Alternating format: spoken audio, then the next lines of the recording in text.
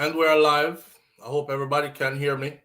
Morning thoughts, morning thoughts, morning thoughts. Shout out to the people going out to work this morning. Shout out to the people coming in from work this morning.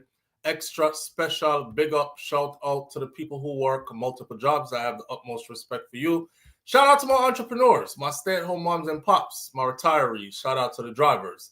Shout out to the Uber driver, Lyft driver, truck driver, taxi driver, food delivery drivers, round town and long distance truck drivers. Shout out to the crossing guards and the school teachers. Shout out to law enforcement personnel, medical field personnel, military personnel.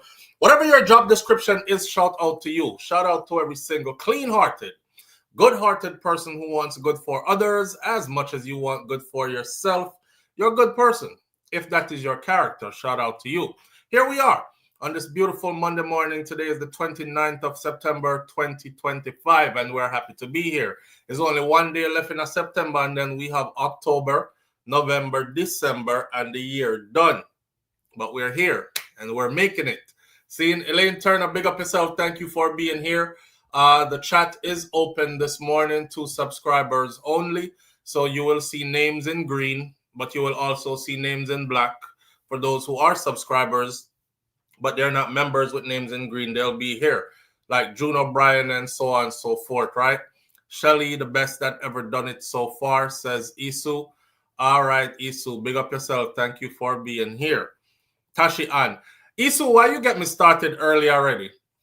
If Shelly is the best that ever done it, how come she doesn't have Elaine's record? Elaine's world record. The numbers speak for itself. And I hate when we do this. Like, we pit our own against each other. Like, we feel like we have to hold on one for the other one to be exalted, or we feel like we have to disregard one in order to acknowledge the other. Shelly-Ann Fraser-Pryce is great. She is among the greatest to have ever done it, but Elaine Thompson-Herah stands in a league by herself because she is the only woman alive who has done what she, has done what she has done, because even though the girl did unify the titles recently at the World Championships, she didn't do it at the Olympics. And she doesn't own the Olympic record either. Elaine Thompson-Herah does. So, yeah, she's the only woman alive that Elaine is literally a one. Like, there's no two in the group with her. There's no other in the group with her. The only person in the group with Elaine is dead and gone for a while now, and that is Flojo. So, yeah, man, big up to Shelly-Ann. And yes, we exalt her. Shelly is our queen. Shelly is also an international superstar. I want to see how the people act when Shelly-Ann Fraser-Pryce roll out in a foreign, especially over there in Europe and stuff. One lady was losing herself. She was like, I came here just to see her. And then they brought her to go meet Shelly-Ann, and she lost her mind. You know what I'm saying? Like, she's worldwide recognized. And big up to her. She really put the work in for that. And she is the most decorated, I believe, as well. But in track and field, it's who holds what record that actually says who is the greatest. You know what I'm saying? Like Usain Bolt, he holds the world record for XYZ, and because it has not been broken, he remains the greatest. Until that record is broken, then Usain sits as king. Him can go and go make him belly get big now and jump off a boat in the ocean and swim and enjoy him life and eat 2-3 servings, no longer watching his portions and no longer waking up early to go training, because it's set. It's set until somebody comes along and beats it, which they're finding it pretty hard to do. So it's been a decade now since Usain left track and field, and his record is still there. Hasn't been broken. You know what I mean? So you have to give respect where respect due. Shelly, she's not the best to ever have done it, but she is definitely one of the best to ever have done it. I would say top two. Top two, and Jamaica should be proud because the two at the top is yours, right? All right. With that said, let me do some shout outs this morning really quickly before we get into our topics. We have quite a few things to talk about, but I have to big up some people, same way, right? So Isu, thank you for being here this morning. Tashi is in the building. Tashi, and big up yourself. Joy Blackwood is here as well. Thank you for being here. Patricia Jackson is here this morning. June O'Brien, Yvonne Walford. Rosalind Smichael is here with us. Big up yourself, Rosalind. Great goodies. Let's Bond TV. 5 up. Big up yourself. Thank you for being here bright and early, bro.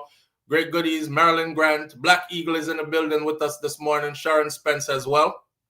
Thank you for being here.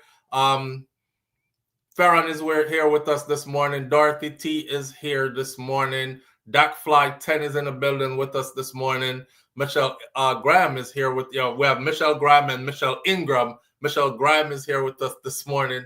Mervyn the Point, Jamaica Kerr is in the building with us this morning as well. Stula Don is here. Nance is here this morning. Big up yourself, Nance. Thank you for being here. Audrey Wright. Audrey, so hit the thumbs up button as you enter the live. Please, PG is in the building. PG, big up yourself. Thank you for being here. Sean Cassell, Julie Tapper is with us this morning as well.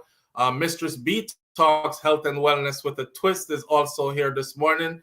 Simon G is in the building. If I didn't call your name, it's no disrespect. It's just a whole heap of name here to call. And you know how it go already. Jazzy Lady, big up yourself. Elaine Turner, thank you for being here. Roland Richards, thank you for being here as well. All right. I wanted one of those kind of mornings where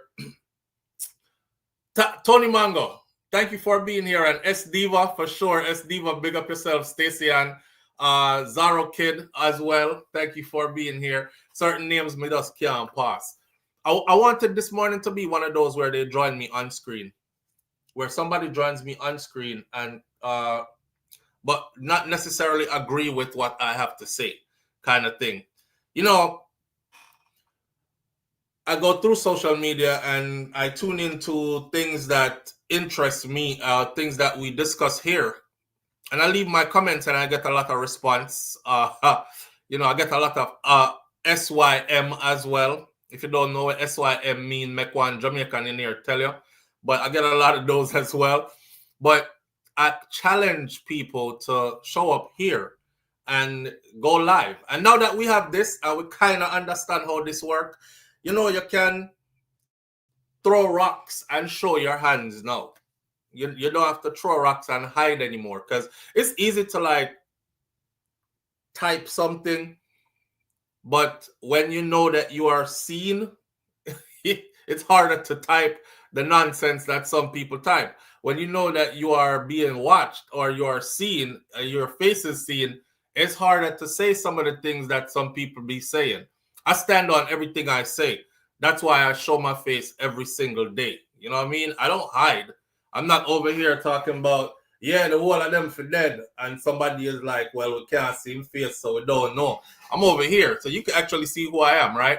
And I encourage others to do the same as well. That's the kind of morning. Save the mental SYM. Okay. Oh, Bullaman, I tell them what SYM means.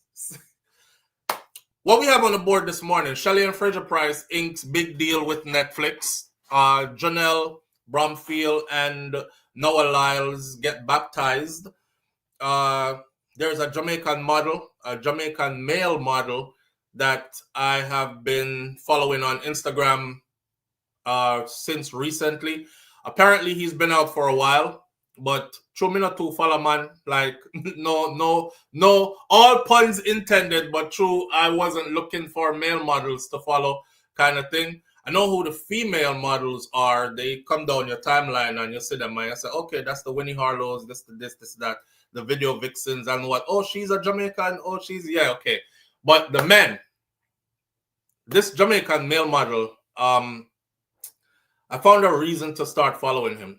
The videos kept coming down my timeline, and one day I said, let me tune into one of the video them and see what it is. And I was misconstrued first, and that's why I didn't follow either.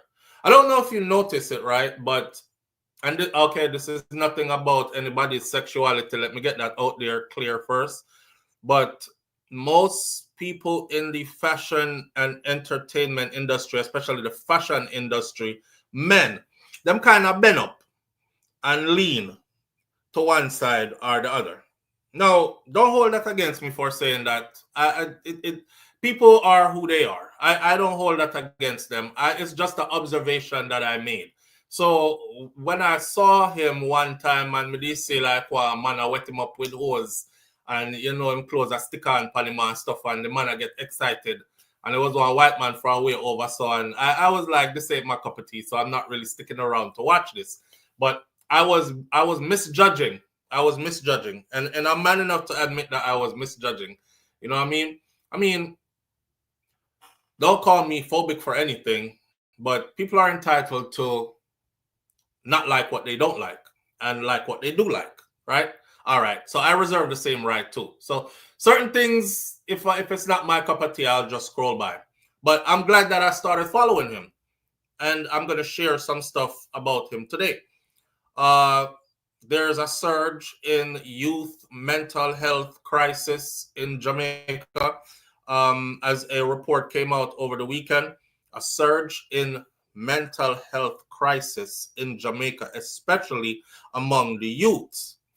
I'm talking about, I'll take it one step further and say amongst the youths of the Caribbean, because I'm paying attention to all Caribbean countries, not just Jamaica on this one, right?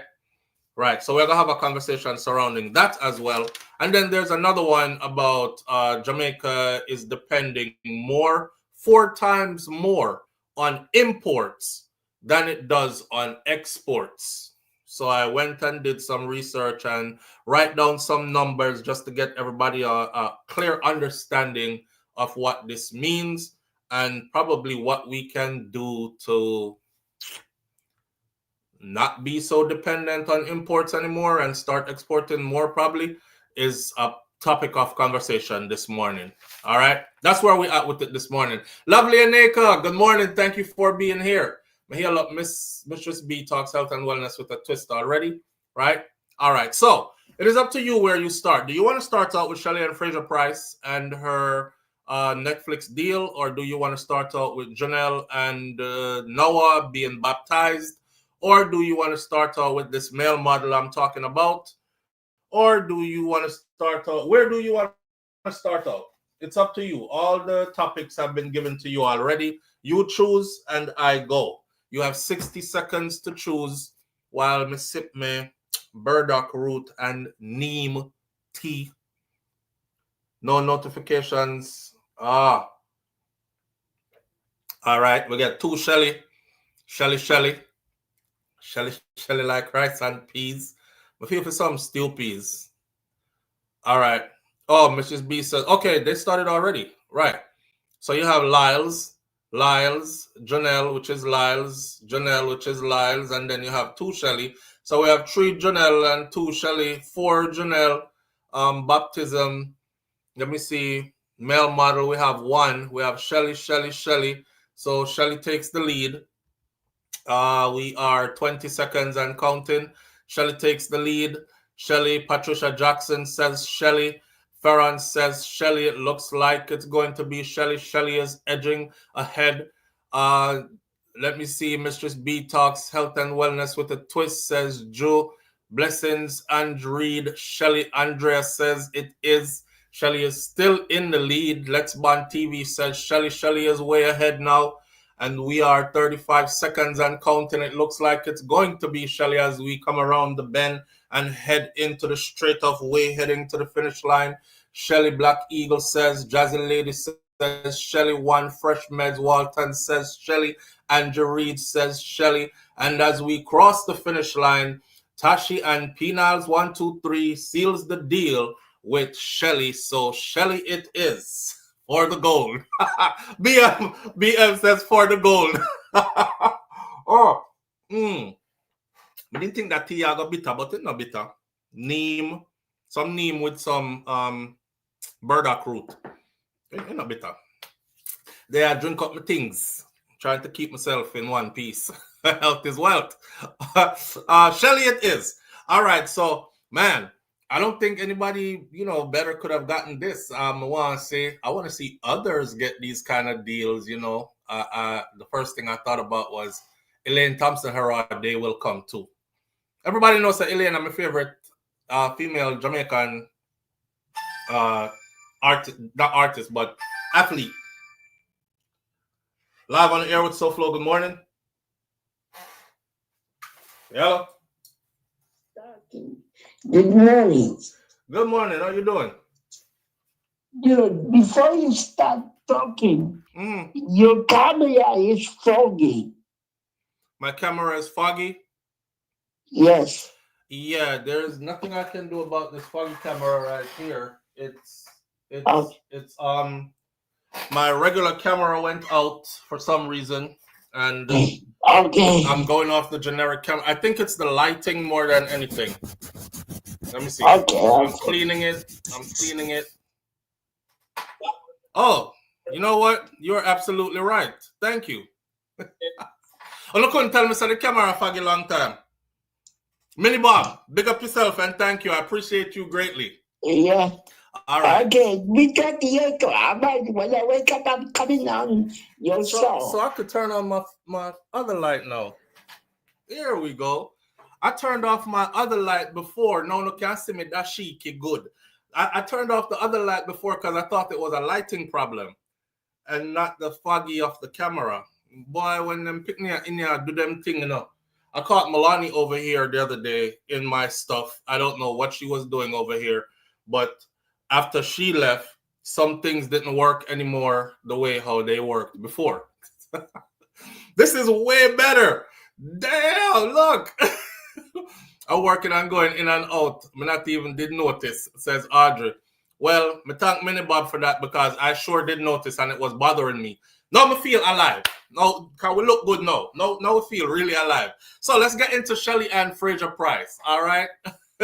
So Shelly-Ann Fraser-Pryce, according to International Sports News, Shelly-Ann Fraser-Pryce reportedly has now inked the deal for $13.5 million. We're not talking Jamaican millions, we're talking US millions. For 13.5 million US dollars with Netflix. And she allegedly signed this deal after the final World Championship appearance, which she did recently. Shelly-Ann Fraser-Pryce signed her $13.5 million deal with Netflix for a documentary series on her life, according to WIC News on Friday, after competing in the final World Championship campaign of her career in Tokyo. The series will feature her inspiring journey from an amateur athlete to a global icon in the sports.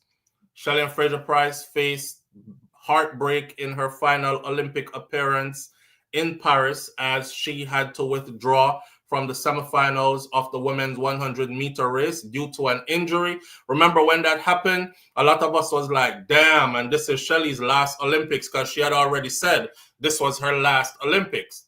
And then to see her withdraw when we wanted her to go out with a bang. And I kind of knew she would have medaled had she went. But, you know, it wasn't to be.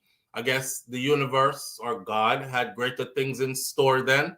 So the Jamaican star had announced that she had decided to bid farewell to her illustrious career that spanned over 2 decades after the 2025 season to spend more time with her family as well as to explore different avenues.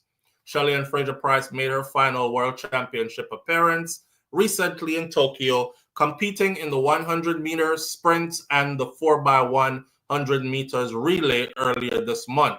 She finished 6th in the 100, and she won a silver medal with the 4x100 team, finishing behind Team USA, which took gold. Shelly-Ann Fraser-Pryce reportedly signed the Netflix deal after the World Championships was over. As reported, it is a documentary series that will have 7 episodes and is said to be different from the popular series known as Sprint that was widely loved by track fans worldwide. I don't know if you ever seen Sprint. You ever seen Sprint? I've watched Sprint. It kind of like goes into the athletes and their training and that type of stuff. They're mic'd up out there and you can hear what they're saying while them are run and doing their repetitious training and whatever. But they're saying that Shelly's documentary is going to be different from that. Going to be in depth about her. I don't know. Probably them are going to turn it into something like Bob Marley One Love movie. Something like that would be nice. Give us a Bob Marley One Love movie kind of. I don't know. Me fast now because I know me want to know which primary school Shelly did go and if she did have boyfriend from early. And one of the time, then when her mother did beat her and say, and a boy, you have to chase a man, and a man, you have to chase her boy, you have to run down a track and field, you have to pursue, or something like that. You know, I want a nice storyline and these things. I don't know, I'm getting carried away. I'm thinking I could write something, a story. But I want to see. And I hope Netflix does justice with it and don't just give us her on the track. You know, I don't just want to see her on the track. I want to see behind the scenes. Like the Usain Bolt documentary, that was behind the scenes. You get to see Usain in the house. We found out intricate things about him, like he did not use AC, because the man them don't want to call up no time, no want the artificial air. So he spent most of his time in Jamaica and he kept all the windows open and him only eat a certain kind of way when it comes to him food. Like no gravy on the meat and all kind of something like that. You know, the meat of a jerk in a open fire and all kind of thing like that.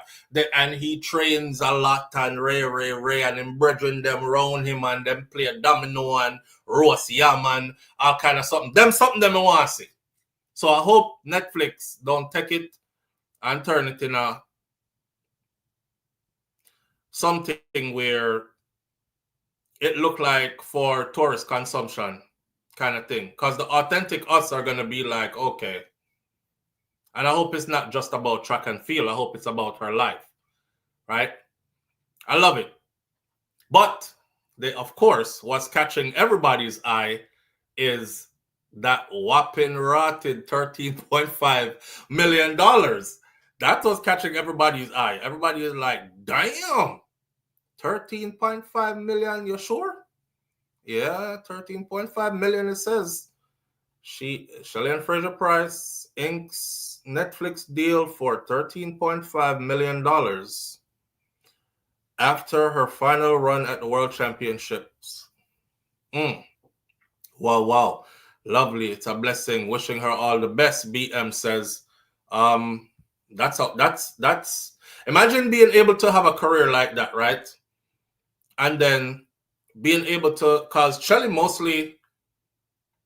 Shelly is not only lucky, but she blessed, because to be around that long and to not have been plagued with injuries, to become one of the, if not the most winning.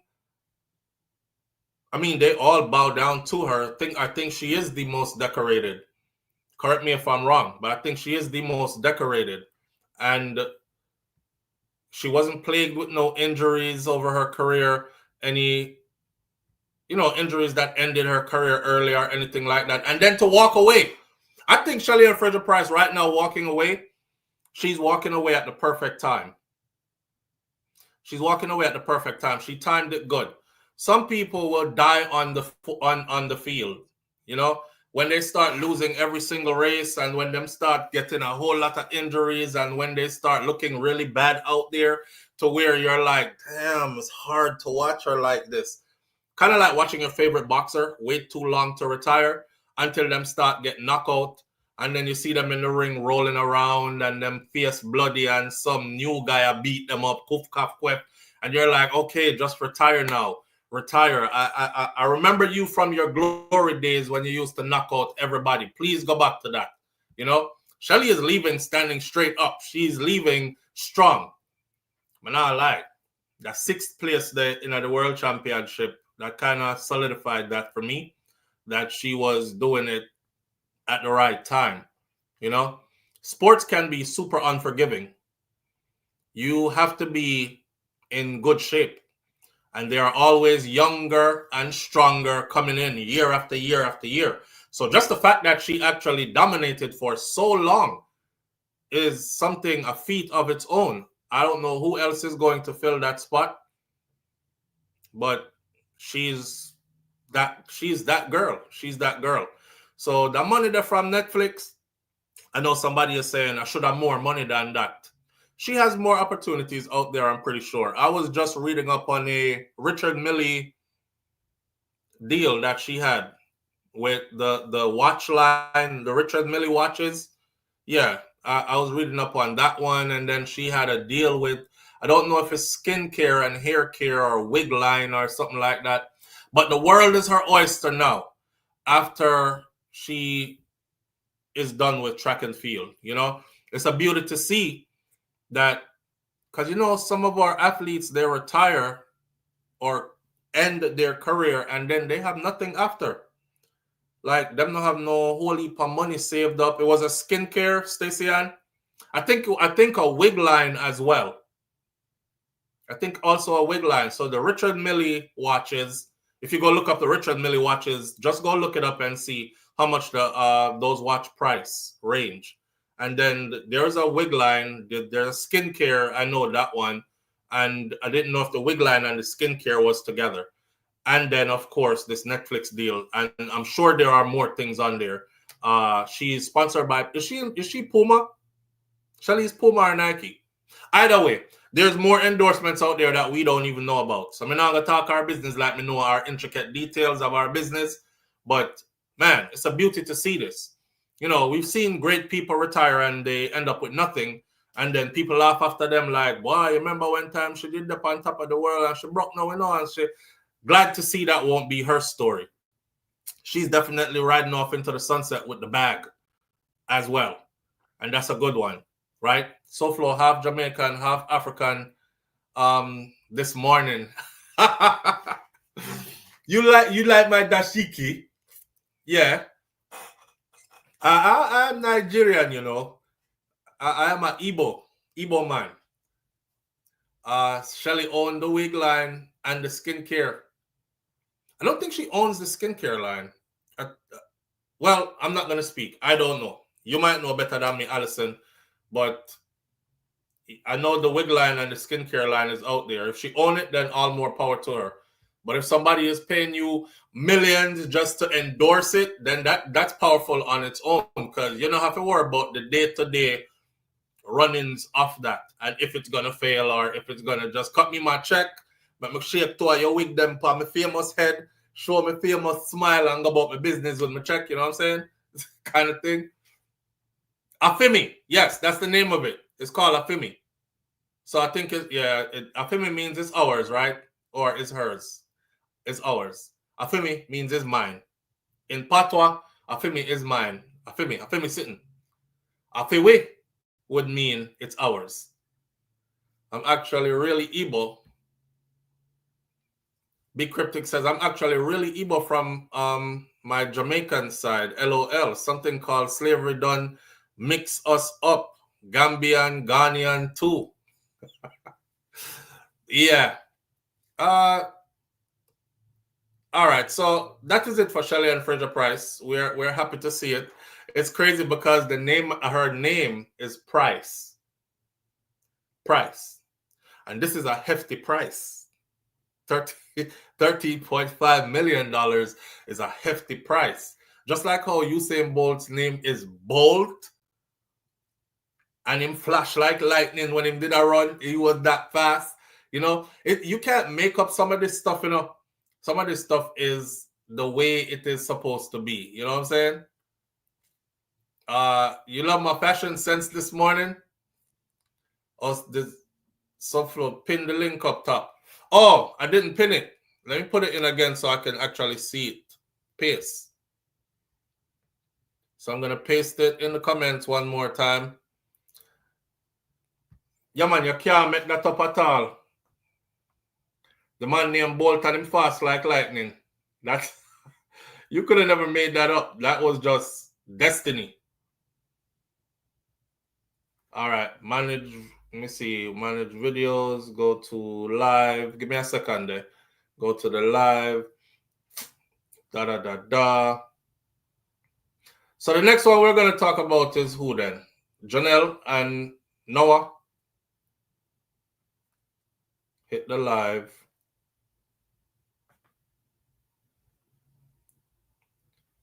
Junelle and now are they doing the thing. They're doing the thing. Yeah, that's a hefty price for 13.5 million. I think Usain Bolt is set to hit.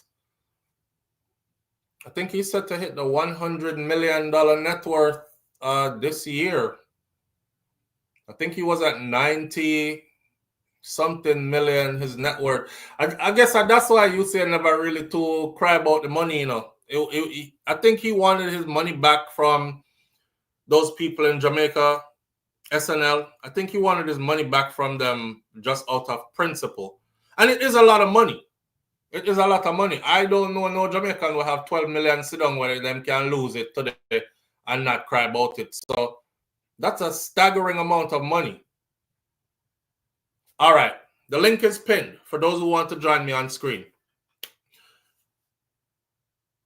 But Usain has a hefty net worth.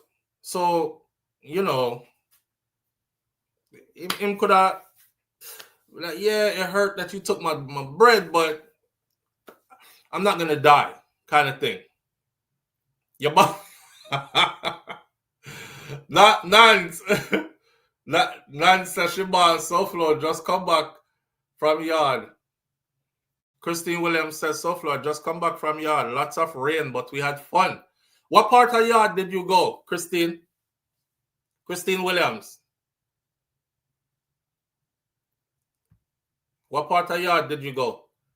The amount of money Bolt lost are basically Shelly-Ann New Deal. LOA. Yeah. Yeah. Minus 1 million. Basically Shelly New Deal that.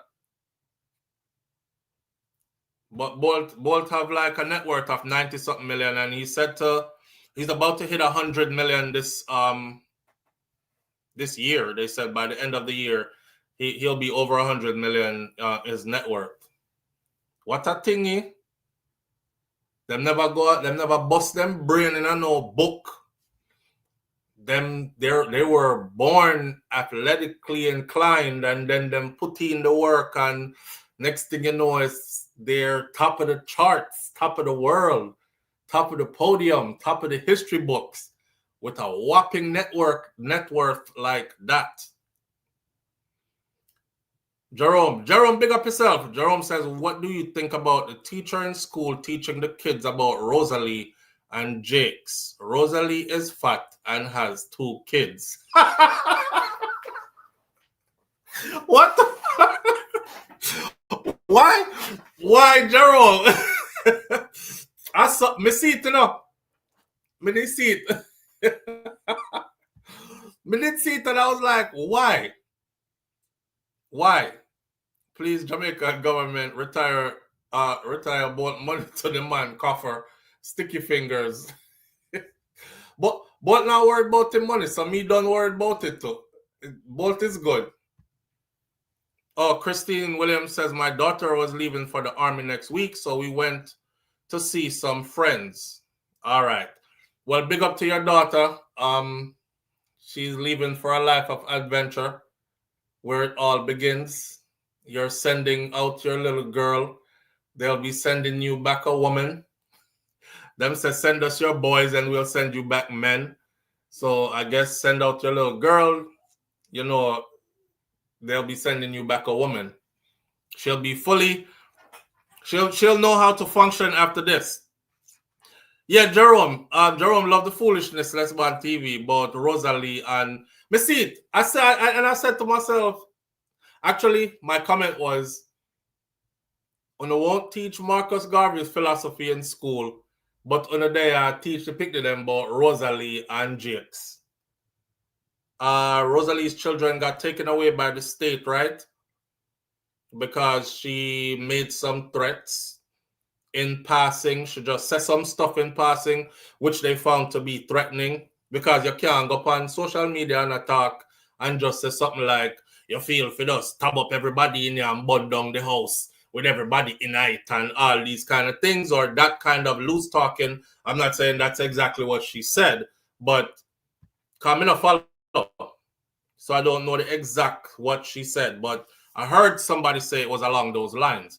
So the people responded right away. Remember, this is shortly after Westmoreland. Remember the youth would drink the ganja tea, or him woman say is the ganja tea him drink? And his father said his son called him and he was like, Daddy, come help me, please. And he was like, warm to you. And him said, me drink some tea. And it's like him saying, drink some tea and him mad out. In mind, a race, I talked to him and all kind of something. And he ended up taking the life of two of his two children. One was her son, which he had the youth meet her from she pregnant. So man, not easy, you know. The woman take man all when them pregnant or rotted with one next man picnic. Them take man out of one relationship right into the next one. Don't mind the belly. Don't mind the belly. You can slide in from the back. Boy, not easy. But anyway, he met her while she was pregnant. So he basically was raising the other child as well, like it was his. So I'm too picking them. The community was stunned, right? The community was saying, you sure? Nah, not him. Not the way how him take care of them two little boy that he loves his boys. What happened? What happened? Everybody is like, what happened? You know? Well, it was shortly after that happened that Rosali, a couple of weeks later, talked about what she feel fi do. Now, Child Protective Services, them see that because it's on. And you hear people on social media talk stuff like, "Wanna move on, go because whole heap of other picnic in Jamaica in a worse situation than that, and wanna not help them." But the girl picnic them wanna go on for just because she dep on social media. Well, duh.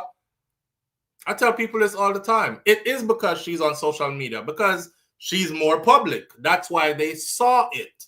The other cases you're talking about, they're not seeing them. So they don't know about them, so them can't do nothing about something where them not see or not hear about. You know what I mean? What if they did? I'm sure they would go for them too.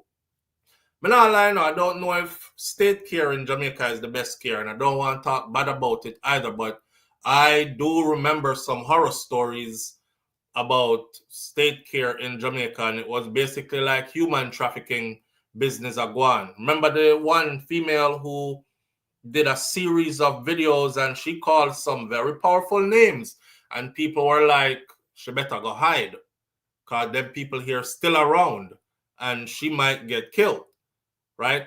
And she talked about how one man take her and pass her, give one next man, and then they would check her out of the state care home and do them thing with her and ask her to bring other girls and put them on to Wagwan and these kind of things, and them provide services for these powerful people.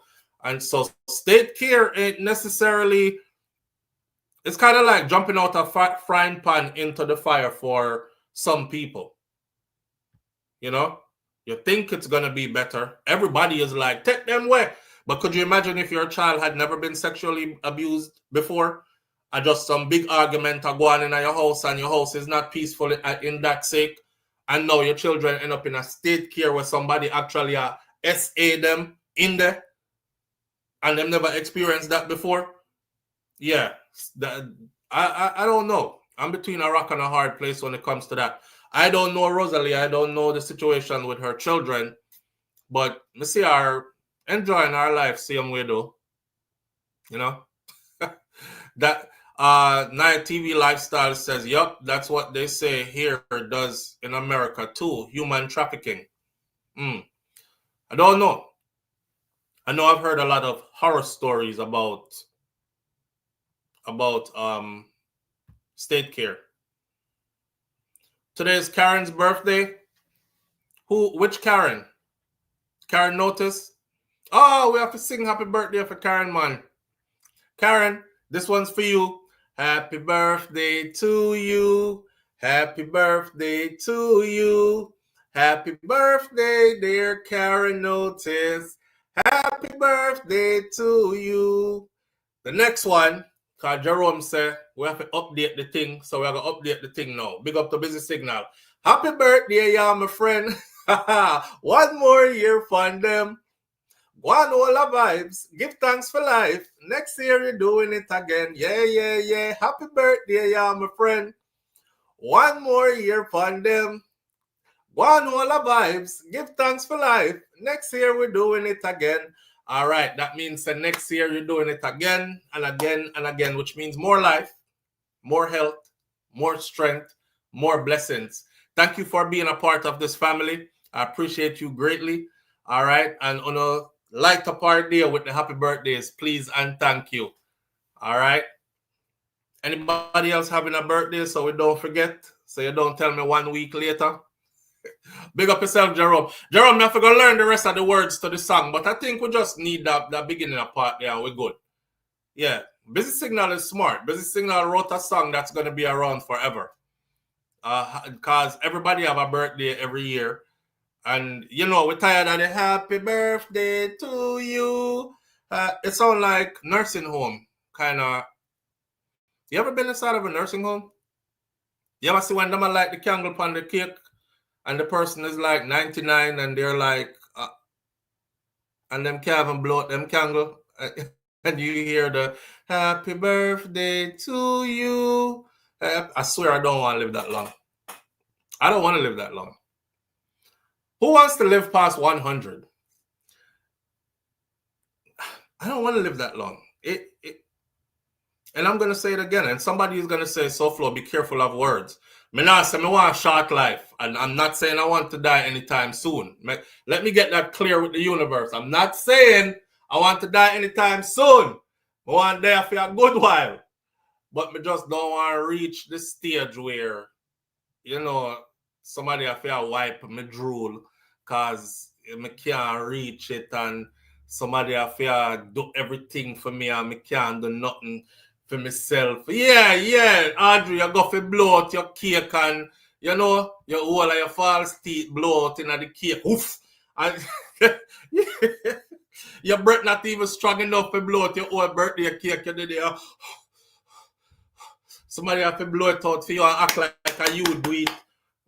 And you're on the verge of going. You're like, please take me out of here. God, yeah, pray to God now if it take you. You're like, God, this is me ask for long life, but this too long, me ready. Me ready, God, me ready, take me. I go sleep tonight, I dress myself and go sleep tonight with a smile. Take me tonight. You wake up tomorrow, blood fire, me up again. Shit up yourself, somebody have to come wipe my body.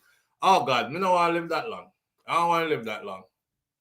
If you're healthy, but how many, Karen says, if you're healthy, but how many healthy 100-year-olds do you know that do everything for themselves? I don't know too many. The 100-year-olds I know, them go try wipe them body and end up wipe doodle all over the place, all upon them leg. And then the piece of tissue I hang out at the back of them clothes when them come out of the bathroom. The 100-year-olds I know, them can't stand up straight. Them can't sit down for too long. Them can't stand up for too long. The 100-year-olds I know, they don't remember nobody in them family. Every now and then, them remember somebody and them still call you the wrong person name. Oh, remember you. Johnny, you was a good little boy, you know. And you hear, Papa, I know Johnny that is Simone that. So then I went time Simone grew a beard. Simone have a hairy face, man. And that Papa Simone don't have no hair on her face. Your eyesight all right? Lord have mercy. Wanna be here with me. I don't want to be around that long. Can't recognize nobody. Bag a stranger around you, I treat you any which way them want to treat you. If I'm gonna be around for 100 and still have all my faculties, then yes. But that might be asking for too much. You know, may I tell you one true story real quick, right? Old age take over, Star Brown. Old age take over to a point where you're not even business what you say. You just say anything. Oh, suck your mother would be very handy then. Because nobody could blame you for that. Just suck your mother to everybody. Just wake up and hand out. Suck your mother in the name of Jesus. Suck your mother. May I mix God with bad. Suck your mother. Me bad. When Grandpa just said, him say suck your mother. Oh my God, he's such a rude old man. Him not rude, you know. In head I gather water, you know, too. You can actually blame anything. No. I can't say. All the people that where you've been away to cuss out all these years, yeah, hold your composure. Now is the time. Now is come. You see, Nile, you know, I mean, I remember much. You're dirty thinking, Ross. Oh God, why are you talking to her like that? Who? What me say? She knows that me love her, man. Can me porridge come give me? Not put no crackers in it, though, for me teeth them not too strong. Yeah. you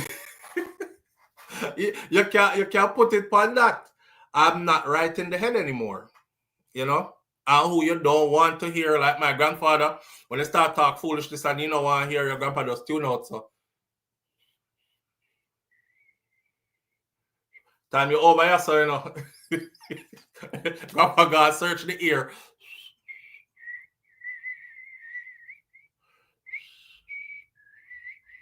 I said, Grandpa, you hear me? Say, huh? What you say? You say, no, sir. I just answer something completely different than what them ask you. You know, so the color them in the Jamaican flag, you know, the red, the black and the green and the yellow, and in just tune you out. When I'm ready and come back. You remember Mazaki from down at Silent Hill? Yes. Me say one day, you know, in donkey Lego from up a hilltop, and me say a full speedy jackass, I come down hill, you know. It don't have nothing to do with what you were talking about. So them cut you off. Me ears deaf. Don't take it personal. You can't hear. So which part him hearing ear there? He left it around there, so you know I'm weary. Oh, that time he can't hear you, you know. He does not want in no conversation with you. Because you chat pure friggery and foolishness. The man don't want in no conversation with you. So I'm rolling your eye them and whistle you out. Everybody say, okay, I guess he can't hear us. You know, I know some of my grandfather could have heard though. Because you would see him jump in where he thought it was convenient for him to jump in. So I'll never hear everything else. I'll never hear everything else, but they will hear this here piece here. Oh, yes, man. Yes, long time me there, you know. Wait a minute. We've been trying to engage you for the last 30 minutes. Y'all tell me, say, I know you're here.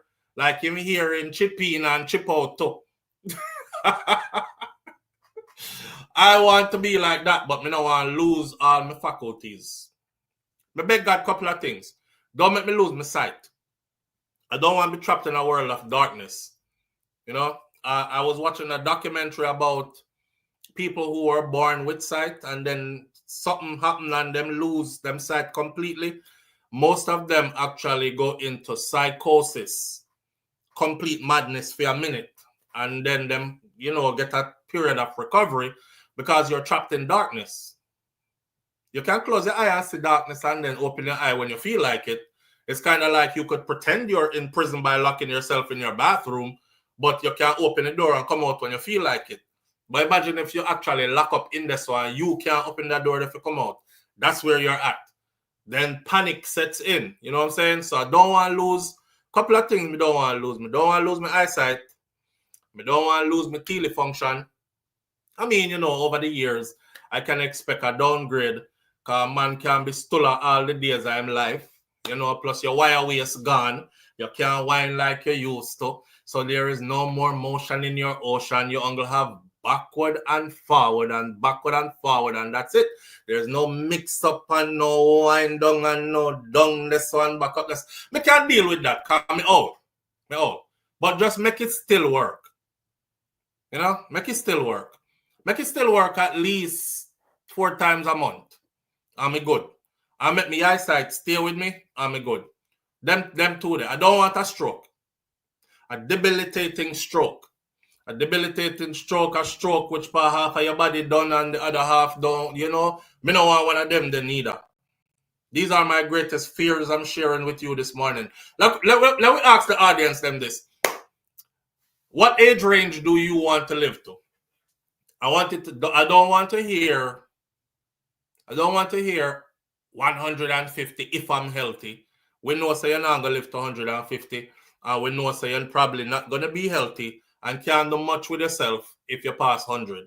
So what age range do you say you want to live to? What age range can you see yourself where you know your body right now? You know what's failing on you right now. As we sit here right now, Some of we have things where I feel already, and we know it too. Who for knee not good right now? Who for back gone already? Who have we're falling apart. I'm falling apart. Some of we have back problem already. Some of we have neck stiffness already. Some of we till it done work from 10 years ago. Some of we where do you want to where you feel like everybody is aiming high? Look at this. Watch the numbers. Everybody at aim high. Oh no, aim so high. Hold on there. I know an 86-year-old man who is with a 34-year-old woman and he wants to give her babies. He probably can. He probably can. But can he who y'all talk about? You talking about that black girl with that white woman, that old white man? Miss Plunkett, are you talking about that black girl with that old white man? Jerome, same one live till 100. 86 and you with a 34-year-old can't do nothing. Him can't even name that properly, much less. That's not even a case of lose it in the waist and find it in the face. Can't even name that properly. She stifle him. There's something else happening there. His Charlie works. Woman wicked enough. They will make you believe so your thing will work if your money is right. Just like there is no ugly billionaire or millionaires. They will make you believe your thing is working as long as your money is right. You know, your money is right. Is kill me with it. Oh God. Yes, daddy. Yes, big man. Oh, largest I've ever had. Oh, Father God. Yeah. Come deliver me now. Yeah, kill me. Ease up a little bit. Ease up. I'll know you something not even. I'll know you something not even turn up. Boy. As long as I am up and moving, I'll take what he gives. No limits. No, sir. May I check out about... May I go aim high too? I want to check out about 90... Somewhere in the 90 to the 100. In that gap somewhere in there. That is when almost everything is done, working. You know, your feet hurt. Let's start from the bottom of your feet all the way up. Your ankle them swollen, your foot bottom tender, your calf can't take too much standing up, and the arthritis kicking, so you have Charlie horse and you cramp hard. Your knee them creak painfully. So flexion extension of the knee is super painful. Your thigh muscles have withered to the point where them look like your arms now. Go up on your waist, yes or no. Minimal mobility in your waist, your back will kill you. You can't even stand up straight. Or forget your teely, that done, long time. You pitch a tent, that's probably once every 6 months or so. You have to throw a party when you see that get up because it don't really get up. You know, you want to call everybody and tell them, say, me have one today, come look. Because you hardly see that no more upon you. You're hurting all over at this point. That happens between 90 and 100. But if you don't take care of yourself, it could happen way earlier. in real life, 86 me get rid of something. 86 mean cancer. 86 it means get rid of it. Gerald. So make him go on with the 34-year-old. 34. I pray not to be bedridden. Yeah, I don't want that. That's why maybe they are jackets. Now TV lifestyle says maybe they are jackets. That's why you have to stay active, right? If you lose it, if you don't use it, you lose it. Sass Christ. Yo, can no longer open the fridge for this. For this shit pass through. You can't do nothing. Hey, Andrea, so you have to fight your own leg them to open much less. Not even play, you can't play with your own sitting. No more. See ya? Life can be cruel, you know. Life can be cruel. Imagine you not even can play with your own things. Forget say everybody else gone left you. Forget say nobody now look for you no more like anything sexual. Forget say you still have these urges, right? And not even your own thing you can't play with because life give you rheumatoid arthritis and your finger lip stay so. So yeah, look for you sit there, you can't even do nothing for yourself. All praises to God. All praises to God. I know some people are like, oh my gosh, when you hit that age, that's not even supposed to be something that you're thinking of. It's natural. It's a part of you. Yeah. It's an innate thing. It's something where we're born with. It's something where that's how we were created as humans. That's how we were created as humans. We are gonna want some. We're gonna want some. When you want it and can't get it, my friend. Ah, what a thing. Watch out. While we're at it, Junelle Bromfield and Noah Lyles got baptized. Shout out to them. Noah says he's doing this the right way all the way. And Junelle says she's following him all the way. Even got church. So see it there. People, please exercise as much as you can. It works in your cardiovascular system, your sex drive, etc. You know, before we go into that, right?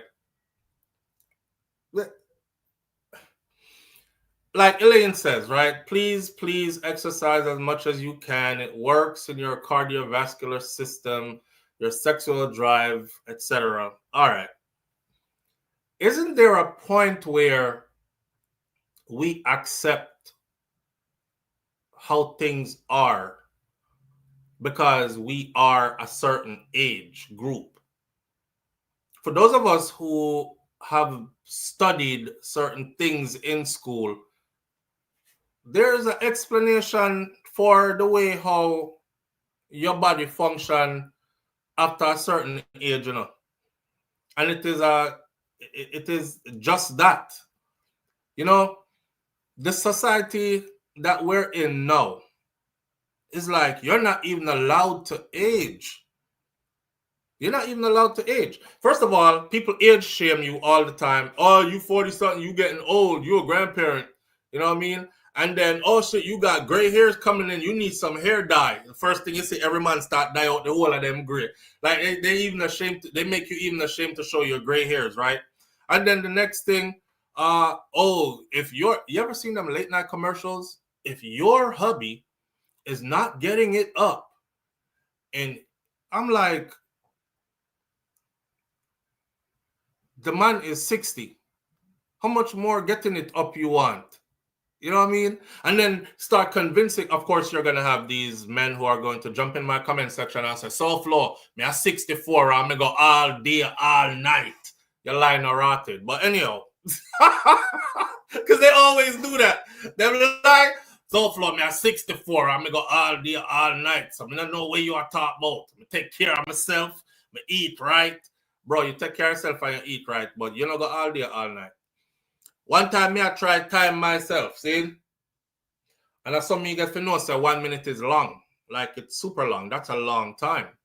I'm not saying I'm a 1 minute man. I'm just saying 1 minute is long. Just go up on your phone right now, pull out the clock, and run the timer for 5 minutes and see how long it is. I see a brother say, them women can't even walk power treadmill at good speed for 5 minutes straight, but they want man to fling waist for 5 minutes straight. Just a kill out myself, so 5 minutes straight. But I'm tired. I'm tired and I get whole. Take a break. Me tired, you tired. We're tired. We're not like we used to be. That's why that 80-something and 30-something does not work. Because she not even reaching a fair prime yet. So where him I go with that? Am I go groom here? Well, groom front here because he can't do nothing else. And play a plaka up in it. Play with it a little bit for me there. See if you can make it do sitting for me. Me I try whole morning, I'll know. Me not get no response, it dead. But maybe if you can't touch it, it will jump a little bit. That's the best you're going to get out of it. 70, 80, healthy, in good shape with that. Yeah, him knees get weak about all day at 65, LOL. Yeah, 65 SouFLo. Oh, me I pick her up and walk around the room with her. You weren't doing that when you were 25. Stop.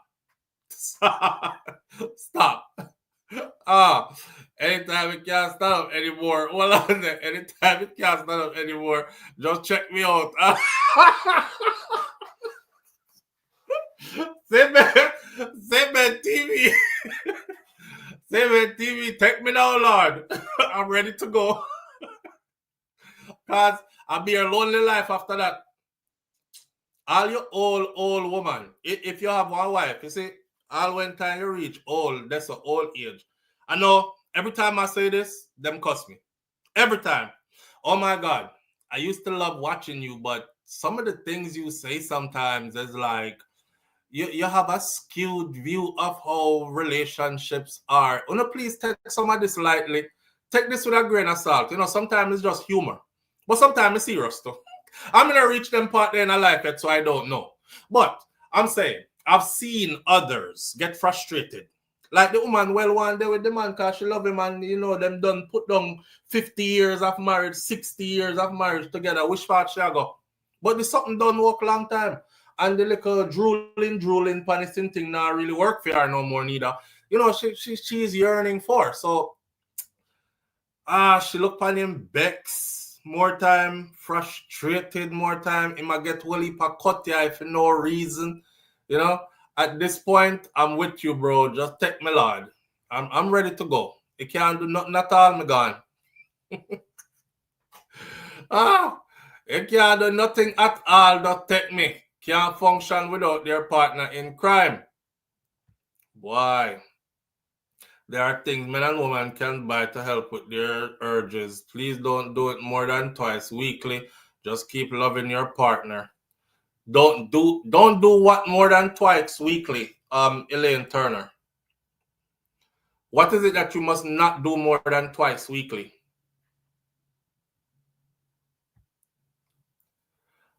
Jerome said, "Me see the dolly up old lady them. I also see them giving baby here with frontal wigs.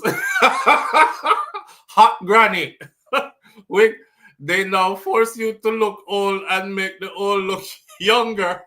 Face well beat up and everything, full of makeup. Yeah, I got this. I'm all up, but me not call up. It's a young boy, what? Well, you know if you do more than twice a week. Oh, handle your own affairs. Don't handle your own affairs more than twice. General Kevin said get 2 popsicles, 2 fudge stick. Remember the fudge them popsicle? Get 2 fudge stick with elastic band. LOL. You are done. Pat me up. Take me out. It's a wrap. See, now, I'm almost 65. My hubby is 38 and he keeps me together. Watch out. What Denise Sparks?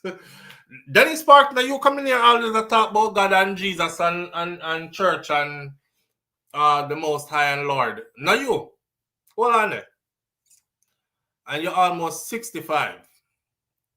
And you have a 30-something year old. Okay. Is that God approved? Did God approve of that? Oh, she said yes, and may I leave your comment on the screen for a minute, because we have to talk about this. Great Goodies says, yes, SouFLo, me same here. I see him one. She see him one. I'm almost 65 and I have a 30-something year old that's a dealing with something. So. She like them young.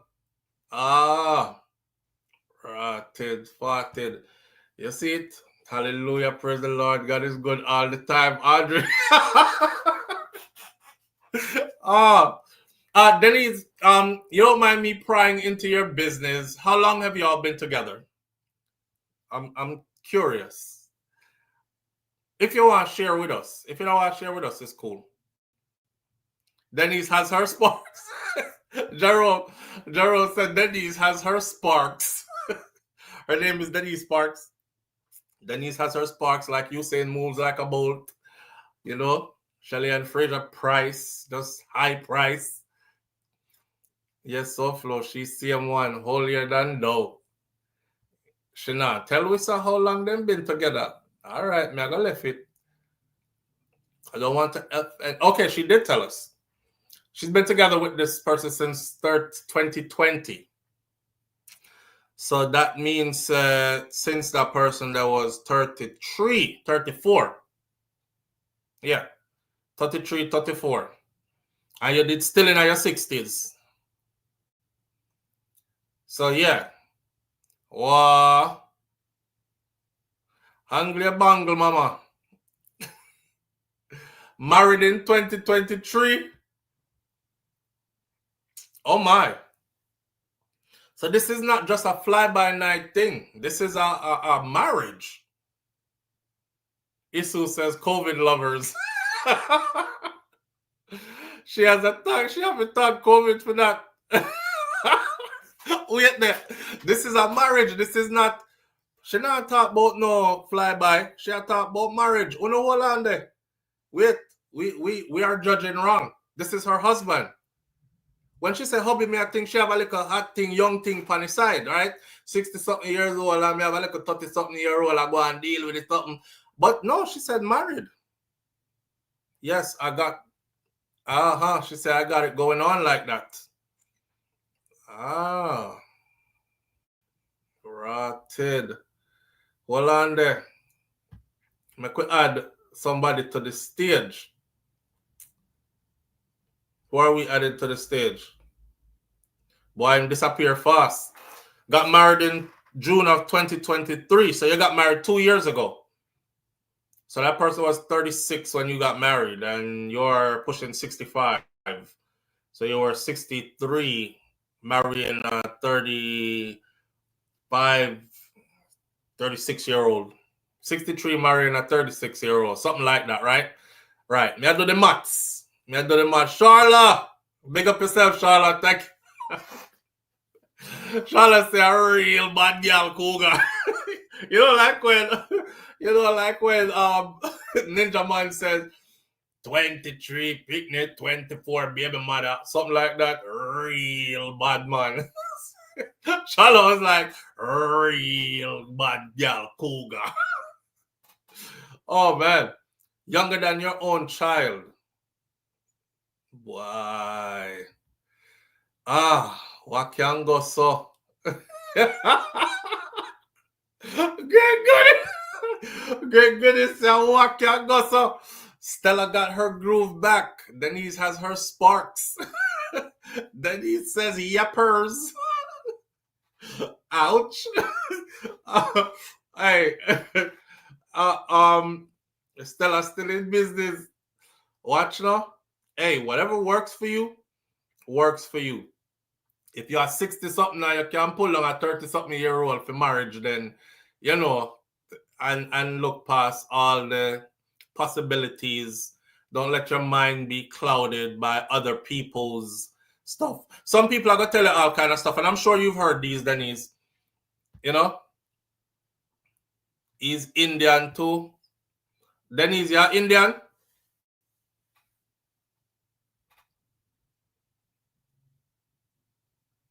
You're Indian? He's Indian too. Oh, you're not Indian, so you're fine, one. Me not feel like you give me the whole story, because them Indian people, enough of them don't really like black people, so India, Some of them don't really even like black people so much. They might like you and can't carry go to them yard or can't carry go around them family. Unless you buck up in one of them Indian family that were mixed already or something like that. So you may not think you can tell me the whole story, Denise. I don't know. Man go sometime which part the bills are paid or something like that, or somebody will take care of them more than that. But hey, whatever works for you. If it's working for you and it's working good, then the make it work. A your thing. Most of us out here are gonna say one bag of stuff that's negative, right? Just for the age difference alone. We're gonna say one bag of stuff. And him a man, and you a woman. But from you can still do the something them where a 30-something-year-old man would have want do, then you're a bad girl, Denise. You're a bad girl. I mean, no, the whole heap of Jesus is Lord, something where I said before. But kind of look quite different though. Well, you're married. So, nothing is off limits, I would say. So I can only imagine. Well, I don't want to imagine. But yeah. Big up on yourself. Big up on yourself. When the Indian have the white liver and the white kidney, so the stamina is up. I'm not Indian, half Indian have white liver and white kidney. Not Indian, half Indian. So them have to have some black mix in there. And them say half Indian and half coolie have the white liver and white kidney. I don't know. Anyway, Sister Denise is fully active. So Denise said, oh, it's half actually. Okay. But you say it like say you did love the Indian part more than the other part though. She said he's half actually. All right, Denise. Thanks for sharing with us. Don't get these other ladies' hopes up because you're one off. Not very many of those exist genuinely. Not very many relationships exist genuinely where the man is in his 30s and his wife is in her 60s. Genuinely. There's usually more to a story than that, and that's just being realistic. Not speaking on your relationship, though, because I don't know one like that. You know what I mean? So if it's working for you, it's working for you. But don't get these others' hopes up, though. Because enough of them are going to find themselves in a problem. Wait, you said Denise, them can pray like you did. So I pray your prayer. And God send you one 30-something-year-old in your 60s. We have a funny way of saying God sent this when God never sent it. I just want you did want it. But if you say God sent it is you and God relationship. You must know. He's a gem, Denise says, and my family loves him. Audrey Wright says, but Jesus is Lord. What he did for Sister Denise, he can do. What he did for Sister Denise, he can do for you too. Hallelujah. It's a testimony. I'll tell you the story one day. You can't tell me the story now, You can join us online. You can call in. The phone line's active. The screen is active. We had 2 people who attempted to go on screen. And as soon as we try to put them on, them just disappear back themselves. So everybody afraid to go live this morning. But that's cool. Why? Denise, we would have loved to hear the story. I ain't pressuring you. Anytime you're ready, the platform is open to you. You know what I'm saying? Nans Chino, but big up Sister Denise. Nans no bother with it, Big up Sister Denise. Sister Denise are hold on our things. I could add Sister Denise to the stage.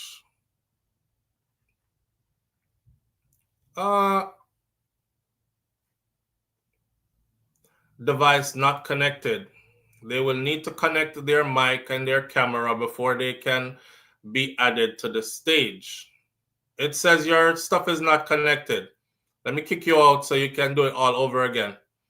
Denise was trying to actually join us on stage, but it's saying that your mic and your stuff is not connected.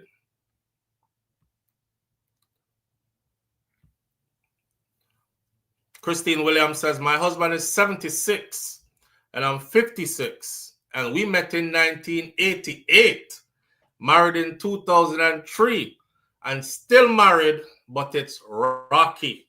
It's and the older he gets, is the rockier it gets.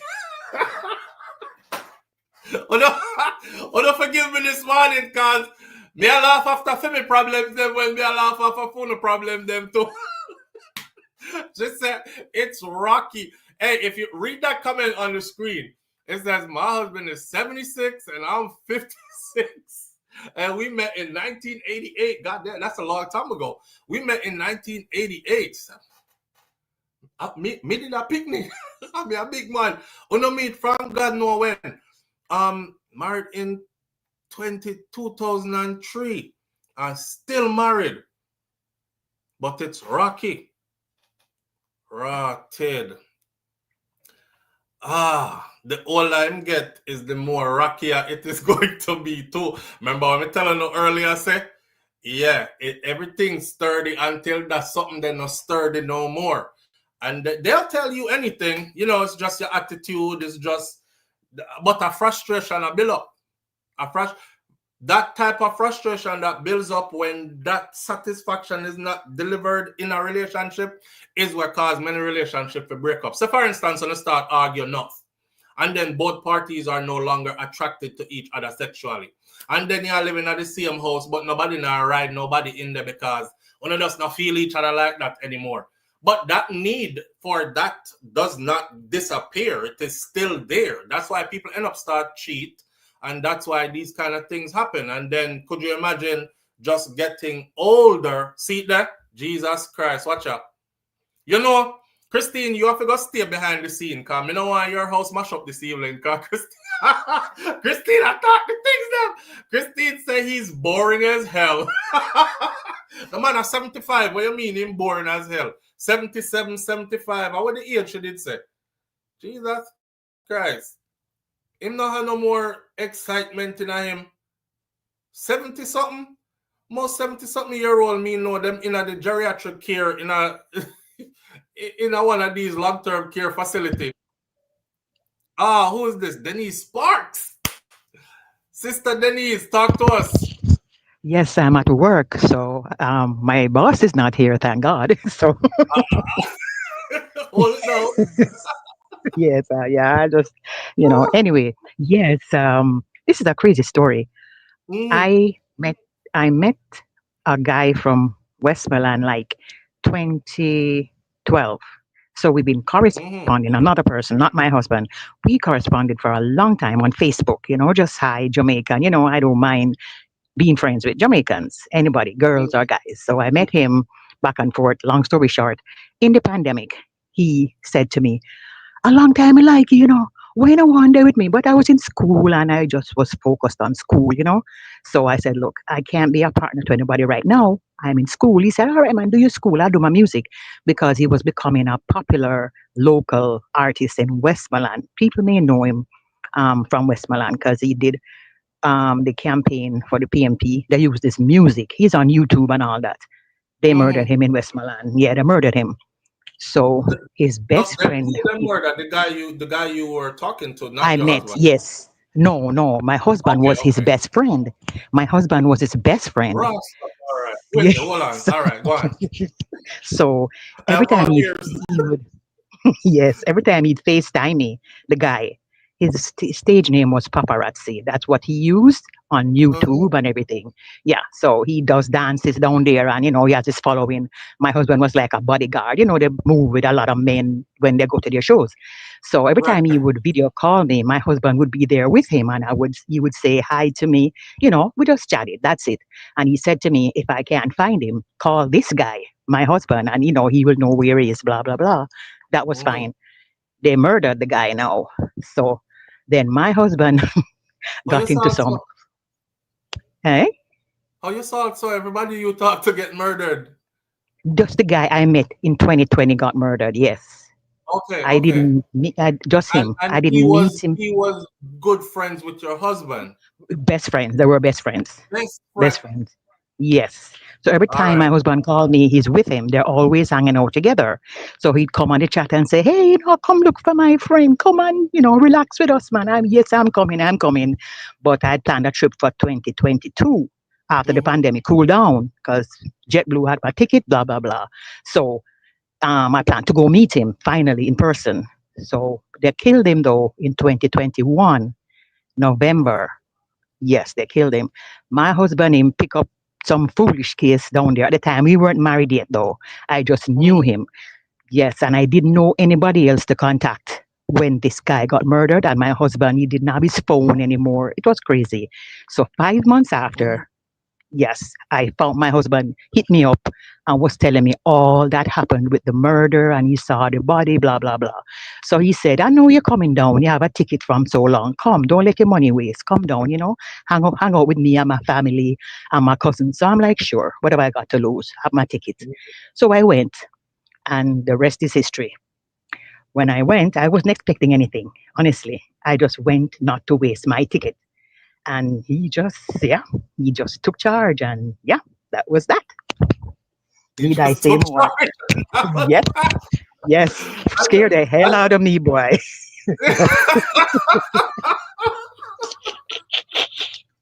The Boy. night we are at the Airbnb and I'm like, shit, where is this going? What's going on? I got a Airbnb with 2 beds in it, and I jump on my bed and him jump on my bed too. So that was it. What you Yeah. must have don't tell me you didn't expect anything. You can't Um, tell me you didn't expect anything. well, yes, Yeah. but still, I'm like, I'm almost 60. At the time, I was 63. I'm like, no way, no way. This, I'm just going. I didn't want to lose my ticket. That was my main thing. I bought this ticket to go to a wedding in the pandemic. Wedding put off. JetBlue had a ticket for 2 years. And I'm like, I ain't losing this ticket. No way. So I went. And, he's always saying, come, man, eat some fish and thing with us, man. And I went. And then the first night, it was sealed. The deal was sealed. Yes. So I started visiting and I said, you know what? He has a bright daughter. She goes to Mount Alvernia. So she's bright. So I said, we need to get her to college up here. So I said, okay, let's just get married and I can take her up. He said, okay. And that was it. Just that. And we got married. We got married. I have a friend who's a pastor in Jamaica, a popular pastor. And we went to his church one Friday and he married us 1 o'clock, June 23rd, 2023. So I've been coming. So how you feel now? How is the relationship now? Fabulous. Fabulous. My brother Fabulous. passed away in November and everybody met him because my family went down for my brother's service and they all met him. My mom, just because he and my mom and I took a vacation together before my brother passed. So my mom knew him and she called them all and warned them not to have anything, like he's younger because she loves him and he's a gem. That's what she called. I have a brother in Canada. He is the keeper of the gates. And when we were getting married, he's not coming because he don't know him. And how families can be. So so my brother, but my mom We have said, to look, warn them ahead.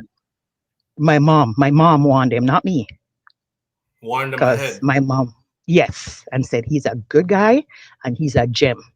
So they finally met him, and we're cool. We're all cool now. So where is he at now?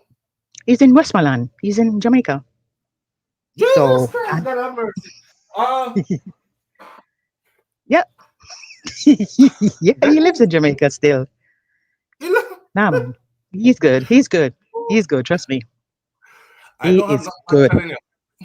No, I mean, I'm not stupid. I know the ramifications of having that kind of relationship. And one of his girls hit me up already and want to know if we're married. And I said, why don't you ask him? If it don't work, it's fine. You know what I mean? I have my masters. I can take care of myself. I am helping them. You understand me? Pressed. You're not pressed. Nah. You're going Nah. along for an adventurous ride and you're having a good time. Yes, so far so good. I don't know what will happen tomorrow. I don't know what will happen Friday. I just know today, the 29th of September, it's good. You love Yeah, him. dearly as a person, not just love him. I like him as a human being as well. Some people Okay. love their husbands, but they don't like them. You know. True. Very true. Yes. So that's a Very true. difference. Yeah. So when I'm there, sometimes we don't even have sex. Sometimes when I'm there, we just hang out. It's not all about that. Right. You know. And sometimes I'm there, Wow. it's too much. So Right. yeah, we just vibe that way. And he lives in a family compound. His dad lives there. His two uncles live there. Them big yard. Yeah, me Everybody know have how them them house. people in the Westmoreland that have them family Right. together. Shakira is like from that kind of family. So Yeah. cousins live there, and Yeah. everybody, and Christmas are going down. The foreign ones from Canada coming down, and we cook outside, and we go river. Yeah, man, they're cool. I, Lord I have I love those mercy. people. Love those people. And yeah, my son is 40, so Well, he's younger than my son, just 2 years, but you're younger than your son. my son is 40. Turns 40. He's younger. Damn! Yeah, man. Wait, him younger than your son? Yes, sir. How your son feel about this? My son said he just needs What a your phone son number say? and a name. My son is half Chinese, right? So he don't care Mm. about them kind of things. Yeah. So Also, yeah, he mixed us just for a long time. Okay, okay. yes, I yes, get it. yes. Because my grandmother just didn't want me with black men because she saw how a lot of women got treated by black men. So she begged me, please, if I can find another race, do it. Because she Jesus. herself was victimized. She was victimized by a man, had my uncle that she really didn't want, and it caused a lot of problems in the family, you know. So So she they didn't used to like them for me. encourage you to go So find yes, other races. yes, and the best one so far, she loved Chinese, so it happened that I went to work at a company in New Kingston, and the Chinese guy worked there. This first Monday morning, like now, I went for the job, sat in the personnel department, waiting on the woman to come and do the paperwork. You know how it goes, so you get a new job. He Mm-hmm. walked in. Yeah, the Chinese guy walked in, saw me, and it was on from there. So, we had a son together. He came to college in America. Then it wasn't working out because, Chinese people, they're very focused. And, me, here I'm scared already. You see how me So, stay. so the Chinese one is from where? Westmoreland too. Both of them come from Westmoreland. I am Denise, destined to where be you with a come from? Westmoreland. You're I'm from from Westmoreland too. Kingston. You from No, what you Kingston. want to do down at Westmoreland? You're from Call me Kingston. husband. Yes, and I met my son's father at a job when I worked in Kingston. He was living in Kingston at the time, going to UE. No, he finished UE and was working. Yeah, and I met him at the job on Waterloo Road. If you know anything about Kingston, it's a popular near Devon House. Yeah, that's where This he one. was working. That's where I got a job at the time. And my son's father was working there in the accounts department. So the first morning I went, Monday morning, he saw me and started talking to me. Then we started going out. Then we had a Just son, he came for school. But it wasn't working because he's too focused. At the time I was 21 or something. He was too yeah. focused, and too driven. And you And want I to have have some to, fun and right, save the money, save the money. If I buy anything, it's a problem. I'm like, because I was with him for 5 years so far. That man never buy a pair of shoes. I met him with 5 pair of shoes, and that's what yes, I'm telling you. And the shoes, one he of the was shoes all that they about come, saving. him don't buy nothing. The shoes him get from the work where we used to work. They give a uniform allowance. They give the men money Yeah. to buy shoes. Yeah, that's the shoes he had. Him no buy nothing. So So when when me a y'all buy, dress up to go out, they wear the work shoes. yes, anywhere him going wear that shoes. Anywhere he work, we had a wedding to go, I eat him wear. But not yeah. Him no, they Yo. don't. That's how Chinese people are. They're very frugal that way and they have money. Yeah, Because yeah, when he was yeah. coming to America, he went to visit Woo. the uncle to tell the uncle that he's leaving to go to America. The uncle gave him a bag full of money, a paper Right. bag full of US dollars, Mm, American pound. The uncle was saving to travel for how long and never travel. So him give him mm-hmm. the bag full of money. Yes, that's how they are. I mean, couldn't deal So with they it. move. Couldn't deal with it. Yes, he's very couldn't deal with it. It's a problem. And I buy him $2 something I buy is a problem. So I said, no, I was glad when him get to go America. I was so glad when him get to leave. And I was pregnant when he left. So it drive me crazy, man. He must drive me crazy. But him not too bad now. He live in America a long time now, so him not too bad now. Him kind of realize say, I have to live like that. So He's the him, father of your son, though. my son, yes, my son's Yes. father, and he took perfect care of him. Perfect. Never had to Right. one day call him and say, Matthew want this, Matthew want that. No, ever. Him send him He's clothes solid. every 3 months. Good Yeah, father. good. Even now, I'm telling you. Nobody don't know me because they think the stepmother is his mother. Mm. Anybody know me, but I don't care. I know it's my son Did as he? long Did as time he? Did lasts. he? Did he go off to marry a Chinese woman? No, he married a black girl from Trinidad. My black girl from Trinidad, And and they had two other kids. okay, and your son is so intertwined in that family that Yes. They that's his think they mother. don't even know. Right. Them just assume they see them together. The other kids are mixed like him, so they just fit right in. Ah, So, got it. because he went to MIT and he got some awards. So, and they're always saying, oh, proud parents of Peter and da da da da. Yeah. So, that's the story, my dear. So, fast forward, my husband now. I've been Mm-hmm. praying for a husband a long time. I'm telling you, I've been praying for a husband, and I met guys, but nah. Till way down, this is what happened. I'm like, okay, Here is I'm my going. question. Yeah, How you know that this is the one that God sent? What happened that made you say, yes, this is God? This is what God, this is. Because you said you met others and you're like, nah, and God never sent you. No. This is the one. How you know that was the one? because the one I met first, the one they killed, I liked him. I really did, and I was really looking forward to meeting him and doing something with him. But he was saying some things to me sexually that I couldn't deal with, and I'm saying, God, I like this person, but I don't think I want to be involved in Like this what? kind of. Like, He's freaky. oh, He want me to bring strap on when I'm coming down. What the hell may I do with strap on? for So who? I don't know. I that's what I'm telling you. It was blowing my mind. I couldn't. Yeah, I'm yeah, like, yeah. Lord, because I was so torn. Because he's very personable, has a good personality. Anybody that knows him, they know he's. So I was like, Lord, please help me to figure this out. I don't want to go into this. And we can be friends, but he's calling me every day. I know you, darling, you okay? And I'm like, Lord Jesus, help me. So the day now I'm in my room and I He got the got moved news. out the way. Yes. I What? didn't tell the Lord to kill him. I just asked the Lord, please take him out of my way. It is not what you want from me. Take him out of my way. Yes, and then a friend of mine at church, she got married too. And I'm like, Lord, what's going on? I've been asking you 20 years now. I've been praying for a husband. What?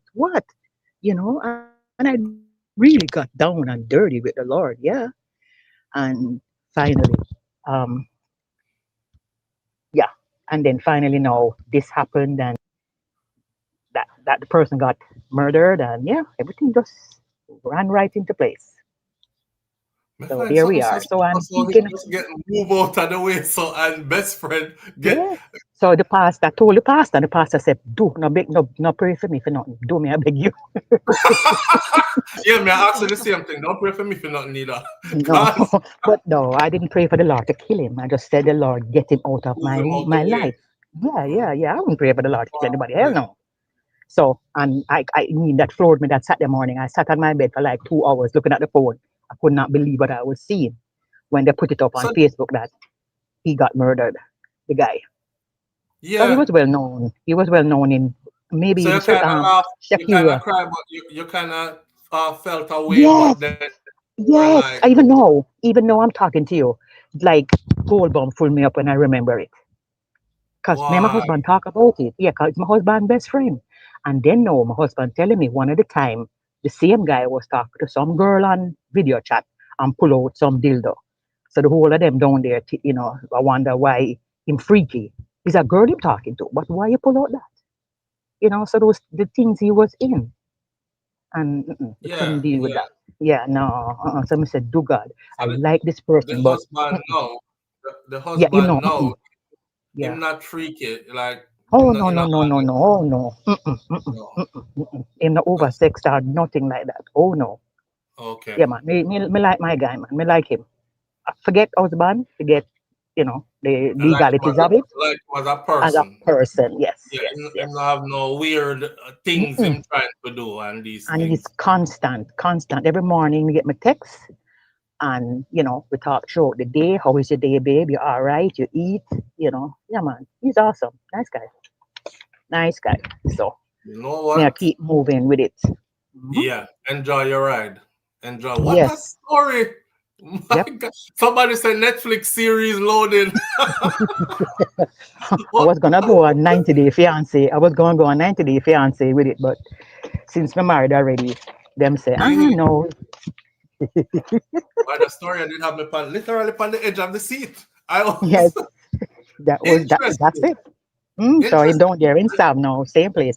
I am thinking of going down or bringing him up. We don't decide what we're gonna do yet. Does he want to come up? Yes, but not the urgency. Not really. No, cause 2 years now, going on 3, we're married, and him still not really say anything. Him daughter in fifth form, and I want her to finish high school there, if anything. So she can do her 6E. When she comes, Hmm. she go right into college. Okay. So that's the basic plan. It's really she I had in mind, to be honest with you. It's Right. she I had in mind because I see that she has potential. So I said to him, and she want to go to college too. So I say, you know what, babe, just get married, yeah, man. So we can file for her properly. And he said, sure. End of story. And I Wow. called Steve, my pastor friend Steve, and Steve said, come down to the church. So we pack up ourselves, we go downstairs the Airbnb in Kingston, because Hmm. the church is in Kingston. Hmm. So I had my two witness, the pastor, and another friend from the church that she worked at the church too. So about 6 people. Yeah, and we did it and went back home. Wow. So when we get some money after Wow. school and thing, we might have a little, reception for the family. We figure it out. Wow. God's be like, If yep, things are going good for you, I yeah, wish man, you all yeah, man. nothing but the best. So Christmas, I'm looking forward to Nothing but the going best. I'm down. trying to say Thank though you. that in your situation, right, that is not average. That is No, not no, average I at know, all. I So, know, I so know, I know, I know. yeah. I am aware, and I thank the Lord Are every you day. are you in any way like on guard? Like why something might mash up or he No, might do me wrong or something? No, not no, at no, all. I don't have that feeling. No, no, I don't He have. gave you that much confidence in the Yes, relationship. yes, because everybody Wow. was saying it to me. Everybody's saying, "Oh, the stigma with the older woman in foreign and the younger man." And I say Right. to him, obviously, and him say, "Babe, me having a me car, I drop and down with every day.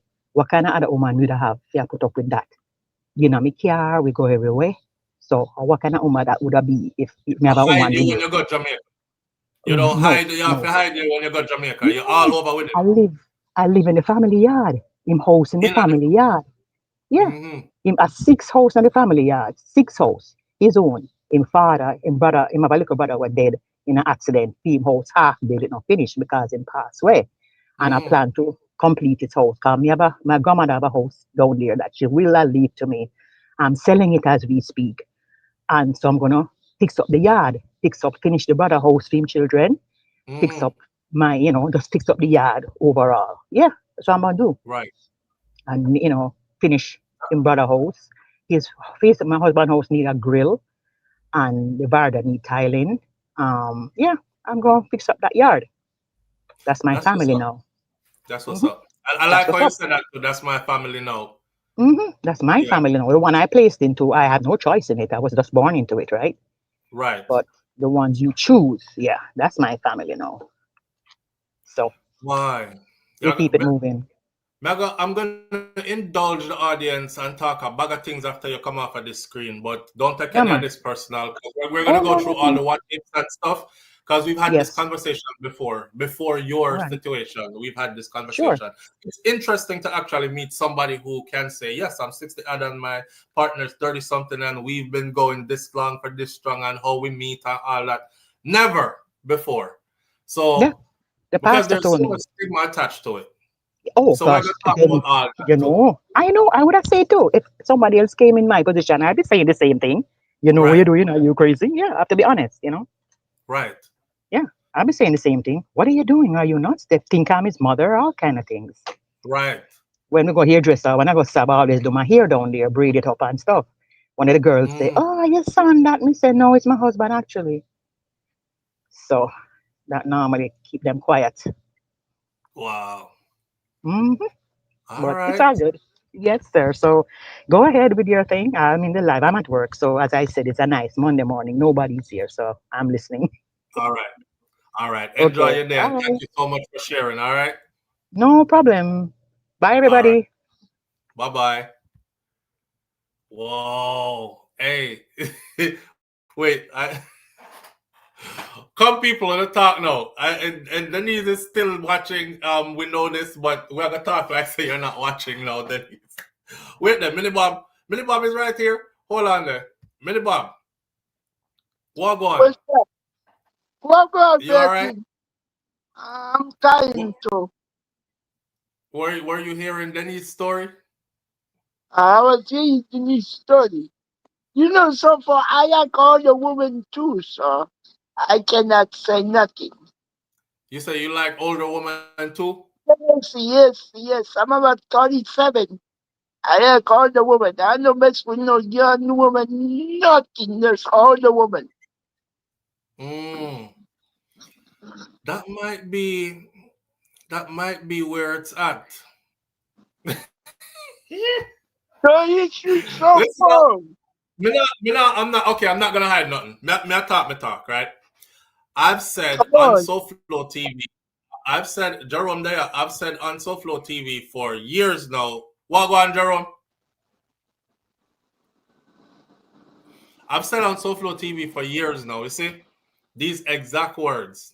If you are in foreign and you have a partner in Jamaica and you have the long distance something, gonna kill you. I've said that for years. And now I can't walk it back because that's just there's something, and then he's in his 30s still. No, there's something about Jamaica. I see. Who I got tell Denise though? You know, I wish. Flo, good morning. Are you good morning, Flo? Morning, Jerome. I I was hope none of wondering if what I'm you, about to say. Eh? I was I was wondering if your name go tap her on her shoulder and tell her what go. No, hold on there. Live on the air with SouFLo. Good morning. Morning, SouFL. Morning, family. How you doing? Good, you? My big, I'm doing good. SouFL, let me tell her since you know what. Yeah, tell her, let me hear. She need a sleep and hear the story when we wake up. You get the story didn't choose him not like. She has to see it. She has say when it's down there. When she down there, right? He in a car with her. We saw that woman here going in a car. Come on. You have woman we know about she and wall out till she gone and then she and him down there. Tell her for me then no. And the family in the yard we know about the woman too. Tell her for me again now. That's a Jamaican people. Please. Me not say go so. No, say go so, but those are the things. So if I that you look pan and I said that will make you secure, that yeah. So you have Jamaican, you have man and woman where they are Jamaica, and the two of them kind of sitting there, the woman apart. And just know say when they come out, they go out, and then they bring her up. Shano sing a song about it too. Shano make up a song where say the song basically say the two away I gotta go find somebody where can help each one away because right now two away can't help each other. And when you reach where you go, don't forget me. And when you reach where me I go, just know me I send back for you. But we have to go through the thing like that. So that is how engraved that is in Jamaican society as something that is done. You know, I say enough time them do that.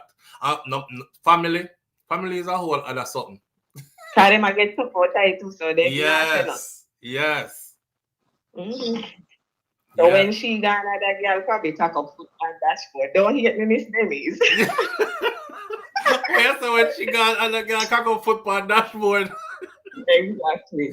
and and I run joke about when your old girl a come back. And I probably saw probably saw like a young girl too. Yeah, because then we know about it. Yeah, some like a young girl in a short skirt and G-string in her car with pretty painted toenails and dashboard. Yeah. And that's that speak her up and he probably pipe her down good so she not hear not when nobody has it. Yes. It's clog up. Right. So when they talk about Lawrence, we follow him too when I reach this stuff. All right. Later. Don't hit me with Denise. No. Flo, you have to be mindful. You have to be mindful. Remember, social media is not a real place, and people will start scared to tell them story. I only hope Denise skin very tough and know say what are we over here, our family, and that's how we laugh with that's why we give her the warning before we went in. That's why we give her the warning before we went in. Flo, hold on there. Marie, enter the stage. But give me a second, 1 second. Live on the air with SouFLo. Good morning. SouFLo, morning. Morning, family. What going? Wait. SouFLo, morning. Talk to what You know, say when Marie come on, why come like something that kind of, you know, say me I say second Marie this. Yeah, this is Marie's message. Second Marie. No, we're not laughing after. She did say she know about the repercussion and what can happen. Right. So she's being mindful, and I'm glad that she conditioned her mind that anything can happen. So I love her for that. You understand me? Yeah, man. She a big But woman. Big man, yes, man. I'm going to tell you, what me did want you to ask her. Chinese love money, we know they love slave. But remember, say we have one next thing or we about them. We did that wait for you ask her that, you know? No, me not go ask her that, though, you know. Me don't want to know. Look here, Miss, me I call them back to the platform. It's not been up in the business, but look here. We as a Chinese man, that's why they make the first them. So we don't need to go no further. So if you want to come back, I would appreciate it. Why not can ask that? Me not ask that. If I love you so one more time, sing to you put the biggest smile on my face this morning. I'm the saddest part of my morning. But look here, go on with the show. All right. This is why I love this. All right. Later. All right, so Marie, morning. Morning. What going? Well, SouFLo, this one interesting. Interesting. SouFLo, remember when we did do the meet and greet, me did say me not doing no long distance relationship. I'm dating right now, but if you want to date me, no long distance relationship. Right. You can't be no more than 45 minutes to an hour away from me. That's as far as you can be if we're going to date. This is one of the reasons. SouFLo, if a man can't cheat on you while the two of you are living at the same house, make you think him now go do something when uno they so far away from country. Let me tell you something. We're talking about Jamaica. We're talking about Jamaican man. We're talking about yard man in them 30s. Yeah, them 30s. We are talking about a woman. No, I don't have anything against Denise. Go, my girl. You got it. Do your thing. I'm proud of you. If it's working for you, do what you do. Be happy. But I know she mentioned that he has a daughter. He's still in an age where he probably want to have more children. Did they discuss that? Because interesting. Have any more children? Interesting. Hold on. Stop right there, Marie. Stop right there. That's super interesting. Now I'm looking for Denise because Denise is active in here. Denise actually answered the question that the other person wanted to ask about the Chinese or the Chinese or something. She said it's not the size of the gun. So Denise, come forward to this part right here, because that right there, he's young. He's probably going to want to have more children. You're definitely past the age of having children. How do you work that part out? if y'all even had a conversation about that. That would have Right. been a good one to ask her when she did that They have on a live. conversation about.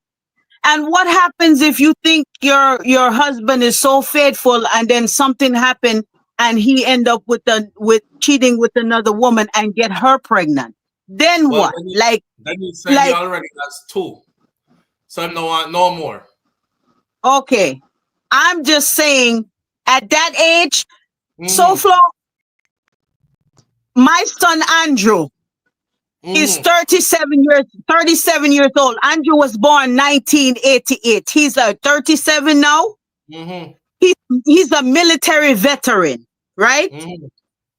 If me take up myself and think that me I gonna get involved with anybody who younger than my 37-year-old military son, whereas he's a 2nd degree Hapkido black belt.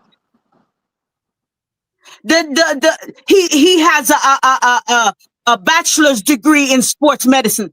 My son set a certain standard to where any man when me I deal with on a serious level, them have to meet my son level or higher, because me have to bring them to my son now, and my military son I go stand up in front of them. So I'm like, how this man fi call my son's how my son fi call him stepdad and my son older than him.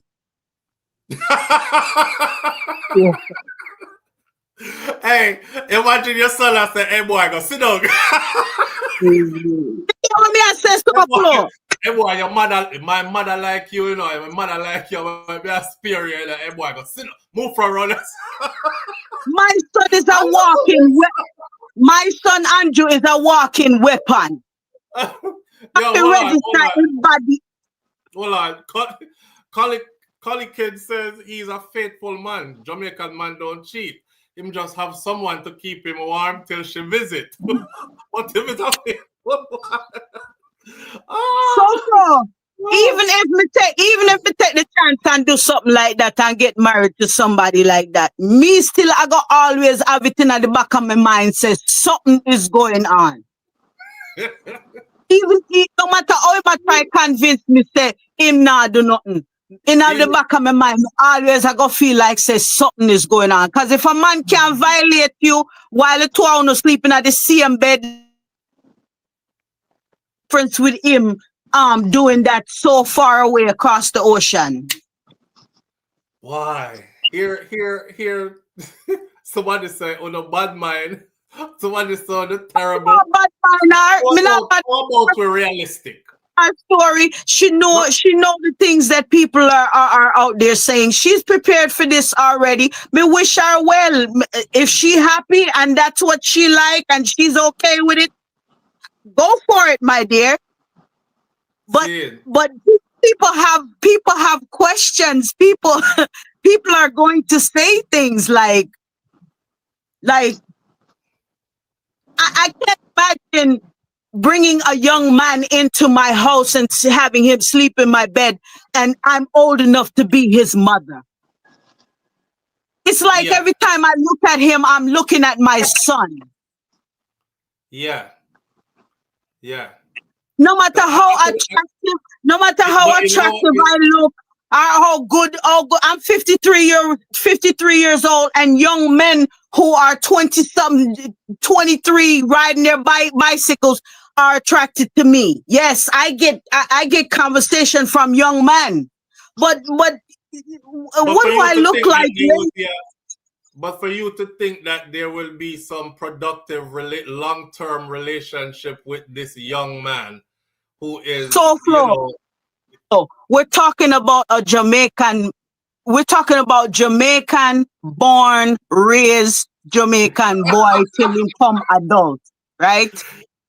Like my intelligence level, the intellectual conversations that I want to have. It's not gonna come from. You'll be surprised.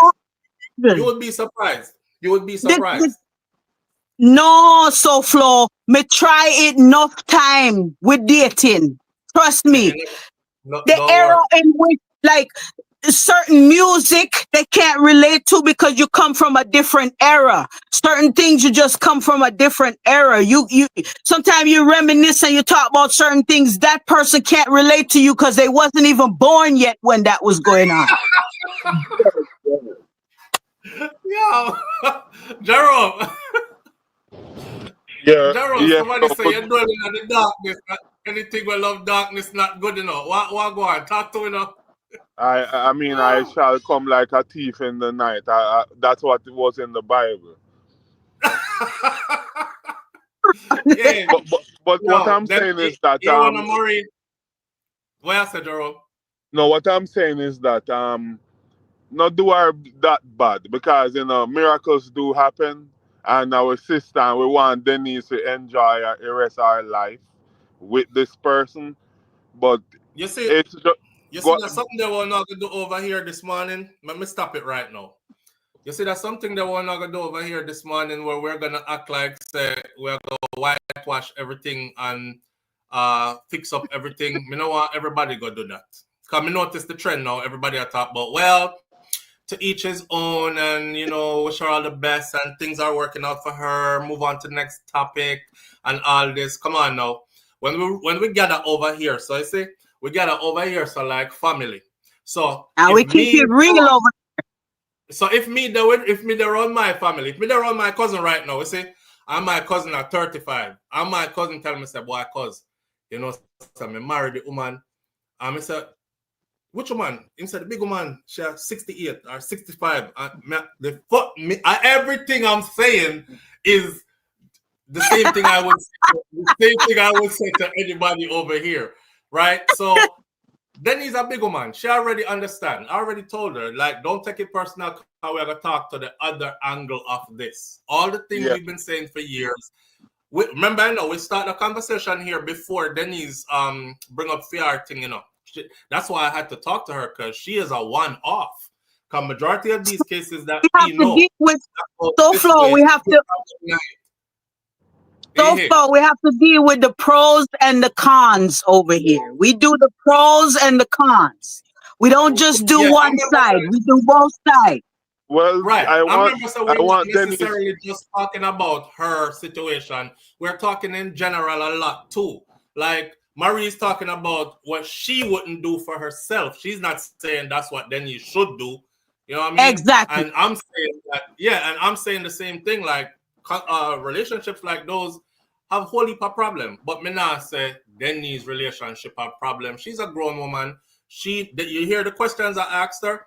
If he make her feel that secured, that she care what anybody says because she's heard it all before, then obviously we can't pierce our armor with anything we're going to say over here. Right, because that's what she's okay. She's okay. That's what she wants. She's happy. Right. So Flo, this, as them said, this is a Netflix series, but only if you know deep this Netflix series can go. The whole family will be playing a part. They'll give you the prettiest smile, spread the best bed for you.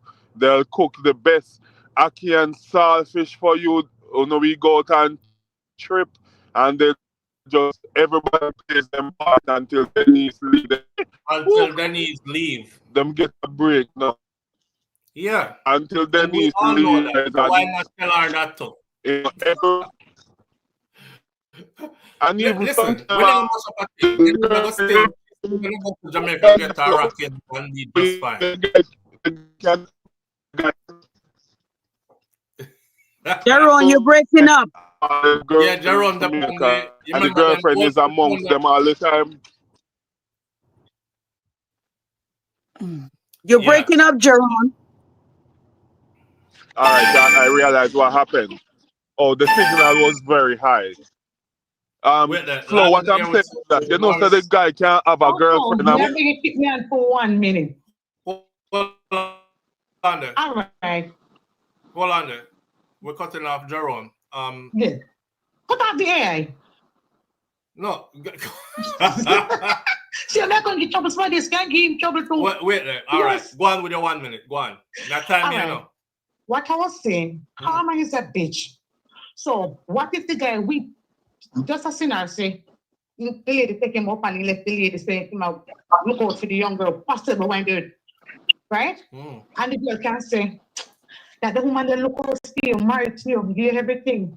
And you left her and come there with me, then what you gonna do with me? So it's all sides to the story. So karma can take him. So maybe he's looking at and say, I ain't gonna do this lady nothing more than love and care for her. So that's part of it too. And then we only look at suicide and say, when the lady take the younger somebody, a cougar and then robbing, but they're not looking for the whole of and taking the younger girls. Some of them cause them up, but I'm just talking about them no want them well to go elsewhere. So they say, look here, let me turn it down to the younger generation in my culture. Look at the other cultures, how them do it. So what's wrong with him dating this young man? She see it as saying, this is my lover. You respect me, me respect you. But maybe nothing negative is going on. Maybe the kind of thing that he born more than him within 5 fingers on him palm. Right. Yeah, so Carla, Stella get her group back. Right. Somebody else say something? No, well, I agree with what y'all saying. Yeah, when they yes, I was asking if you hold on. Where's Jerome? I was asking the caller if Stella's still getting her groove back. No, anyway you want, if it can be Stella getting her groove back, and it can be the other way around too, where the guy never get nothing so nice too. Collie kids say, all she have to do is pray for God for remove him, if anything. Because when she pray for God for remove people, them get removed. Hey, better careful. Hey, boy, so if you not listen, you come find your wife.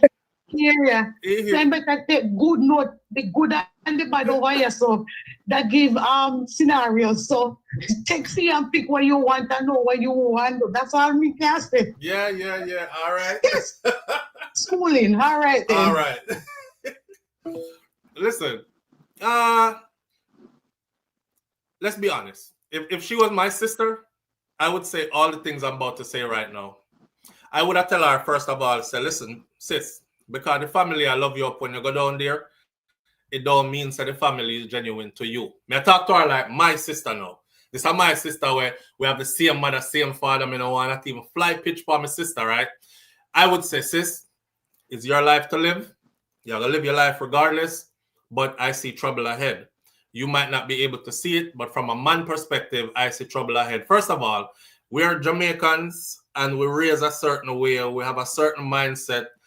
Fire in our wire, especially when you come on, man. You got Jamaican men who are old men who wild like Ram Goat Billy, much less young boys. so I just saw it, right? Hold on.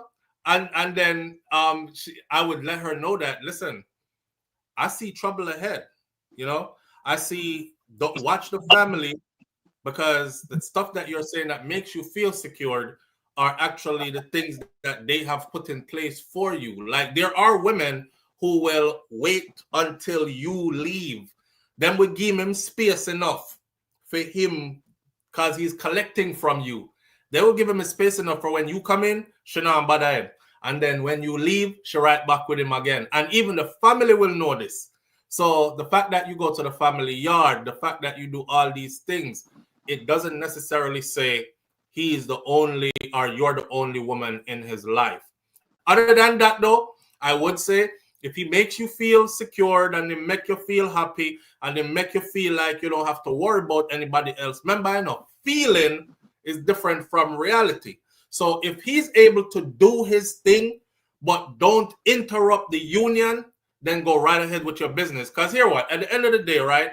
A lot of men who mash up them family, them actually mash up them family because side chicks start call wifey, want fight wifey when she see her at a grocery store, start laugh after the picnic them, start hit up your wife on social media, sending her pics of y'all together. It starts to become disruptive to your home, to your union. But if him can do it in a way where it's like she's a non-factor, whoever is on the side, and you feel like you're the only one, who am I to say anything else? Go ahead. He's giving you peace of mind.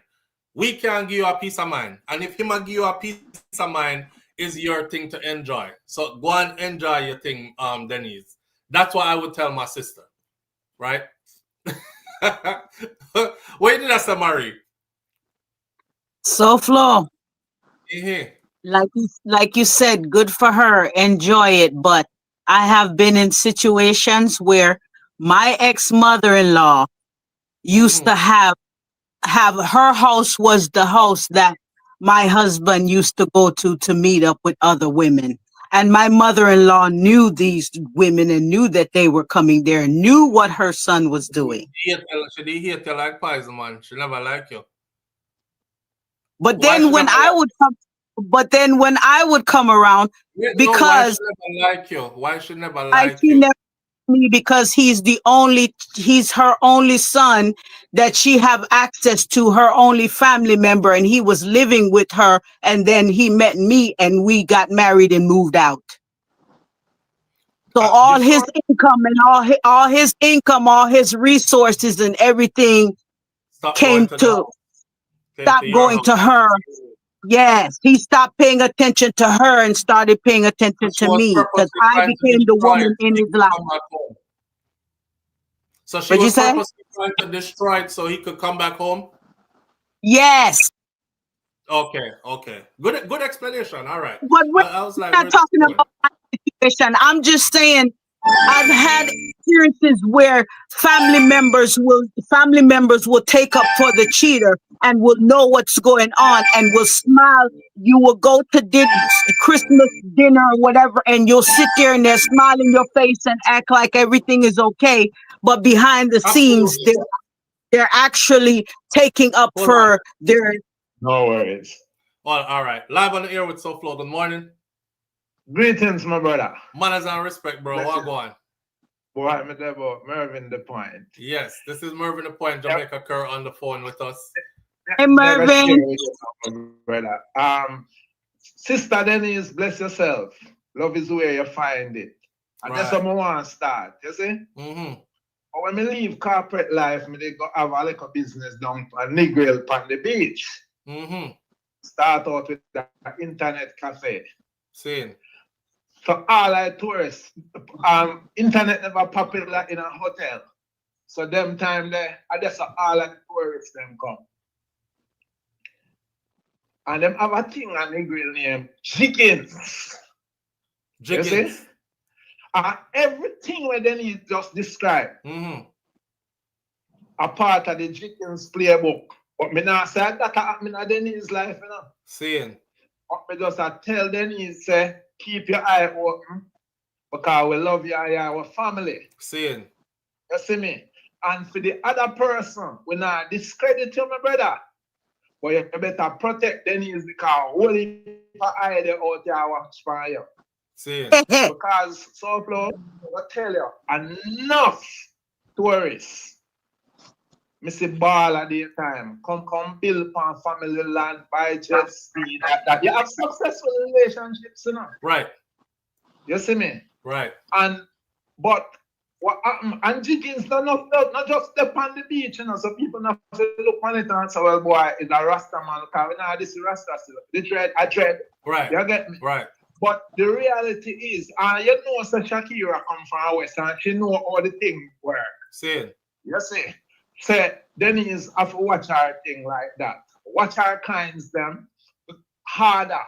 Love is love, and where you find it is where you find it. Right. But if all of we see something different, then and here Christine, I want Christine come tell her story too. I will see Christine in the chat. Christine said she life is short and tell Denise to go have fun and she grudge her. I mean, I agree with that. I tell her to have fun, but watch the bank book. Have fun, but watch the bank book. Have fun, but watch the bank book. And I mean, I go share it. I go tell Denise. I go tell Miss Denise said. You see, family land thing. One thing what people don't understand about family land. and the family own the land. Mm-hmm. Anything upon it, if you find 100 bar of gold and you find over my side, everybody still own it. Seeing. So if Lana got do and she got bill, make sure say then cut off your part and make sure fear name depend that. No man, she said that is her family now too, so she good with that. She have to fix up everything around there. I'm going to share one, before we wrap it up, I'm going to share one thing with Denise. All marriages end. Death or divorce. Every marriage in the world must done. Death or divorce. Sure. Well, let's it right there, so my brother. Bless it. Manners and respect, bro. Cool. Hey, SouFLo. Yeah. SouFLo. I don't know if you've ever done this, and I'm sure a lot of people have done this. You ever been in a relationship and you feel something in your gut, say something in a something, but you can't put your finger upon it, and like 2-3 o'clock in the morning you get this feeling like something alright, and you jump up out of your bed and take a late night drive to go circle the person yard to make sure say them there, what them say, them there? No. They never do that. Yeah, we not have No. We not have time for that, Marie. We value with sleep. We value with sleep. No, Marie. Me never do that before.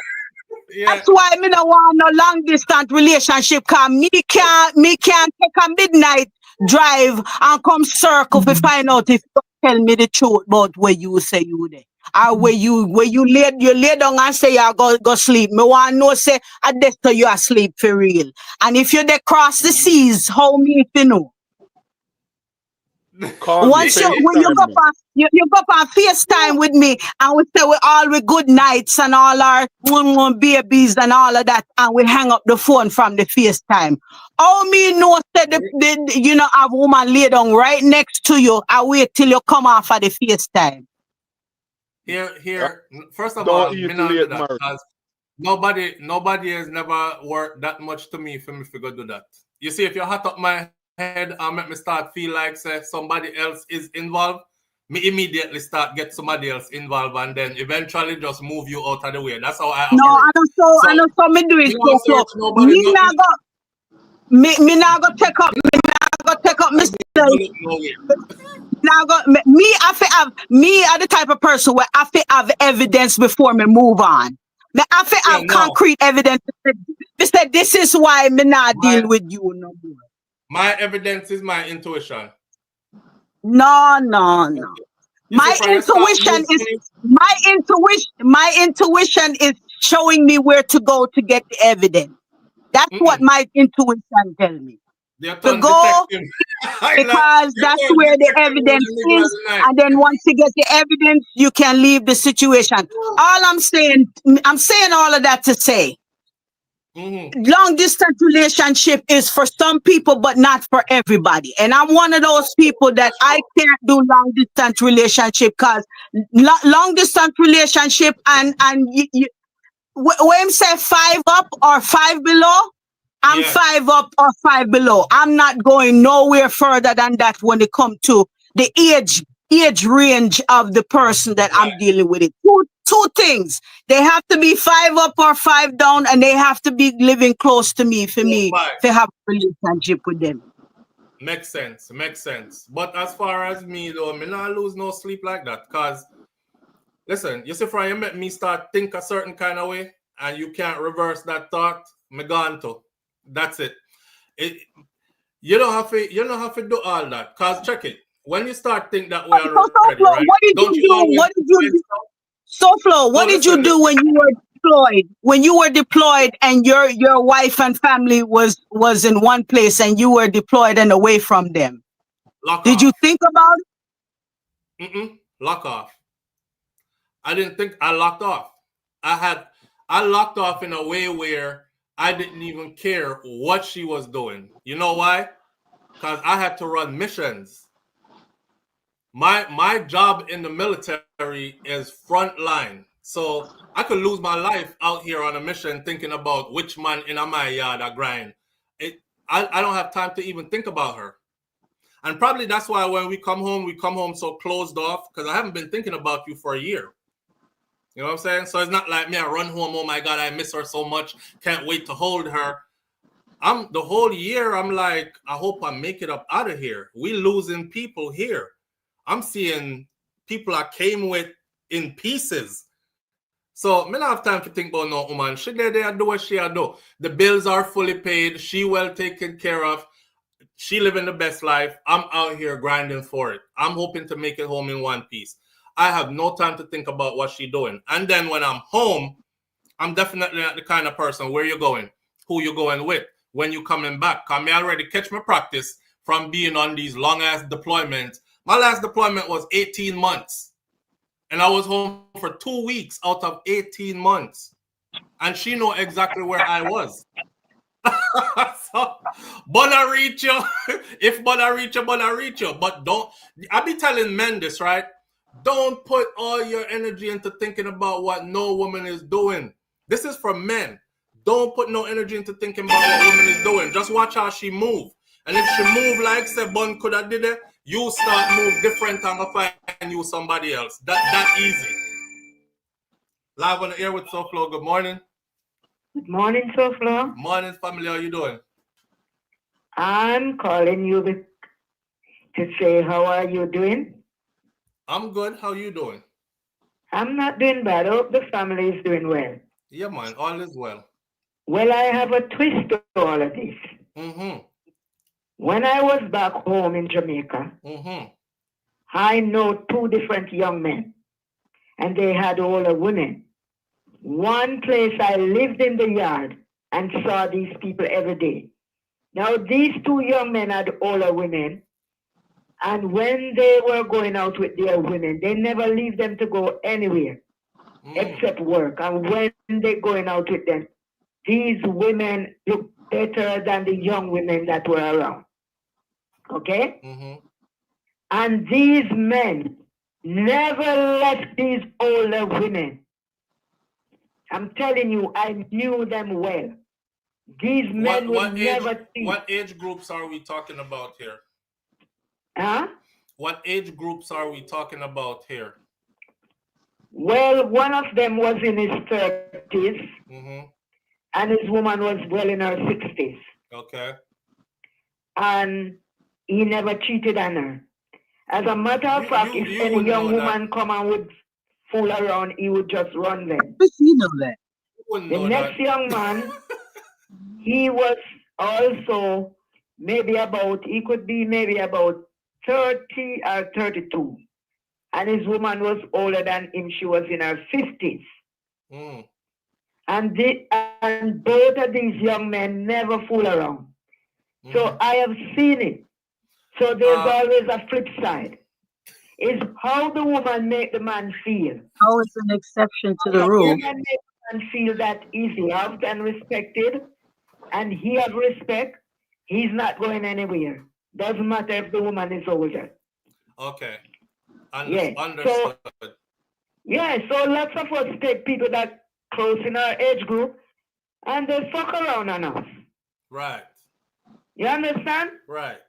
So love is love, and when people have respect, they're not going to do things like that. And remember, America now and Canada is not the old time America and Canada. When people come for the wrong reasons, their wife or husband can report them and they get kicked out. So woe be unto him. Right. Yeah. So remember, there's always the flip side.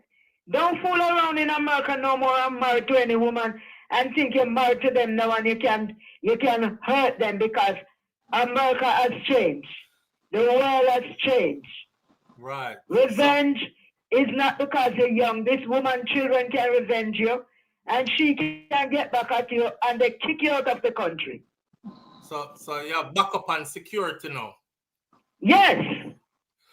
Right. So don't think him can come and fool around. If him fool her in Jamaica, him can't come to America, come fool her. If him fool her in Jamaica, him can't come to Canada, come fool her. Things change. Flo, tell the ladies that we know, say two youth them we might talk about. Our son. Yeah, man. He just who swear for a stranger. He just straight for say his son. If she can get love from a younger man, I really respect her and hope the relationship flourishes. All right. Thank you. Big up yourself. Thank you. Okay, yeah. The lady out here that swear for his son and make it look like a Word there when we can go bam. Look, why the old people them when in them young love stuff you can't tell them nothing, you know. You can't tell. Let me tell you something. If I was a older man, like when me reach all in my 50s, 60s, 70s, if I'm with no young girl in my 60s, say I'm 65 and some 35-year-old young girl, I promise you this, I will be the first one to tell you, say, I'm having some fun. And I won't put anything else on it like, oh, she's faithful to me, and we're gonna even if she decides say, yo, we're gonna get married. Me I get married and protect all of my assets them, come me and make sure say she left with what she come with. Cause there ain't no way. There's just not I don't see a line of 35-year-old women jumping up to be with a 65-year-old man out of just love. It's SouFLo. It's SouFLo. Else, right? And vice versa. SouFLo. Last year you did a story with the 30-year-old girl and the old man where remember him set up the man them for kill her and him end up go to prison. Remember him, the old man? Yeah, that was a story that was well published, by the way. Yes, where she was in her 30s and he married her and tried to take her over and one whole heap of thing happened where him plan our demise and pay the man them and explain to them exactly how him did want them to do it. Remember that? Oh, you're talking about Beachy. Yes. That's Beachy Stout's story. Yes, and she was in her 30s. Yeah, we did another one like that. But Beachy had her since she was in high school. And how old was Beachy? Beachy did that with she since him that she in a high school, you know, and he was married already to another woman. So and then mysteriously his other wife ended up getting murdered and she moved into the house. A young lady fresh out of high school. Right. And a lot of people were saying and he couldn't perform like she want him to perform in the bedroom, remember? Right. And him then they talk about why you know me sugar. me sugar cause a circulation problem, so you know. But yeah, remember she had him set up cameras and catch the policeman in a bedroom and all kind of something like that. Yeah. The man that said me no want her, the man said, "Mo shoot her in her head, it done." Him said, "No, that's too easy. Why you stab her up? Why you stab her up all up in them place here?" Because he wanted torture for her. He was so mad about it. He got found guilty, by the way.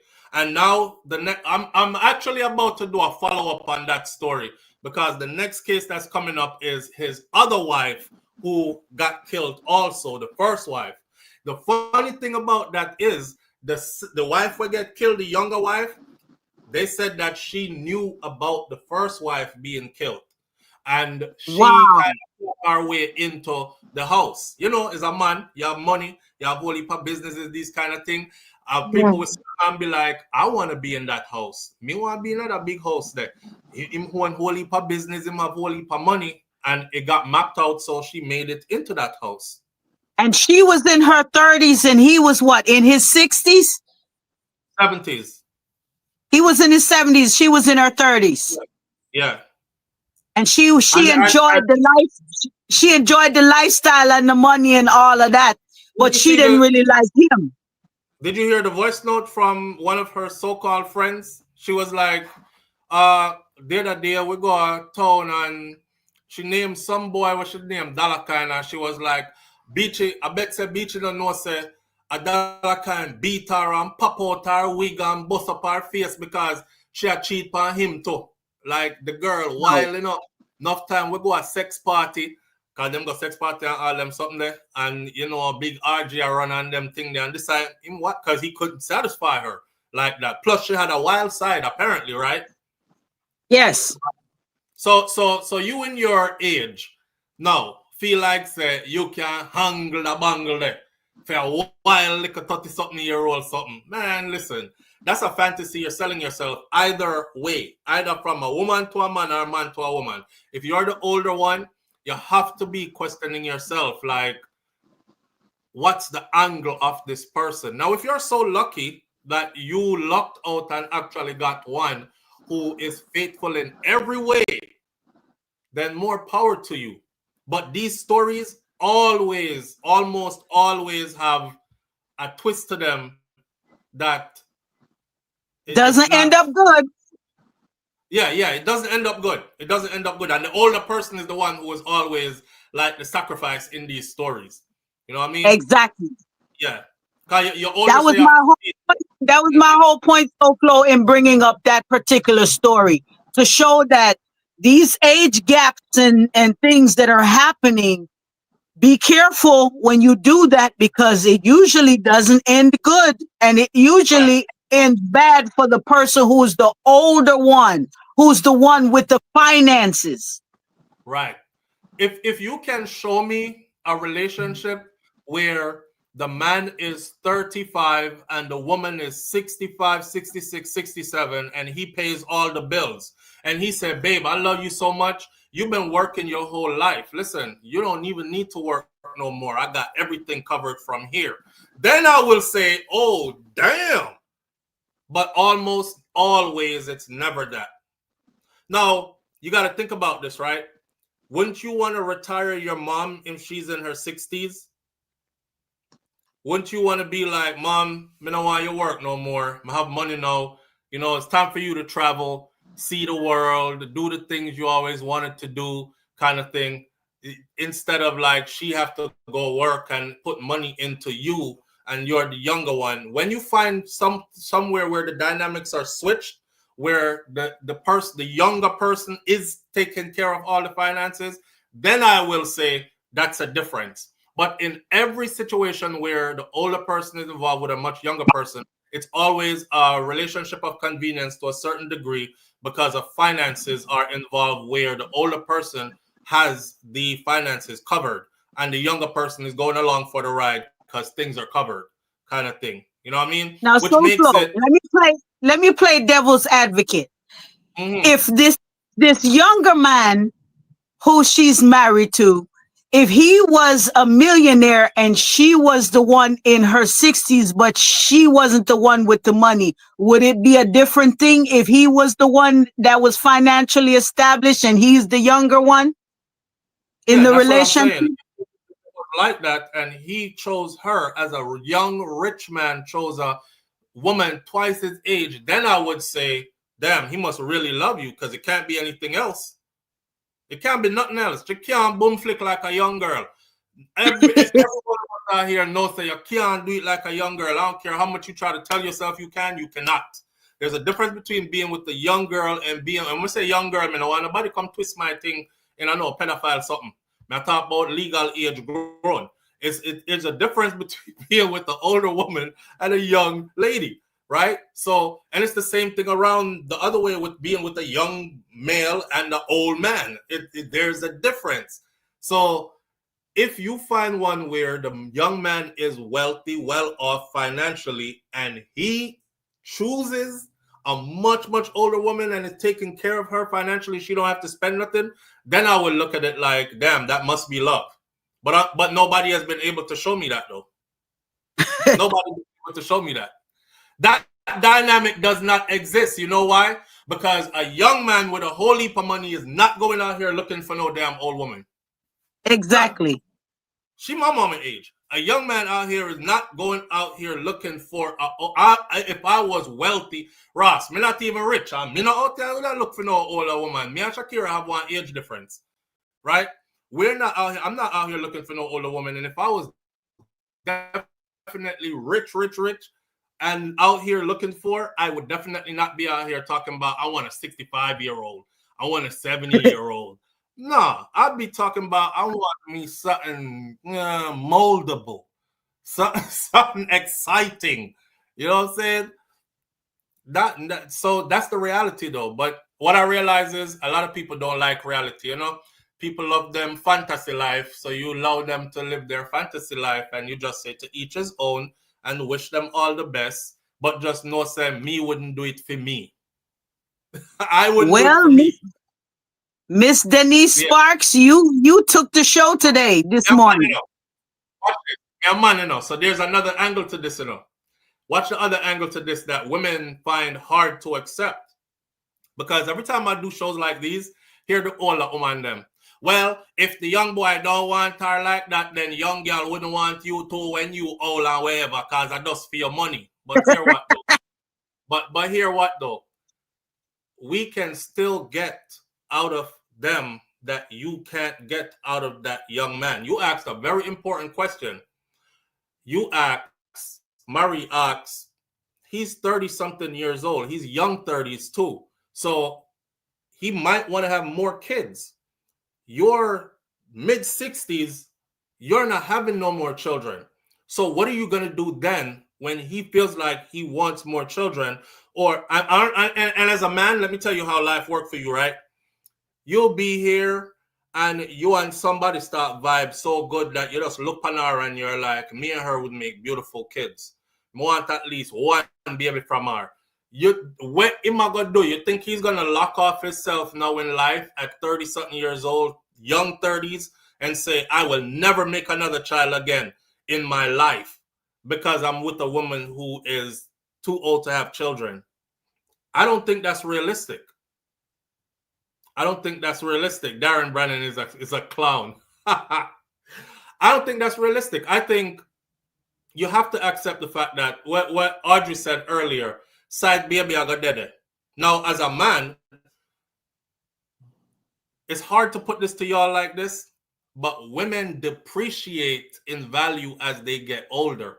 Because, and I know it's, you see how she gone, women depreciate in value as you get older because your beauty is leaving you, right? So you have to depend on somebody now who's going to see beyond beauty.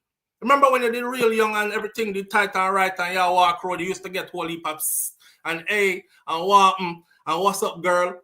Them they get less and less as you get older. You know what I'm saying? And the more older you get, they get really, really less. The people start looking at you like that's somebody's mama. And then they're like, yeah, I'll still hit it. And then you pass that phase too and you end up in that's a grandma. Ain't looking for no grandma. You looking at her granddaughter. You looking at her daughter. You looking at, but men appreciate in value as they get older if they focus on their finances and take care of themselves physically, because that's what women always are looking for. They're always looking for security. They're always even if she don't love you, she look for some level of financial stability. So you will literally have a younger woman who will be like, he's 60 years old, so what? His shit still work and everything is paid for. I don't have no kids. I want kids from him. And she will literally go have children for this 60-year-old man who have money. You know what I mean? Women hate to hear that, but it's facts. So a young man coming to you, you can't breed for him no more. A young girl coming to me in my 60s, I can still breed her. I can still give her babies. She don't have to say, damn, but I don't have kids yet. And she can still have my babies. She can still make children, have children. She don't matter. And we see it happen all the time. Right now, you have a couple of movie stars who look like they're on the brink of death because of old age. And they having children. Robert De Niro is one. And they having children with women who are in their 20s. Everybody look at that and say, damn, that's weird. You know she don't want that man. But guess what? That man ain't stupid. He might take all she have. He's partaken in her youth. He's taken years out of her most youthful years, her most active years, and he is sowing seed and getting what he wants out of that as well. So she not walking away with like, I'm walking away with a piece of his wealth. In his mind is like, I probably got a good 5-10 years left of life in me. If she walk away with a piece of my wealth, she's going to have to share that with my child that she's having with me. You know what I'm saying? It's different for men and women. That's why when we say like a man who is like way younger with a woman who is way older, I already know what the dynamics is and who's doing the paying. Live on the air with SouFLo. Good morning. Your father Flo, good morning. Manas fam, what going? Yo, all I'm going, still, you know.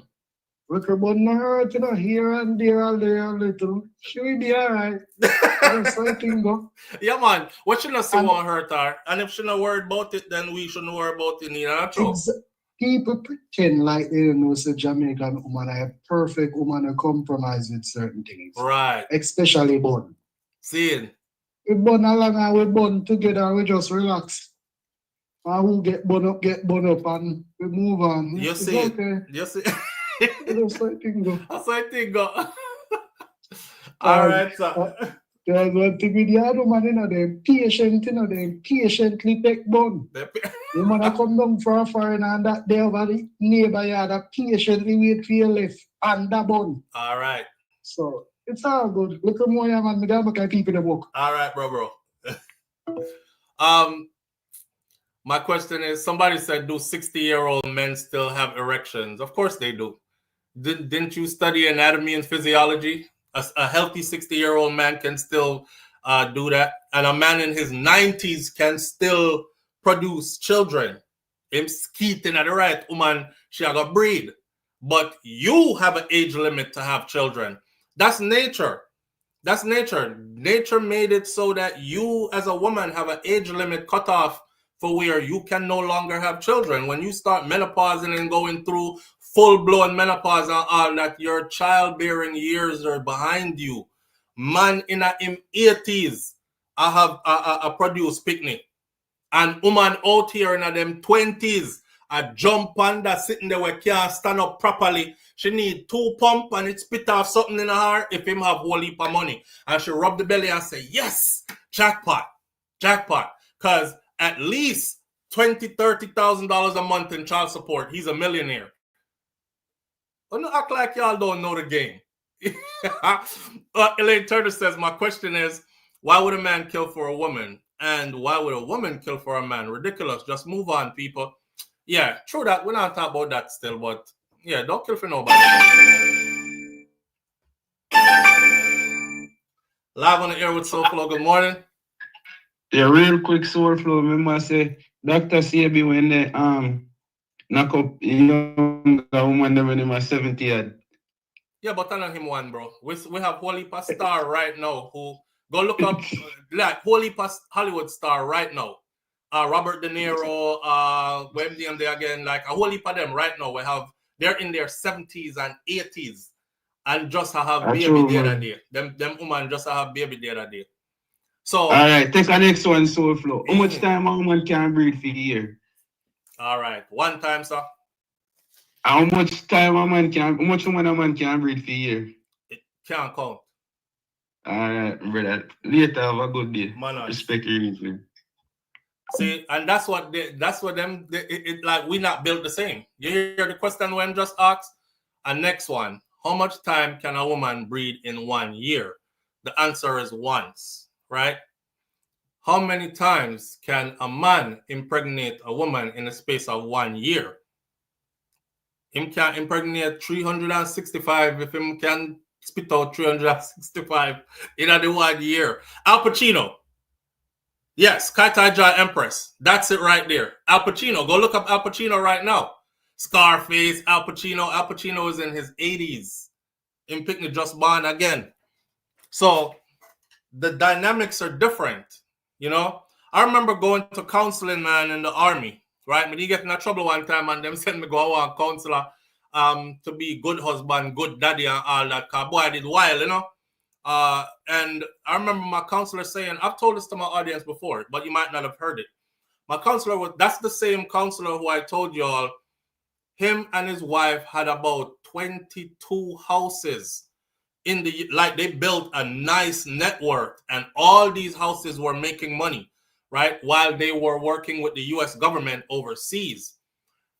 His wife waited until he hit almost 60 years old and filed for a divorce. Everything was in her name over the years. He almost lost his mind, he said, but him walk away from it. He walked away and left her with everything. It was a fund that was in the army where you put a certain amount of money from your paycheck into that fund and the army matches the fund.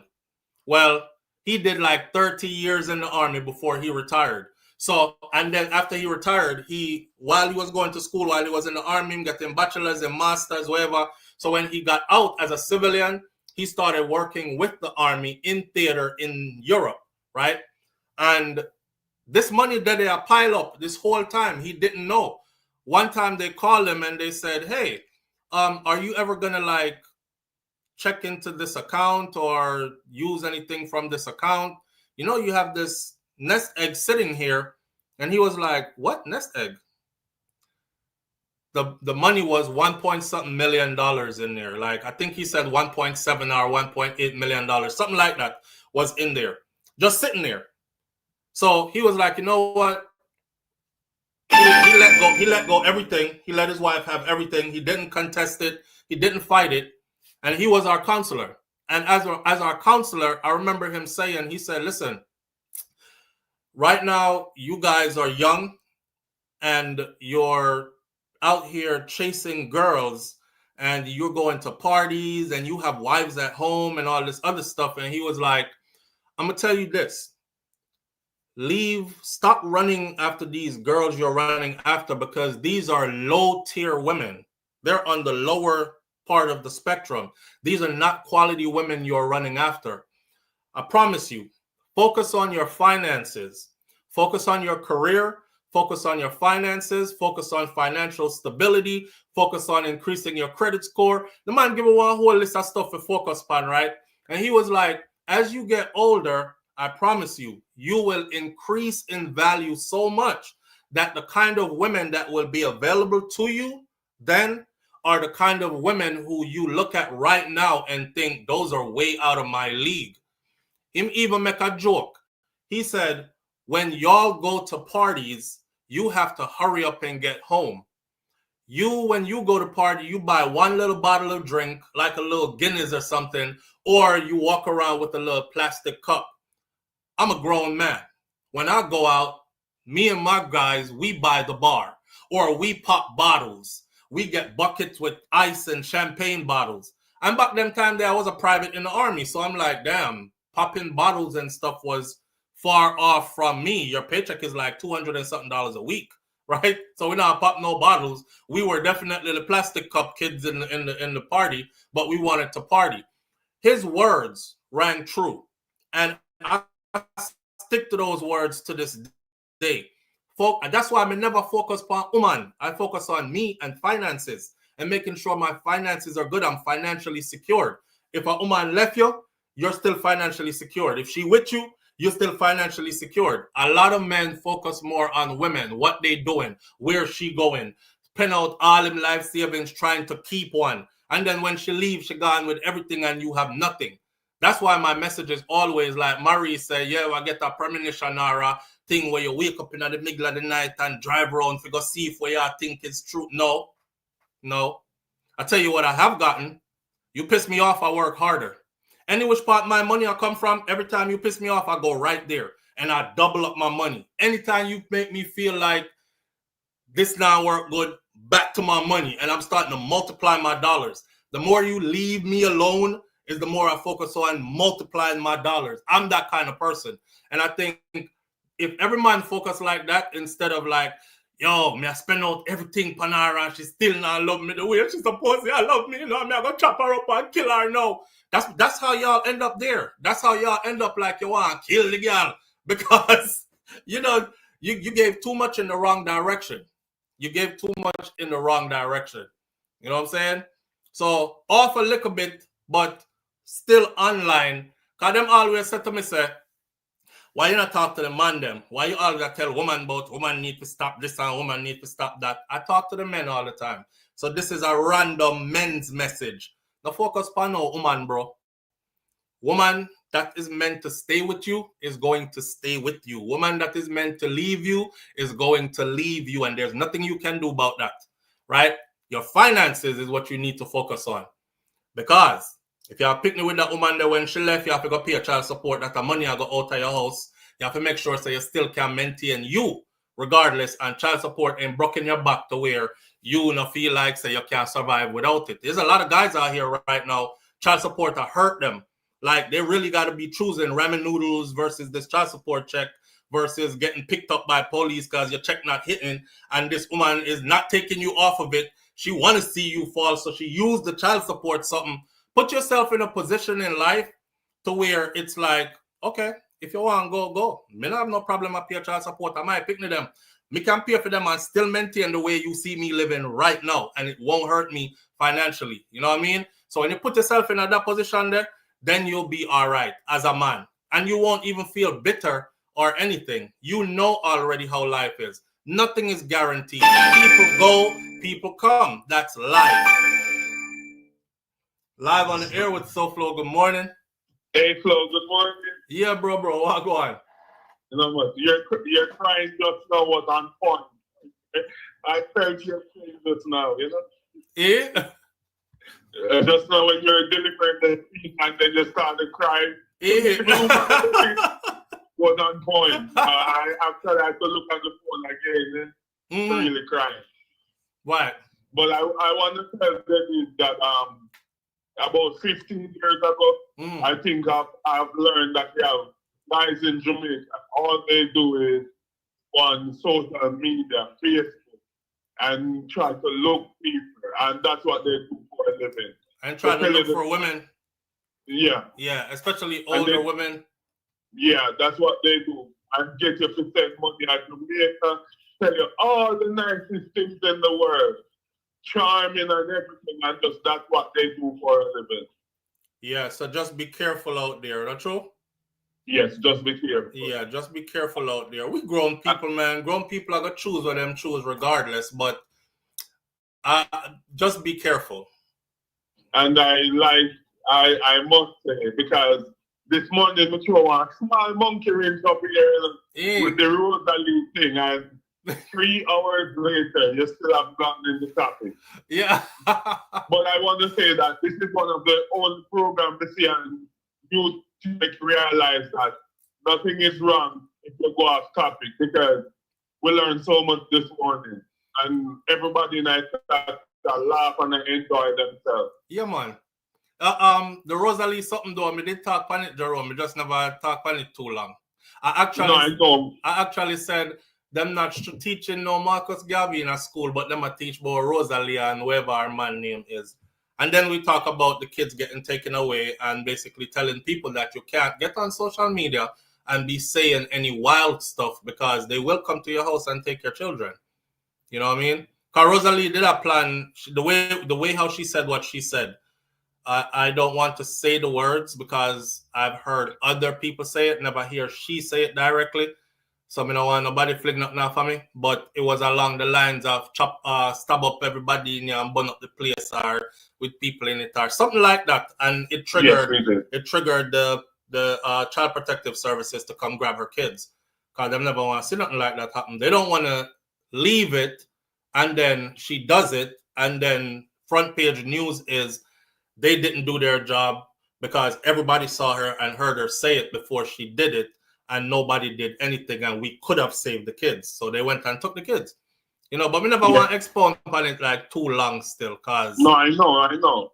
But me like how Denise still there with me a comment that tell me that Denise skin kind of thick, very thick, because she's some woman who then gone. No more comment for the day, but Denise is still here with us, so I think she understands the family over here. Yeah, man, Denise cool. Denise Parks is cool. She's a grown woman who, like some people, Jerome, some people have, I wouldn't even say thick skin, but some people understand the vibes, the reasoning. They're not gonna take it so personal. If you're going to be somebody who is older with a younger person and you have thin skin about what the public is going to say, you might as well don't do it. Kind of like if you're going to go into a biracial relationship, don't do it if you're thin skin. You know, I'm there with white woman already. Like I had this white girl that followed me from the UK to the US, Jenny Mitchell. And back in that them day, when we reach Miami, Remember, you grew up in Miami, you used to have crack a day in a school, people used to thump white people in the face for no reason, all kind of sitting like that there. All right. Yeah. So I'm coming from that environment, Dade County, Miami. The first time I go out the road with I got surrounded by black girls. And one of them looked me dead in the face and she was like, that's what you feel like you need in your life, brother? That's what you feel like you need in your life?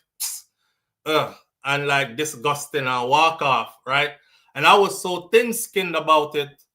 I start distance the girl. I start like left her at the house and go out on my own. So my mom said, hey, that's somebody's daughter. I don't care if she black, white, or whatever. She is somebody's daughter. And if you're going to start treating her like that, send her back to the UK. So I had a talk with her and I told her, listen, this ain't going to work between me and you, right? The environment is hostile here for us to be together. And she booked her ticket and went back to the UK. I remember one time she had left at the airport, when she was like, maybe in another lifetime, maybe in another space and time, she was like all in it, but it just couldn't work for me in my mind. Now, fast forward to today. If that was today and the mature mindset I have today, I wouldn't give two shits what anybody wanted to say if I'm happy in my union. But back then, I was so concerned about what the public had to say because I was super young. You know what I'm saying?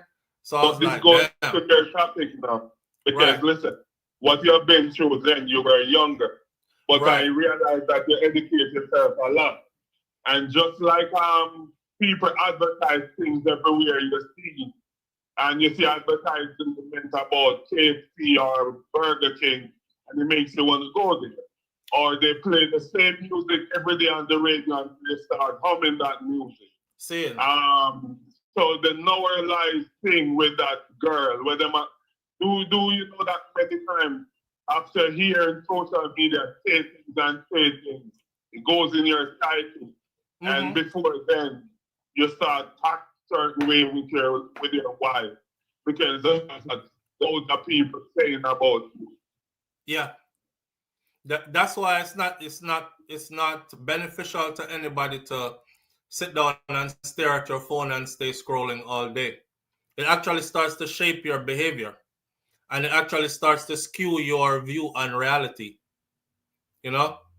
I think this is a good time for us to actually segue into another topic that we had this morning, which was the surge in youth mental health crisis in the Caribbean. The headline out of Jamaican news said, the surge in youth mental health crisis in Jamaica. And I put the surge in youth mental health crisis in Jamaica and the rest of the Caribbean, because now more than ever, the Caribbean is, especially the young generation of Caribbean people, they are more united now more than ever before. And they are, like back in the day, like when I lived in Brooklyn, it used to be like, I knew where the Guyanese community was, and then the Haitian community, and then the Jamaican community versus but now it's like we blended in, especially the newer generation, and it's hard to tell who is what. So we're into the same things now. We're doing the same thing. Our music is even starting to mix together with each other now. But so is the things that we're getting into. So is the things that they're getting into. Social media and the heavy consumption of social media. But we walk around every day in Jamaica from your little. Some witness them uncle hand chop off, and they didn't know that it affects them, but it did.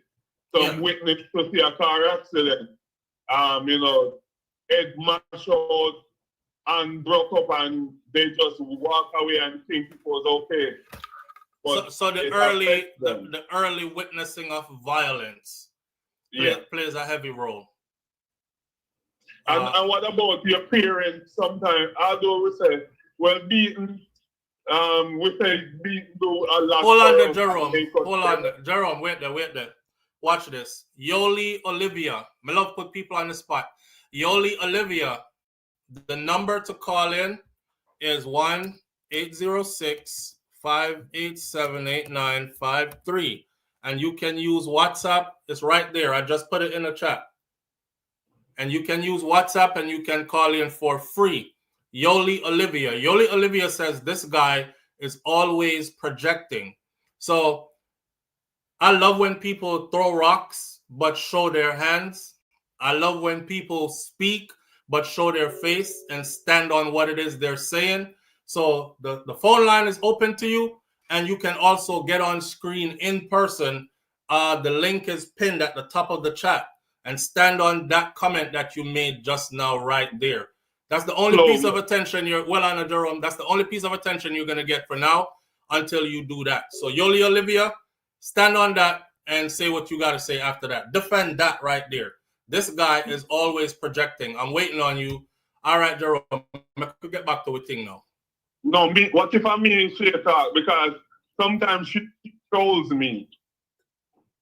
Well, I don't know. She should have called him, but sometimes she trolls me.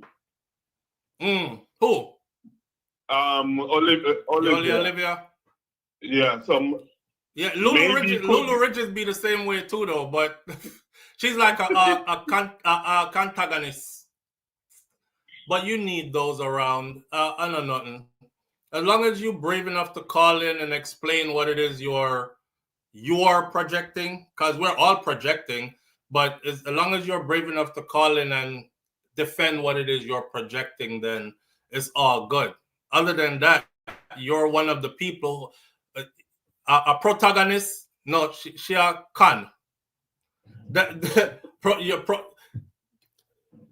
Protagonist is the main character in the story. Antagonist is the other person that is against the main character in the story. So you have antagonist and protagonist.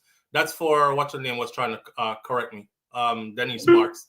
Before I go, Flo, can you give us a way how you can control your emotions? Because most time we walk around with depression and because of disappointment.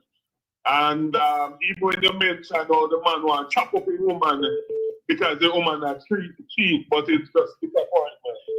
Let me get this call there. Hold on there, Jerome. Hold on. Let me get this call.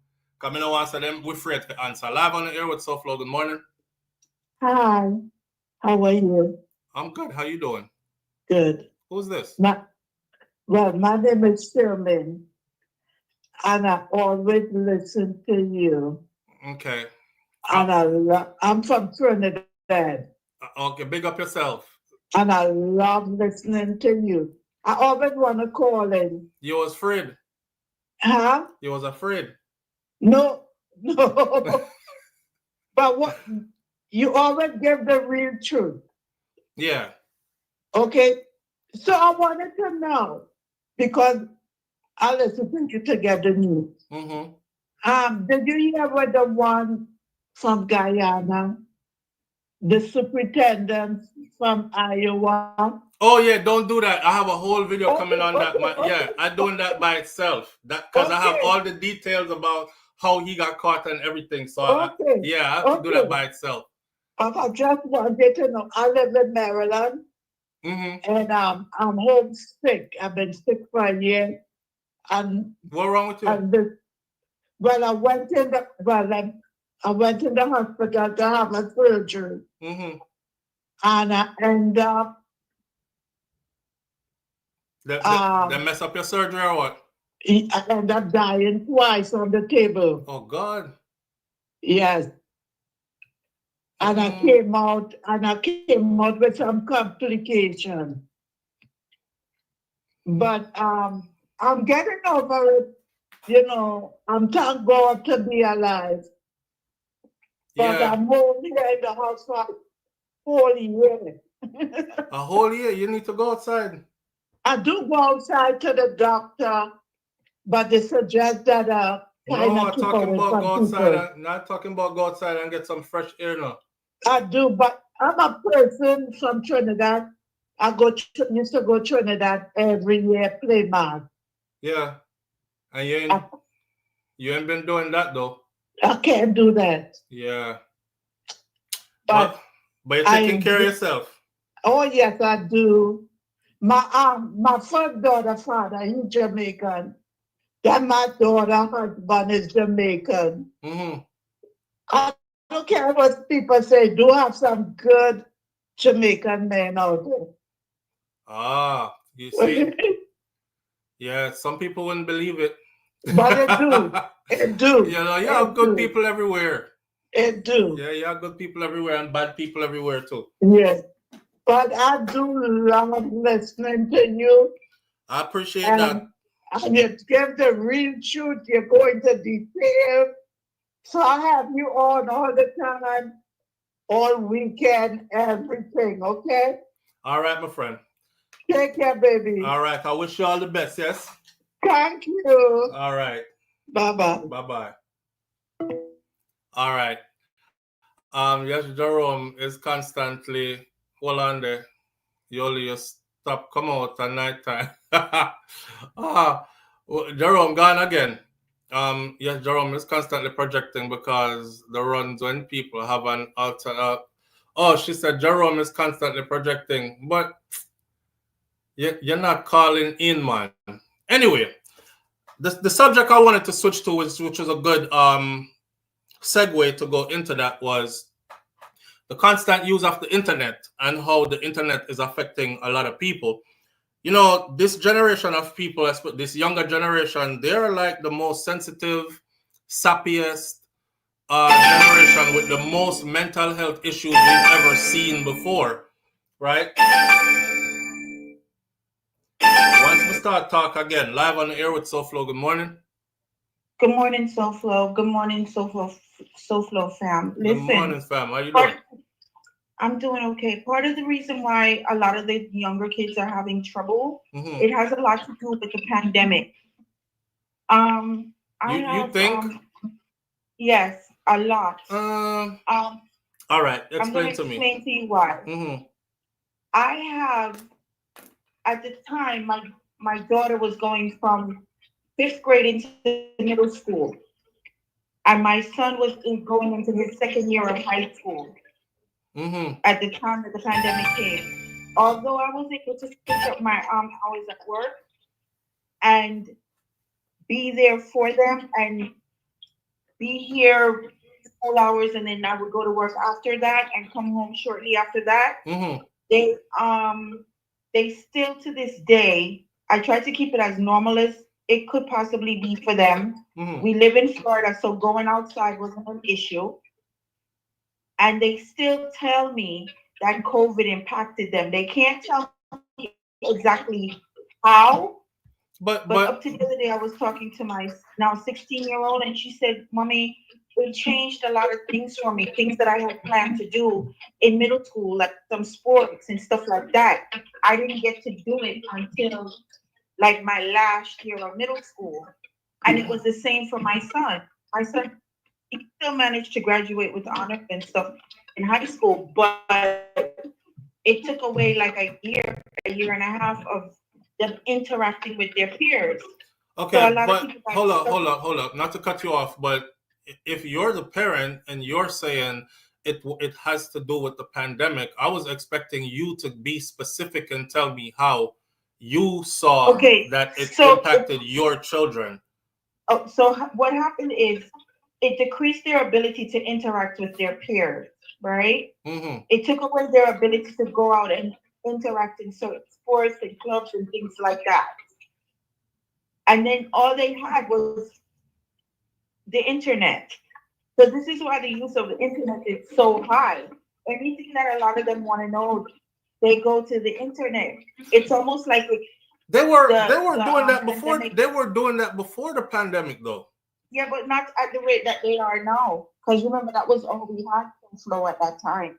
Everybody, people who weren't on the internet got on the internet to be able to have some kind of socialization during that time. This is where a lot of content creators, I'm echoing a lot on my end. So you're thinking like, okay, so for instance, the pandemic was like 5 years ago. So you're thinking like, at the time, a 10-year-old who's now 15 probably developed an addiction to internet at that age, at 10 years old. And now that they're 15 and the pandemic has passed, they still have that addiction to the internet then? Exactly, because Yeah, they're social. They have an that way I alternate can way see of it. socializing. They don't have to make the effort to socialize with their peers.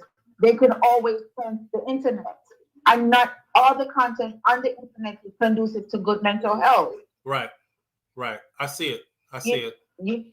So that's where I'm headed with that. Yeah, I got it. I absolutely got it. I think that affected my kids the same way too. And so that I can see. That's why I wanted you to bring it around for me so you could round it up so I could see exactly what you're talking about. So that's how I see it too. Yeah. It's like losing 2 years of your life. It's like being in a coma for 2 years. Yeah. And then you expect it to pick right back up. And it doesn't, because the friends that you had, they either moved away, something happened. There were changes that you weren't able to put your hands on. Yeah. But me talking to you, my phone, I make too much noise. Yeah, whole heap scrackly and kick. Oh, you can hear it now. May I ask you for the one thing? Mm-hmm. Can we have a conversation about Jamaican men at some time later? Mm-hmm. How they treat their Jamaican counterparts when they're in relationships with them versus how they treat their other counterparts. So say, for instance, you have a Jamaican man that's married to a Haitian woman. Mm-hmm. My consensus is I see where Jamaican men treat their foreign wives better than how they treat their Jamaican wives. But that's my stupid thought. But me want you have a conversation about that one day. That would be an interesting one. I'm actually writing that down because the minute you said it, my mind gone already. I'm like racing right now.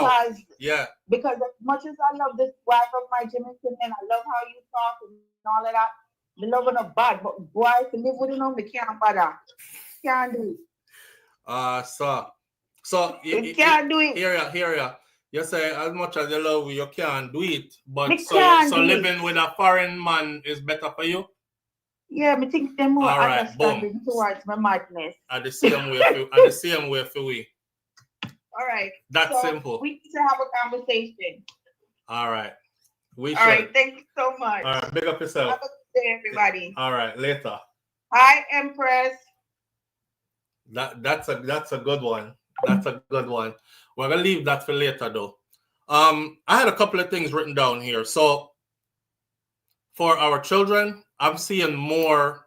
And when I say our children, I'm not talk 7, 8, 9 years old. I'm talking all the way up to say 25 and below, right? New generation. The one them that they're over consuming. Like I find that these people of this new generation, they can't even formulate their own ideas, kind of thing.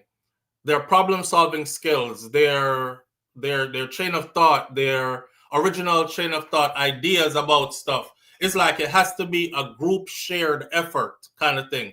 Like people like me, I'm willing to stand on my own and say what I say. And if you like it or you don't like it, that's you.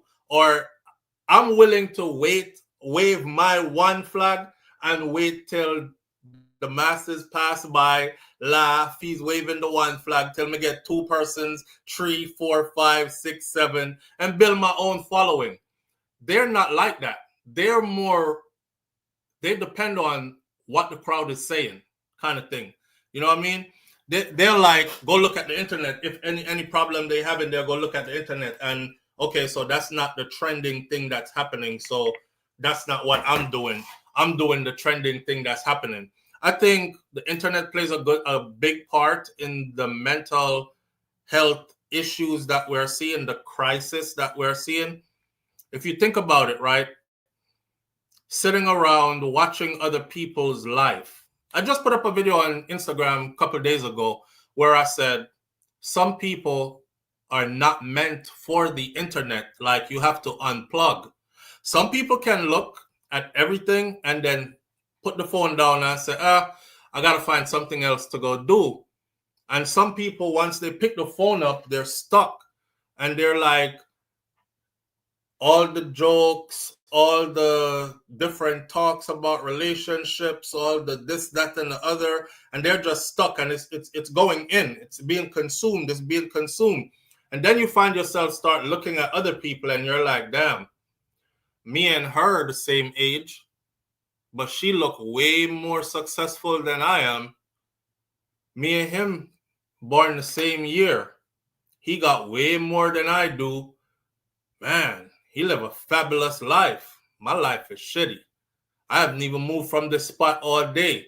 He already jumped off a private jet and went through customs and is in a new country. By the last video I watched, the next video he's on something else. And you start comparing. You know how they say comparison is a killer of joy? Yeah, they do a lot of comparing. Hold on, the caller. Let me get this out first. They do a lot of comparing and they do a lot of vicariously living through other people.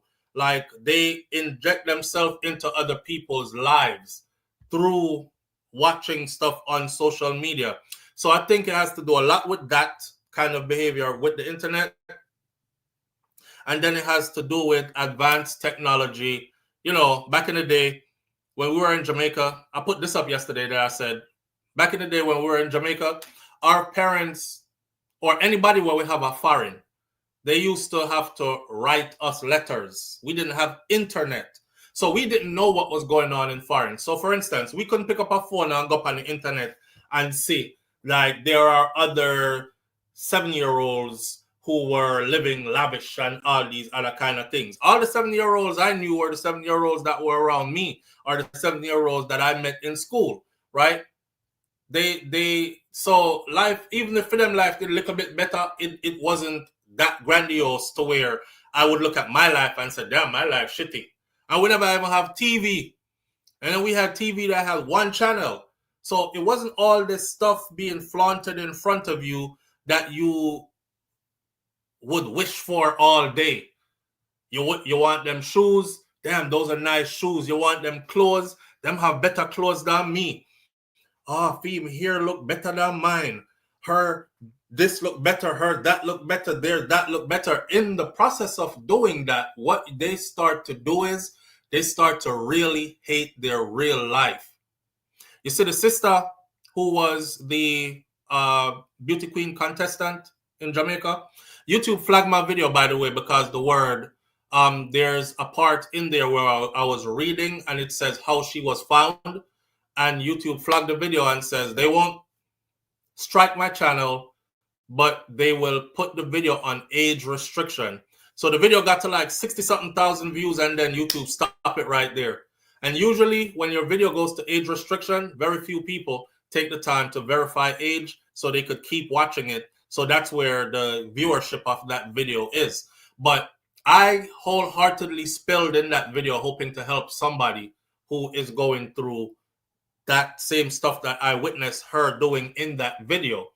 But if you notice, there's a part where she said, "Me try YouTube, that never work. Let me try Instagram, that never work.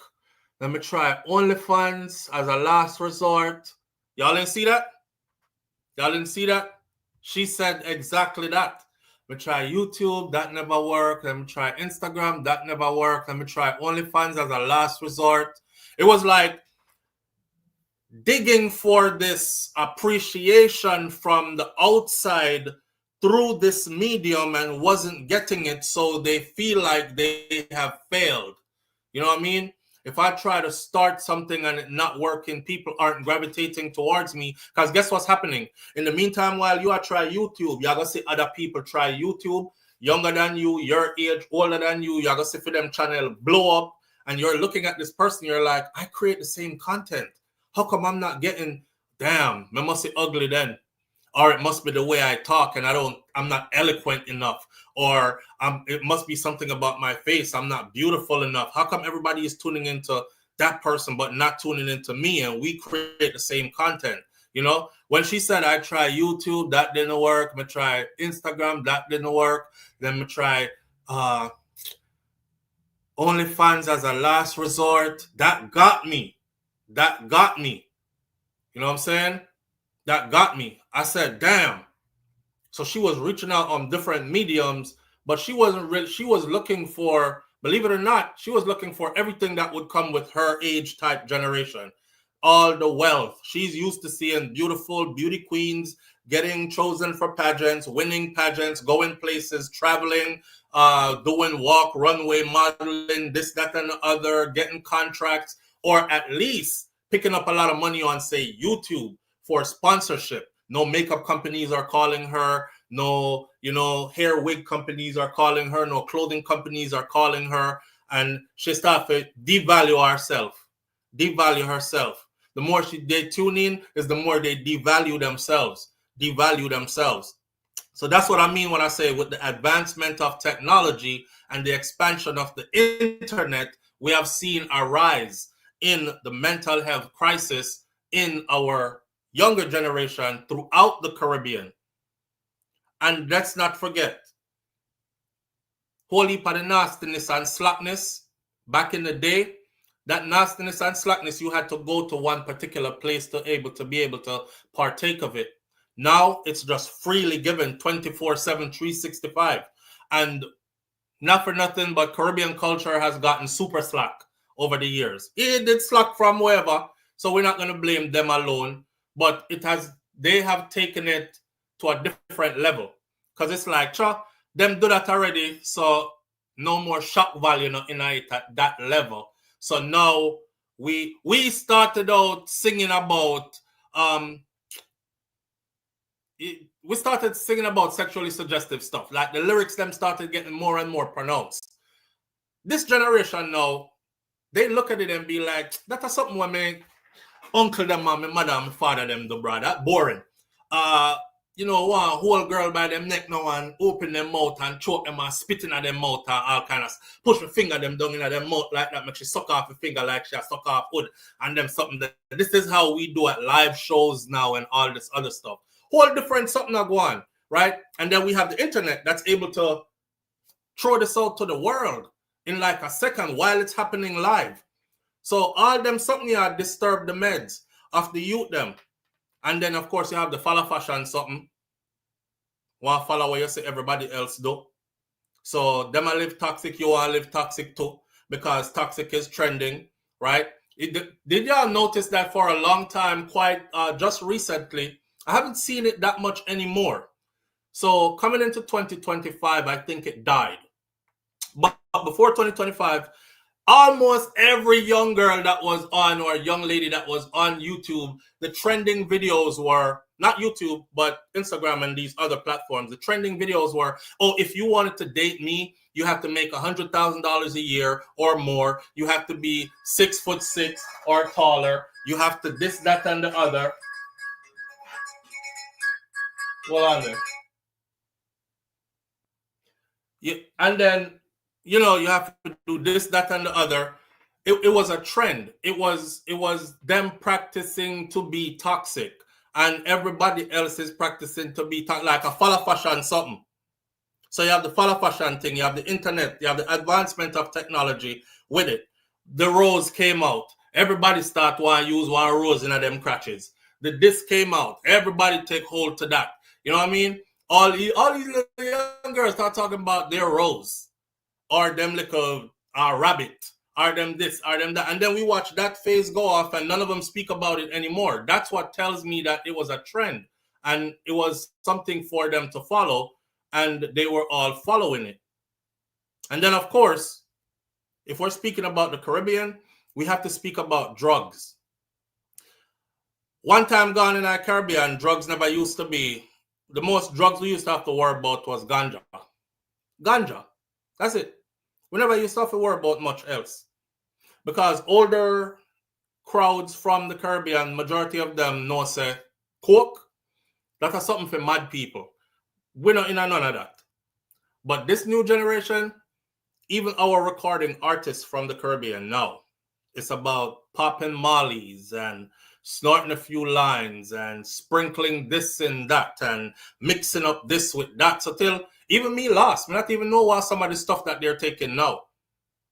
Right? So we have to talk about like the new wave of drugs, and then the stuff that they can use in front of you, almost all of them are use it. Everybody smoke weed now, or drink alcohol now, or remember, alcohol and ganja are two very powerful things, just them by themselves. So not even bother start talk about the whole heap of other things them. Alcohol is free, like freely there over the counter. So overconsumption of alcohol and all other kind of, and ganja and them something. The ganja is a whole other thing. And not everybody can smoke it. I've done this talk on here before. Not everybody should be touching that stuff because there are different strains and different strains give different vibes. And there are different strains for different types of people. You know what I'm saying? If you are somebody who naturally fast, like me, I'm a naturally fast person. Like I think fast, I speak fast when I'm ready, all that. Me, I'm gonna need a strain now that you would call a indica. An indica is gonna slow you down some. If me now go depend a sativa gonna speed you up. This is where you start to experience, and I've run jokes with Uno already when I say, remember when I say your mind I run my front and you try to catch your mind and stuff, and you hear, sit down, no, don't sit down, get up. Get up, stand up. Why you stand up for? Sit down back, man. All right, get up, stand up, no, sit down. Get up, stand up, no, sit down. And if you act this out in front of people, they're not gonna say you're mad. You know what I'm saying? They're not gonna say, yo, he tripping, he's mad. So you go start to try to be by yourself, then you're gonna hear run. Run. Me don't care which part you run, go just run. If you don't run, you're gonna mad out, no blood clean. Probably if you run, you will slow down. All right, don't run, go nowhere, because people are gonna think you're crazy. Go back inside, go into the fridge, get something to drink. Find milk. You don't have no milk in there? Find something with sugar in there. Drink holy pint. All right, go, you drink that raw. Sit down, go away. All right, sit down. No, don't sit down, stand up. Why should I look upon you, so? Why them I look upon you, so? I talk about you, you know? And you start racing. You got the wrong strain, and that strain should have never been for you. Our young people don't know that. We don't have no Rosali rabbit, Audrey. Yeah. Our young people don't know that because none of them are taking the time to even study the powerful herb. They're just like, yo, you have a draw, give me a draw, no? Or a friend is saying, yo, try some of this. I want that. Little herb, man, try something nice and thing. And there they go. And they're, before you know it, at the wrong strain, them go lick. And they're in problems. And I hear people saying, ganja can't do that to nobody. I must have some quote them put in it. This is your typical Jamaican or Caribbean person. That ain't never do ganja. Ain't never do nothing like that to me, boy. All it does make me do is I just go in the fridge and I just be eating up everything inside of that fridge, Jed. That is all that. That's you. That's you. But a lot of people, it send them over the wall. And that's that first door that just got open to a psychotic break. Because you see now the mind is activated in that level, right? So now the mind now start practicing racing these thoughts through and talking all these different things and answering back yourself at rapid speed and get up and go and no, sit down and stop, no, don't. And then when it starts to do it, now you're in full psychosis, right?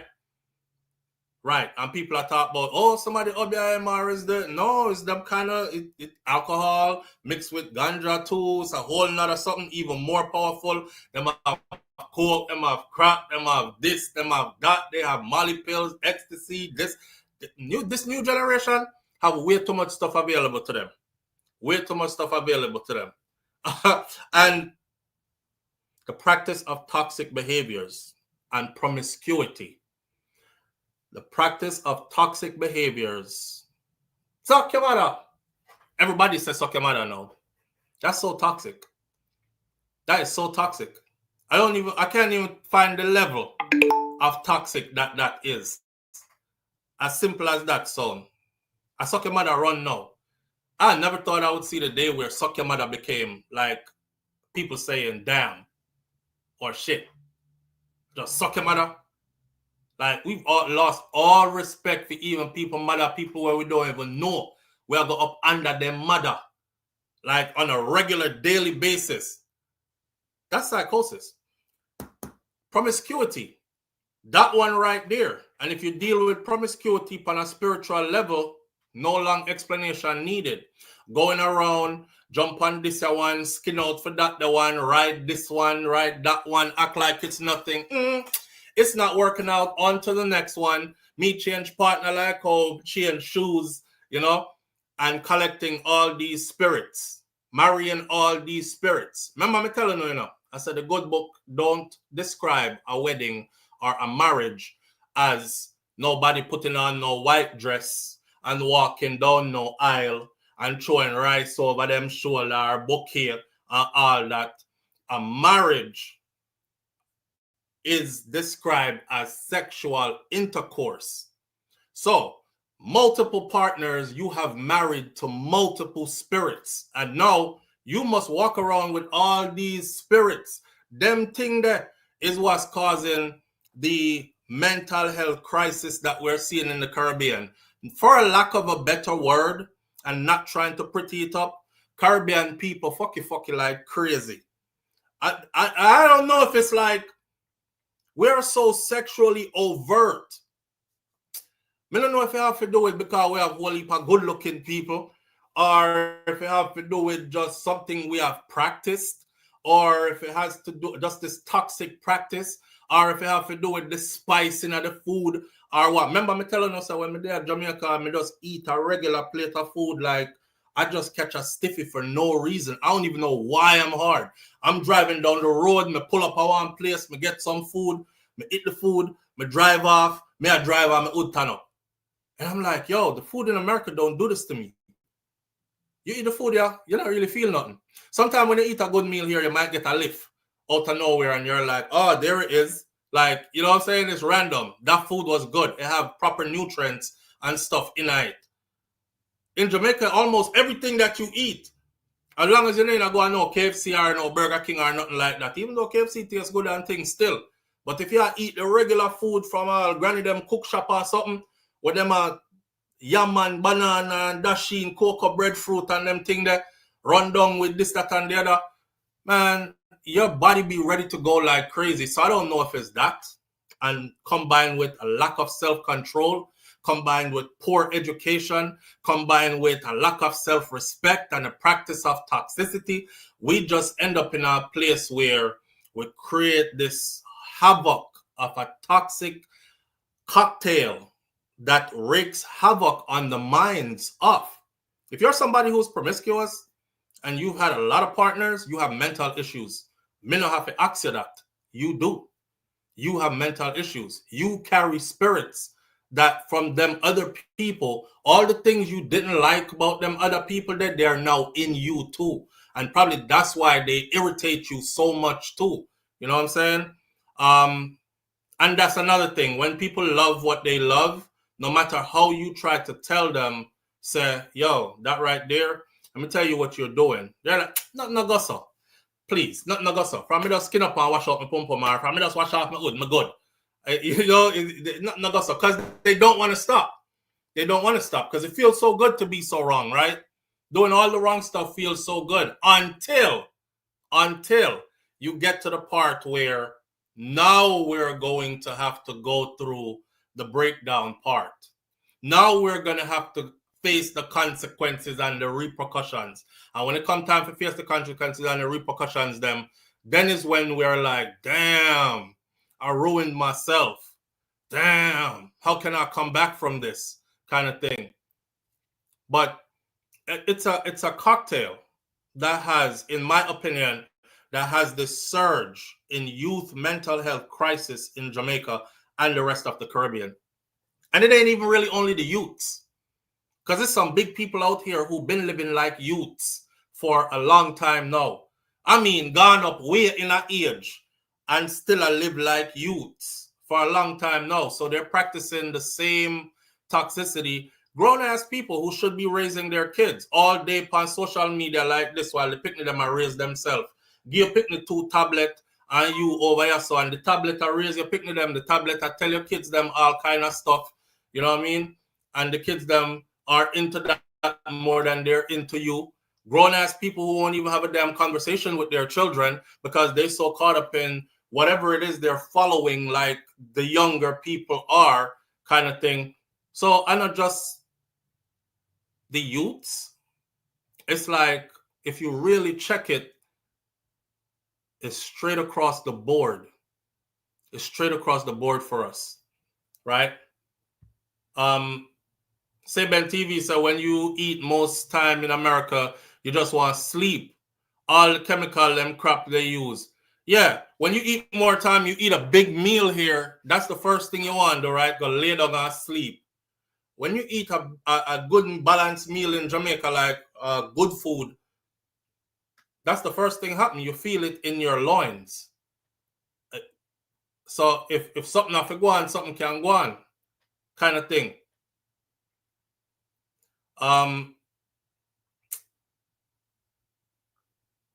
That's my whole take on it. So the internet and the advancement of technology, we never have porn 24/7 and all them something there when we were growing up either.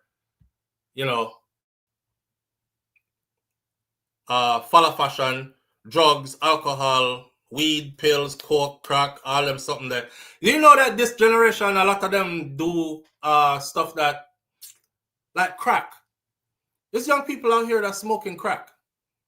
There's young people out here that's doing fentanyl. There's young people out here that's doing heroin. And they do it like it's cool. Them not do it like, and them there's something where before we used to look on those like those are down and out drugs for skid row people.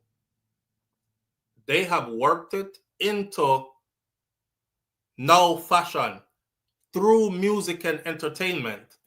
Your favorite artist is talking about which one of those them I do. And them start experiment with it too. Yeah, so this beast right here, man, has multiple heads. You know what I'm saying? And what now the problem is, what can we do to solve it?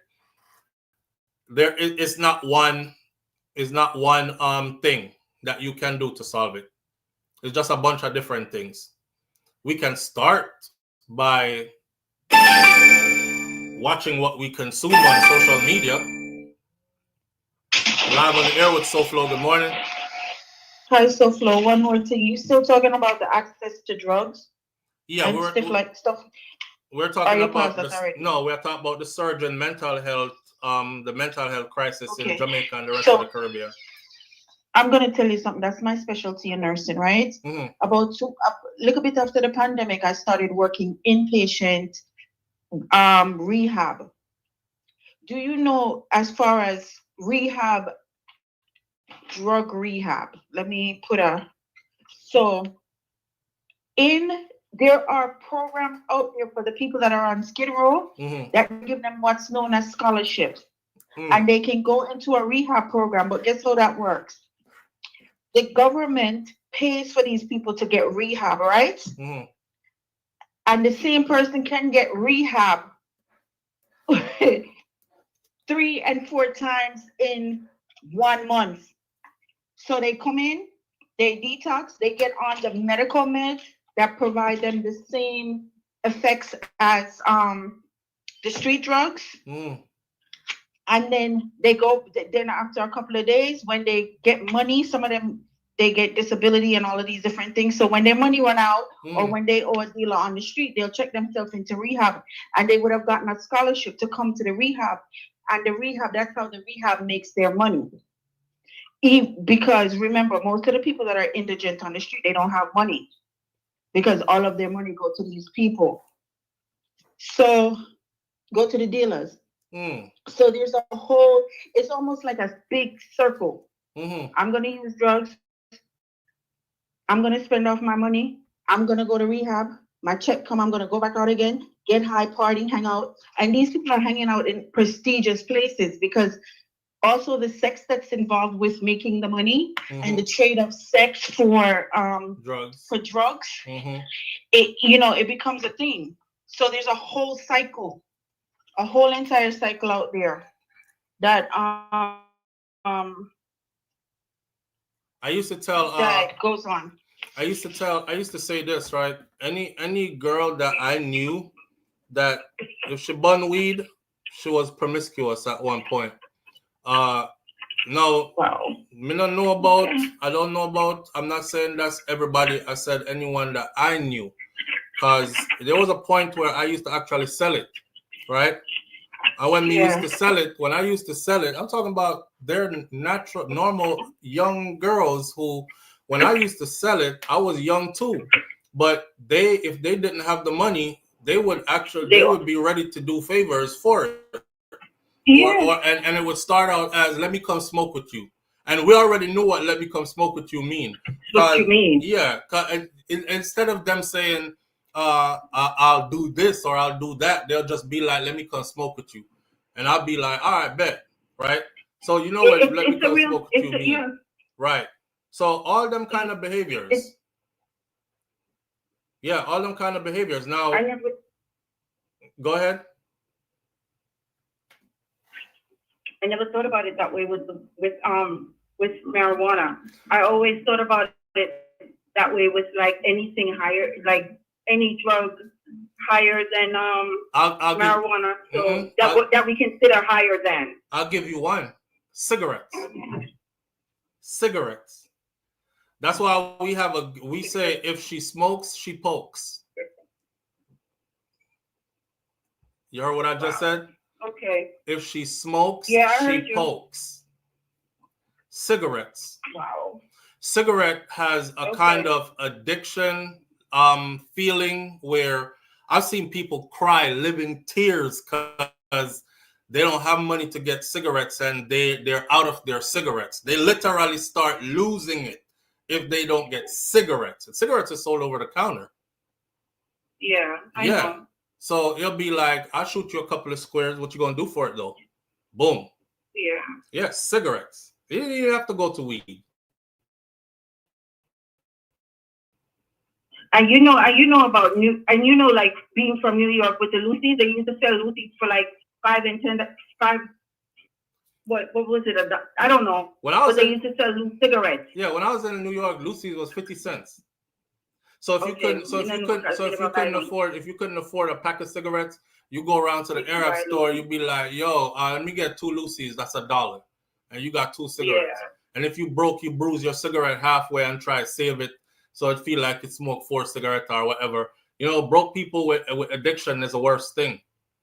A man who can afford cigarettes by the packs, he won't or she won't have that kind of feeling. But when you young and you take on stuff you don't understand, then that addiction comes in and you realize, shit, I'm out of cigarettes and that's why I'm feeling like this and I can't buy no cigarettes. They start doing stuff with the cigarettes. Another thing that people take for granted is alcohol. And alcohol is one of the worst drugs that's out there. Absolutely. And it has caused a lot of damage in the Caribbean community. Because everything come now, make me take a drink now. But they don't come, let me buy you a bottle now. Yeah. And they don't realize the effect of alcohol. Alcohol is just as detrimental as doing heroin, and we don't know about nothing else. No, here is the status on alcohol, my friend. Another surprising one for you might be, alcohol kills more people than all diseases combined every year. That's true. You hear what I just said? Alcohol kills more people than all diseases combined every year. That's true. Yeah. So highly underestimated as well, but it's freely over the counter. It's freely over the counter. And in the Caribbean, we're not even check ID when it comes to alcohol. Not true? Your parents can send you go to the store from picnic, go up the road, go get a flask of rum for me there. Tell Miss Junior send flask of rum come. You just go up there as a 6-7 year old picnic, run up the road, grab the alcohol cart, go back in your yard. It's not like here in the US where there's an age limit. You got to show your card. You're 21, you can't buy alcohol here, right? No, in the Caribbean, you buy that, especially if you're 13, 14, 15, you're going to the store, go buy your alcohol and go about your business. Nobody is carding you. Yeah. So all these things combined, man, contributes to what we're seeing now. As people are now more depressed than ever before, fighting depression more than ever before, you know, and then end up doing which I can't use that word, exiting more than ever before. I understand. Yeah. You're right. It's not exclusive to the mentally ill anymore. No. To the real mentally ill. Right. There was a time where the S word was exclusive to schizophrenics, bipolar people being undertreated for mental health issues. It can take anybody. It can happen to anybody now. Right. Okay. I am going to come off so that you can continue your show. All right, my friend. I appreciate you. Thank you. No problem. All right. Yeah, man. So, hold on. Cartaja Empress says, well, Gaza citizens say all weed we buy a yard from primary school. From primary school days. You see what I'm saying? All weed we buy from primary school days. Cartaja Empress says, I was 9 years old when I purchased my first Heineken for myself. So think about all these things. And that's where I think the issue is with the mental decline. People more depressed now than ever before. And it's crazy that we're more depressed now than ever before in a time when we have now more than ever before. I want you to think about this enough. We have now more than ever before. We have more opportunities now than ever before. We have more advanced technology than ever before. If your family leave you, if your mother leave you, fly out, go foreign or fly such a fly, go England, you and mommy can up on FaceTime, you can still see your mother every day. If you are a teenager, we have just more of everything than ever before, and still we are more depressed than ever before and are doing the S word thing more than ever before. Maybe we shouldn't have had so much. Because if we didn't have so much, we wouldn't have. I guess that's a side effect that comes with having all these things. You know, it's like we don't know what to do with the too much what we have. Roland Richards says, SouFlo, when I was in, one of my teachers used to send me to buy alcohol for him. Roland, what a teacher used to send you to go buy alcohol. Big people used to send me to go to a store all the time, man, go buy alcohol. I believe you. It's a real thing. Since shopkeepers do report minor purchasing alcohol beverages, parents are hauled off to jail. Where is that, Elaine Turner? Because that ain't Jamaica. Maybe in some places, so I can't speak for everywhere, that you get carded. But all the Caribbean people I know, they will tell you that they're, I'm not talking about everybody else, you know, Antigua, Barbuda, Grenada, St. Vincent. We'll buy alcohol from Willico. And nothing.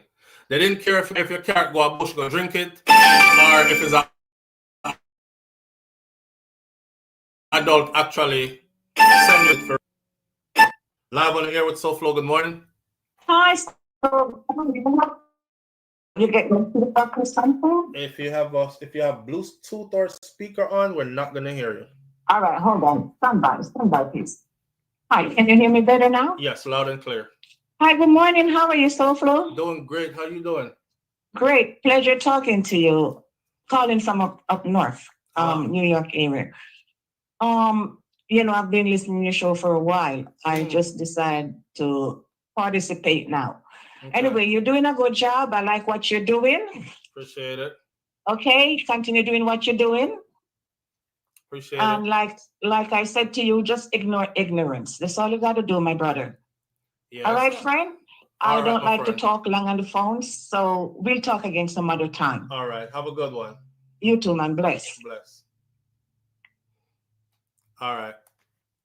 I don't want to put nobody down, though. I make nobody feel like when their thing different from my thing because you're ignorant. People who disrespect are something different, right? So, and I'm sure that's what she's talking about. But we all have different systems of belief, and we all see life differently a little bit here and there. So I'm always open to how somebody else sees life. This is not I saw one person, I think it was Lulu, put up here that everybody take this with a grain of salt or something. This is called SouFLoTV, not something else, whatever. We gather here and we talk. And we share ideas and we bounce ideas off each other and we have dialogue about different topics. And that's how it should be. Kind of similar to if you have a good family where you can sit down with and talk. You and your mother and father don't agree with everything, on everything. If you tell me you and your parents agree on every single thing, you're not from Earth. But you love them the same way, don't? Yeah, man. So, I mean, I always welcome a challenge too when somebody sees stuff different from I do. Because I can make you see validly from my perspective why I might think this. But I want you to be able to do the same too. So we have a thing we call iron sharpened iron, right? So I'm iron and you're iron, and we can sharpen each other like that. I'm basically like, show me why you see stuff like that way. As long as you're willing to have the dialogue without the disrespect, we can always do that, right? What you say, Nikki's, we also agree to disagree respectfully. Yes, that. Agree to disagree respectfully and keep it moving. You know, nobody is going to dictate anybody's life here. And when we get off this social media thing right there, so we all go back to being ourselves and go back to tending to what is important in each of our lives until we meet again tomorrow. And it's time for more on different topics and different vibes and whatever else. That's the joy about it. Like I said before, though, some people take internet stuff so serious. You know, a brother said to me over the weekend, he said a few disrespectful words. And I was like, you know what? I can tell you're miserable, but I'm about to get off this and go take my daughter to her dance and then go to the beach later and have time with my kids at the beach and then come home and cook dinner. And I hope your life get better for you. And that's it. Me not gonna stay there and argue with him. And guess what I did? I literally took my daughter to her dance class, came back home, and then we gathered everybody else up, all her siblings, and we went to the beach. And we had a good time at the beach, came back home and cooked exactly what they wanted for dinner. And that real life happens off social media. So when we get here, I don't want some of you take it so serious. Because some people take this so serious. I'm unsubscribing. F you. I hate you. I never take it that serious. We do discuss some serious topics sometimes. And we do get emotional about our point of view sometimes, but it should never be that serious that we leave with hate. You know what I'm saying? That way. Where Beast Boy said, I would like to see Audrey call too, but she at her desk at work. She stated she is at the office. All right. Somebody did say a big up Jerome. I didn't get catch, but my parents said that they knew that I was doing it, says Katai Empress. I remember the first time I light up a spliff on my father.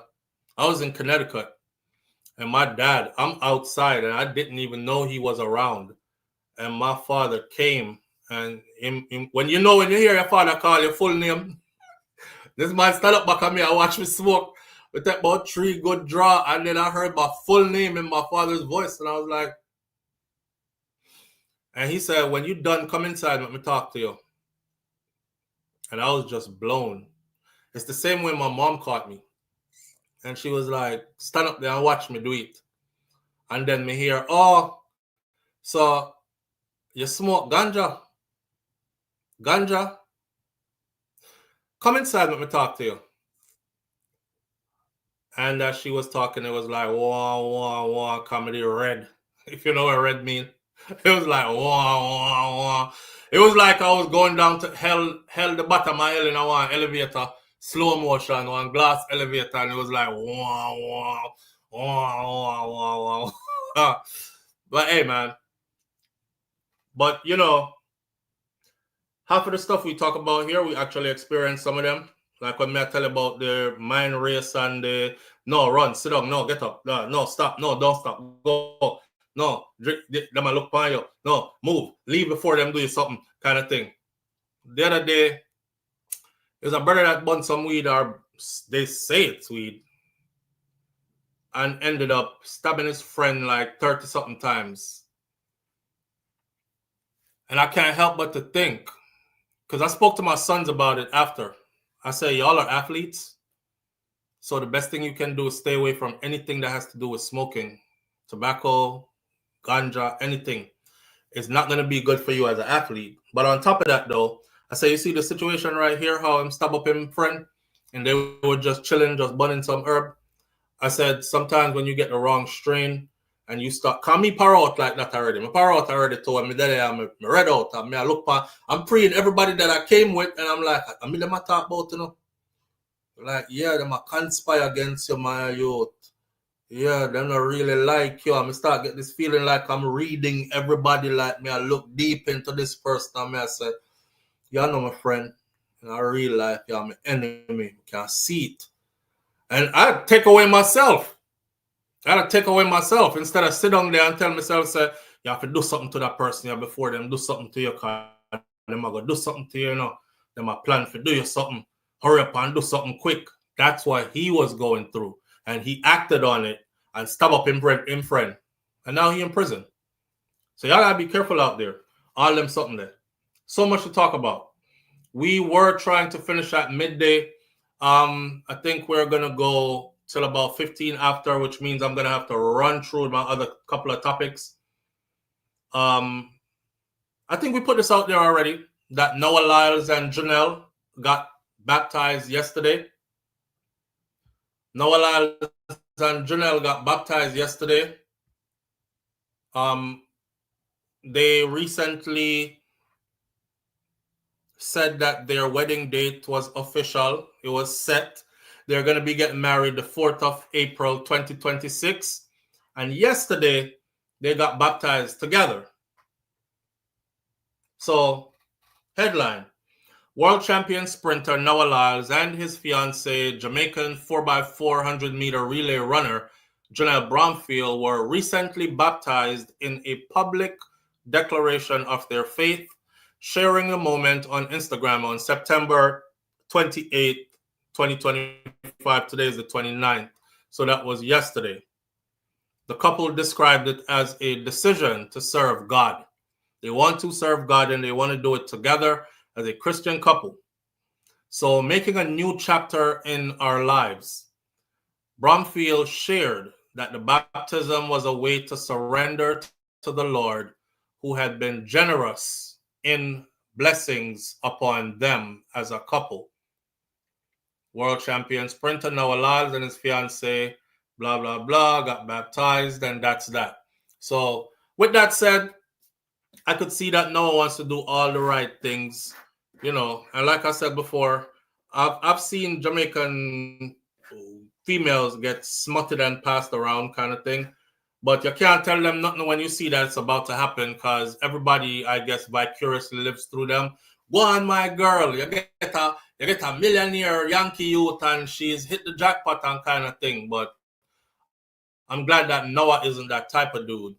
Noah obviously has his head on and he's in pre-different.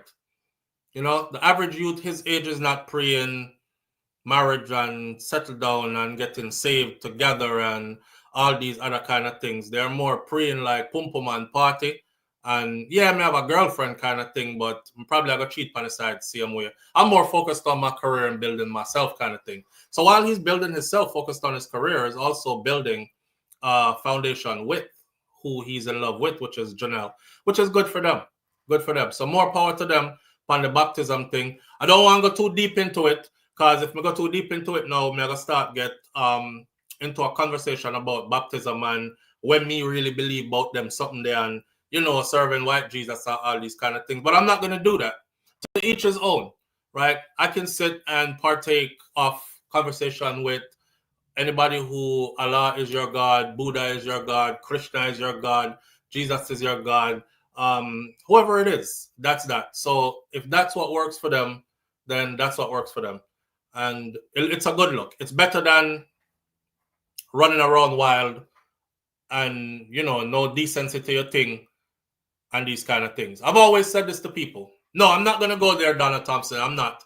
I've always said to people, I'm going to lock off that one there. So I've always said to people, when it comes to religion, although I have learned different things outside of my upbringing, which was Christian, I've learned other things outside of it. I don't knock people for that is their stance.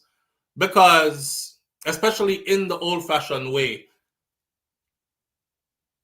because it was a starting point, and it was a good starting point, and it was still a moral compass. It was still a moral compass. You understand? So I've seen it turn drunken men who used to fight everybody and run down people like them, want to chop them up with machete and beat up them wife in front of everybody and neglect their children and stop a bar every payday and spend off the whole of their money before them go and go pay bills and all that. I've seen it actually turn those types of men into men who stayed with one woman, brought all the money home, took care of all the bills now, a responsible, productive father, and these kind of things. So I won't knock it. I won't knock it. You know, they're on their journey, they're young in life, and they're doing it together, and that's the beautiful part of it. Crystal G says, who does that? Are they going to stay without sex until they got married? I don't know. That's a deep question. I think they've been doing that. But you know, if you've been doing it and you find like this the person I want to marry anyways, then nothing wrong with taking a break until the actual vows are said. Because it's going to make them even want each other even more. That's the way I see it. But I don't know. I can't answer that question if they've been doing it or not. I don't know the people them like that. Kata John Empress says it's all about spirituality for me, not religion, because religion is a social construct, just like race. Yeah. I'm not gonna go there, but to each their own is what I'm gonna say this morning. For the next day, we can tackle that, but we're not gonna do it this morning. Tamika Lewis says, but Jesus is black, and everyone in the Bible is black. See, everybody are gonna have their own thing I go on now, which me and you up on the same page, Tamika, but we're not gonna do that. Denise Park says, remember, marriage and wedding are two separate things. Yes, they are. But we must also understand that some people don't see it like that. So wish them all the best. Say good for them, because they're listen to the important part. The important part is that they are embarking on this journey together. So whatever the mysticism is, it's together. And that's the important part in this. You have somebody to go through it with you. Cool. Nice. Right? Nan says, it is true that they were married in Las Vegas, but is actually doing the big ceremony in April. Nah. They're not married. Noah said they're getting married in April. I don't know about all that, get married already, but I got the big ceremony. And again, I don't know their business like that to say it is not true 100%. Because I'm the kind of person I watch everything I say. So I don't want to be up here like, nope, they're not married, and they're both sitting at home going, look at him chatty, see? You know, Junelle, she had a Jamaican in there. She's going to be like, babe, you hear him chatty, see? We got married, right? But this big idiot boy I talk about, no, they didn't, like he know us like that. So I always leave room for, hey, I don't know. I don't know them like that, so I don't know if they did. Well, you're Rockstar 860 now. The devil did plug Eve before Adam and Eve still live a happy. Cut that off. Cut that off, bro. We're not gonna go there, so. You must want to rise up a legion this morning. Cut that off. Listen. Let's go into another one. I'm gonna run through this one real fast. There's a Jamaican model, and since I put his face on the icon for this video this morning, I have to talk about him. So, like I said earlier, right? I seen this Jamaican model headline keep passing my timeline. So I say, one of them, I see a man who hose down the youth with, I wet him up with water and him have on some see-through clothes, and I was like, I'm not in them kind of content here, so I'm not really watching that. So I scroll. And then one day, I seen the same youth like him a jerk chicken pan a drum and no, lie. The first video I saw was him saying, "Hi, mommy," and he was talking to his mom. And he was like, "I'm away from home right now. I miss you. I'm over here in," and then pan around the camera and over somewhere in Europe. And he was saying, just talking to his mom. And I was like, let me go follow this youth real quick. I'll look up his content and stuff. Well, I was surprised to see how many big campaigns he's on. And again, the reason why I'm saying this about this youth is because back to the conversation of, this light skin, dark skin, blacky, ugly, whatever. And I'll be telling my dark skinned people that don't be holding your head down, because people around you, for those who grew up with hearing these things about them and their complexion, the broader world sees you differently. Because this brother is definitely a very dark-skinned brother. And the campaigns that I've seen him on, like Gucci and Yves Saint Laurent and all these other things. Imagine you grew up in a Jamaica down a country and somebody does pull up and say, "Yo, you have a look, youth. You should be gracing runways around the world." The first thing you're going to think you're a teenager is like, really? Because I know that the vibes me get around you. I get the vibes around you. The girl them around you, especially my generation, them like look a bleach out face boy them, or them like the lighter skin boy them with the curly hair or whatever it is may be. So I never really look at myself like that, gracing runways around the world. And next thing, you are gracing them damn runways around the world and being called one of the most beautiful human beings ever. And that story strikes me after piggybacking off of the situation that happened with Junelle about a week ago when we had this discussion.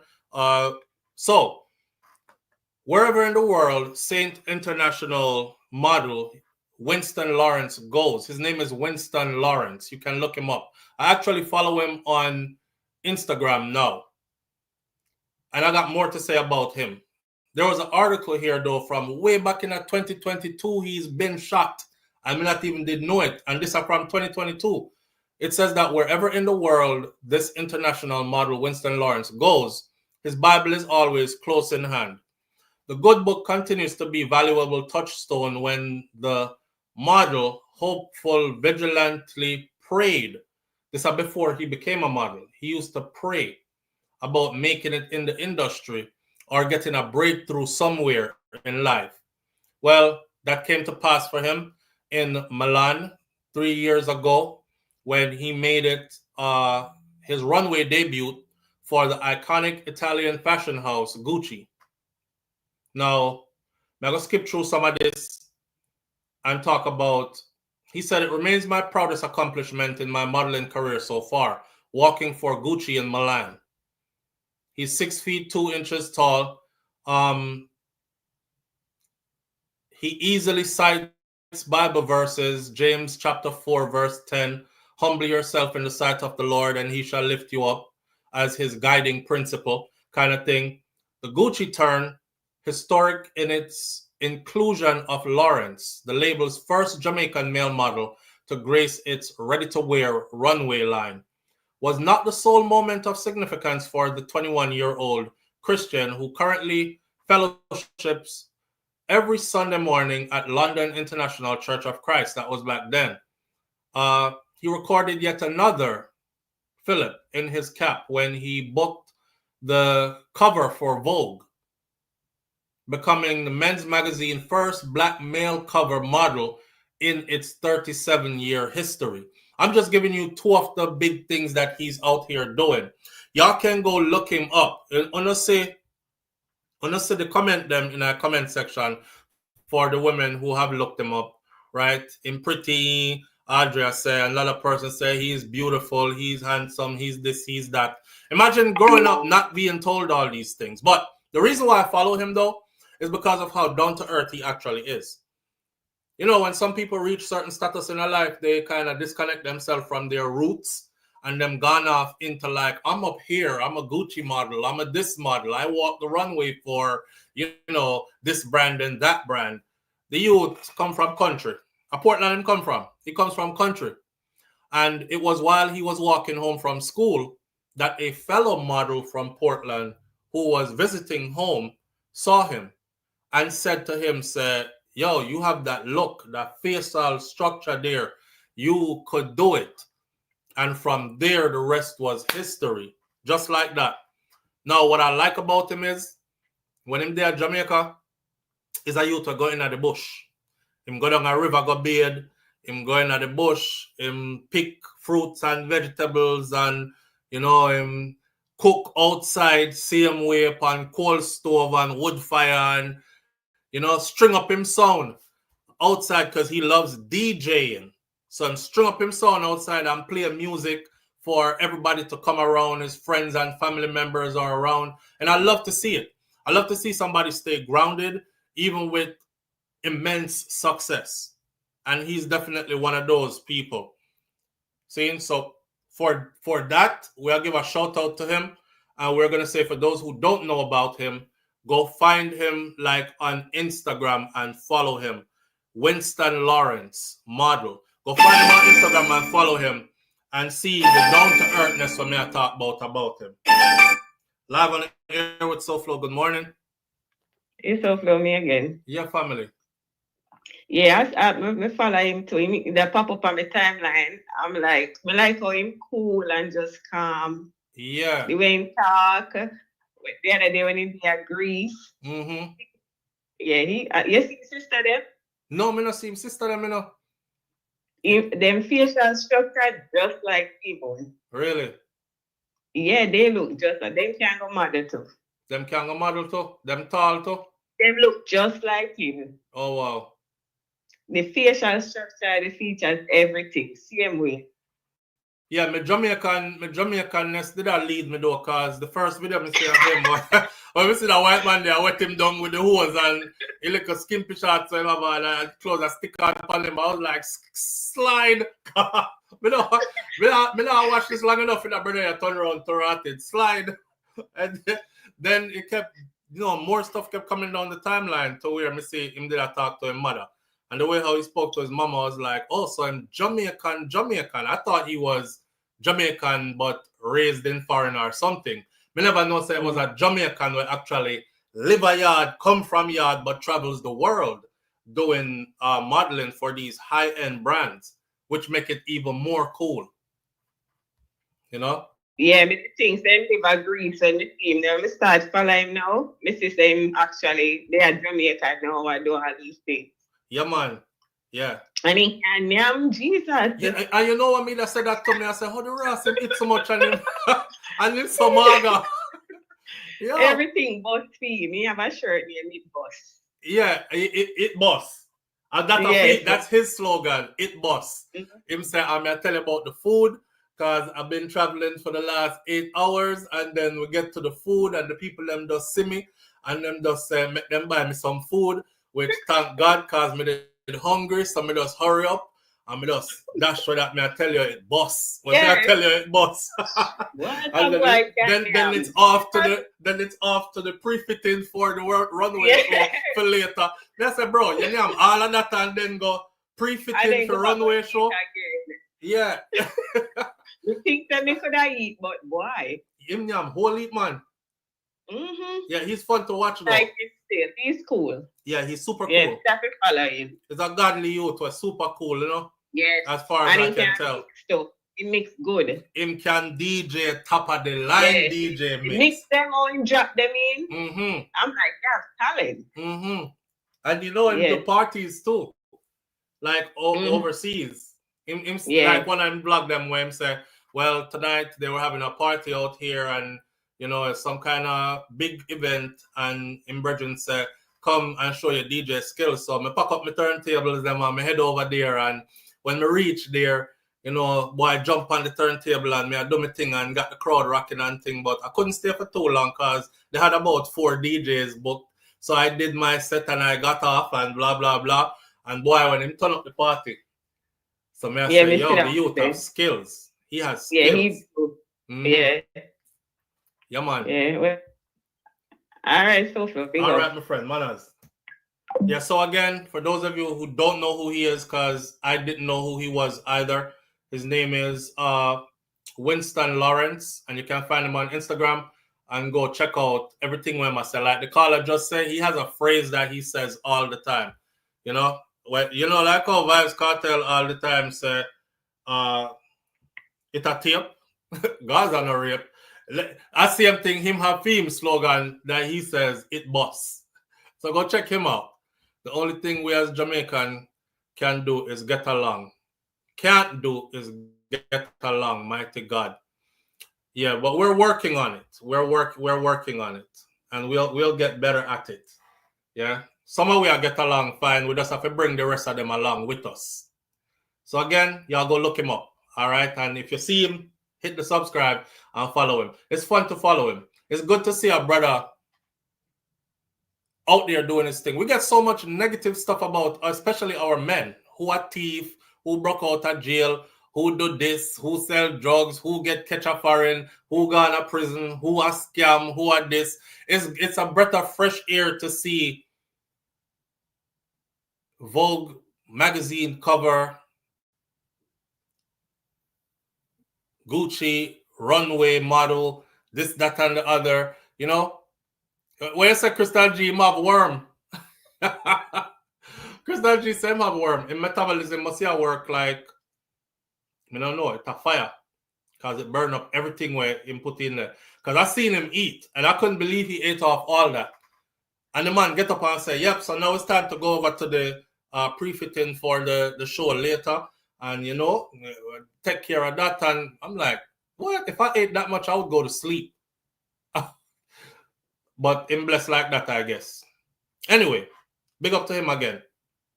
There's a young lady who I follow now who does art. So I'm going to feature her on a next episode of this right here. So, all right. Our last thing we're going to talk about this morning, which we should have never left this for last. Live on the air with SouFLo. Good morning. All right. Hi, good morning. I just want to piggyback. You think that guy is a maroon? He could very well be. He's from Portland. Yeah, and him love the hills and valleys and the gully and the bush. He could very well be. I don't know. Okay. I don't have anything that says he is, but he could very well be. Okay. Where did they discover him? I'm sorry. In Portland. So the story. Yeah, so the story is that there is another Jamaican model, but this is a woman, a female, and she was home visiting, and she saw him, and he was walking home from school. He was a teenager walking home from school, so she pulled up to him, driving, and she was like, yo, you have the look. You can be that. And the rest is history from there. Okay. So that's how he was discovered. All right. I hope they don't, turn him out. Push the you want me to say turn him out? Rainbow colors. Yeah. I said that too. And that's the reason why, and that's the reason why I wasn't paying attention to it in the first place. Because this stuff kept coming up on my timeline and I just kept swiping it away. And then one day when Mr. Man, I wet him up with the hose, I definitely swiped it away. And I was like, everybody in this industry are coming like them bend up or something.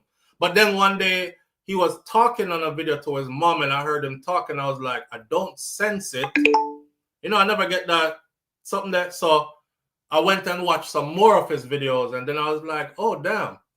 It's like, it's a cool youth from yard and me not get no kind of vibes where I try push that.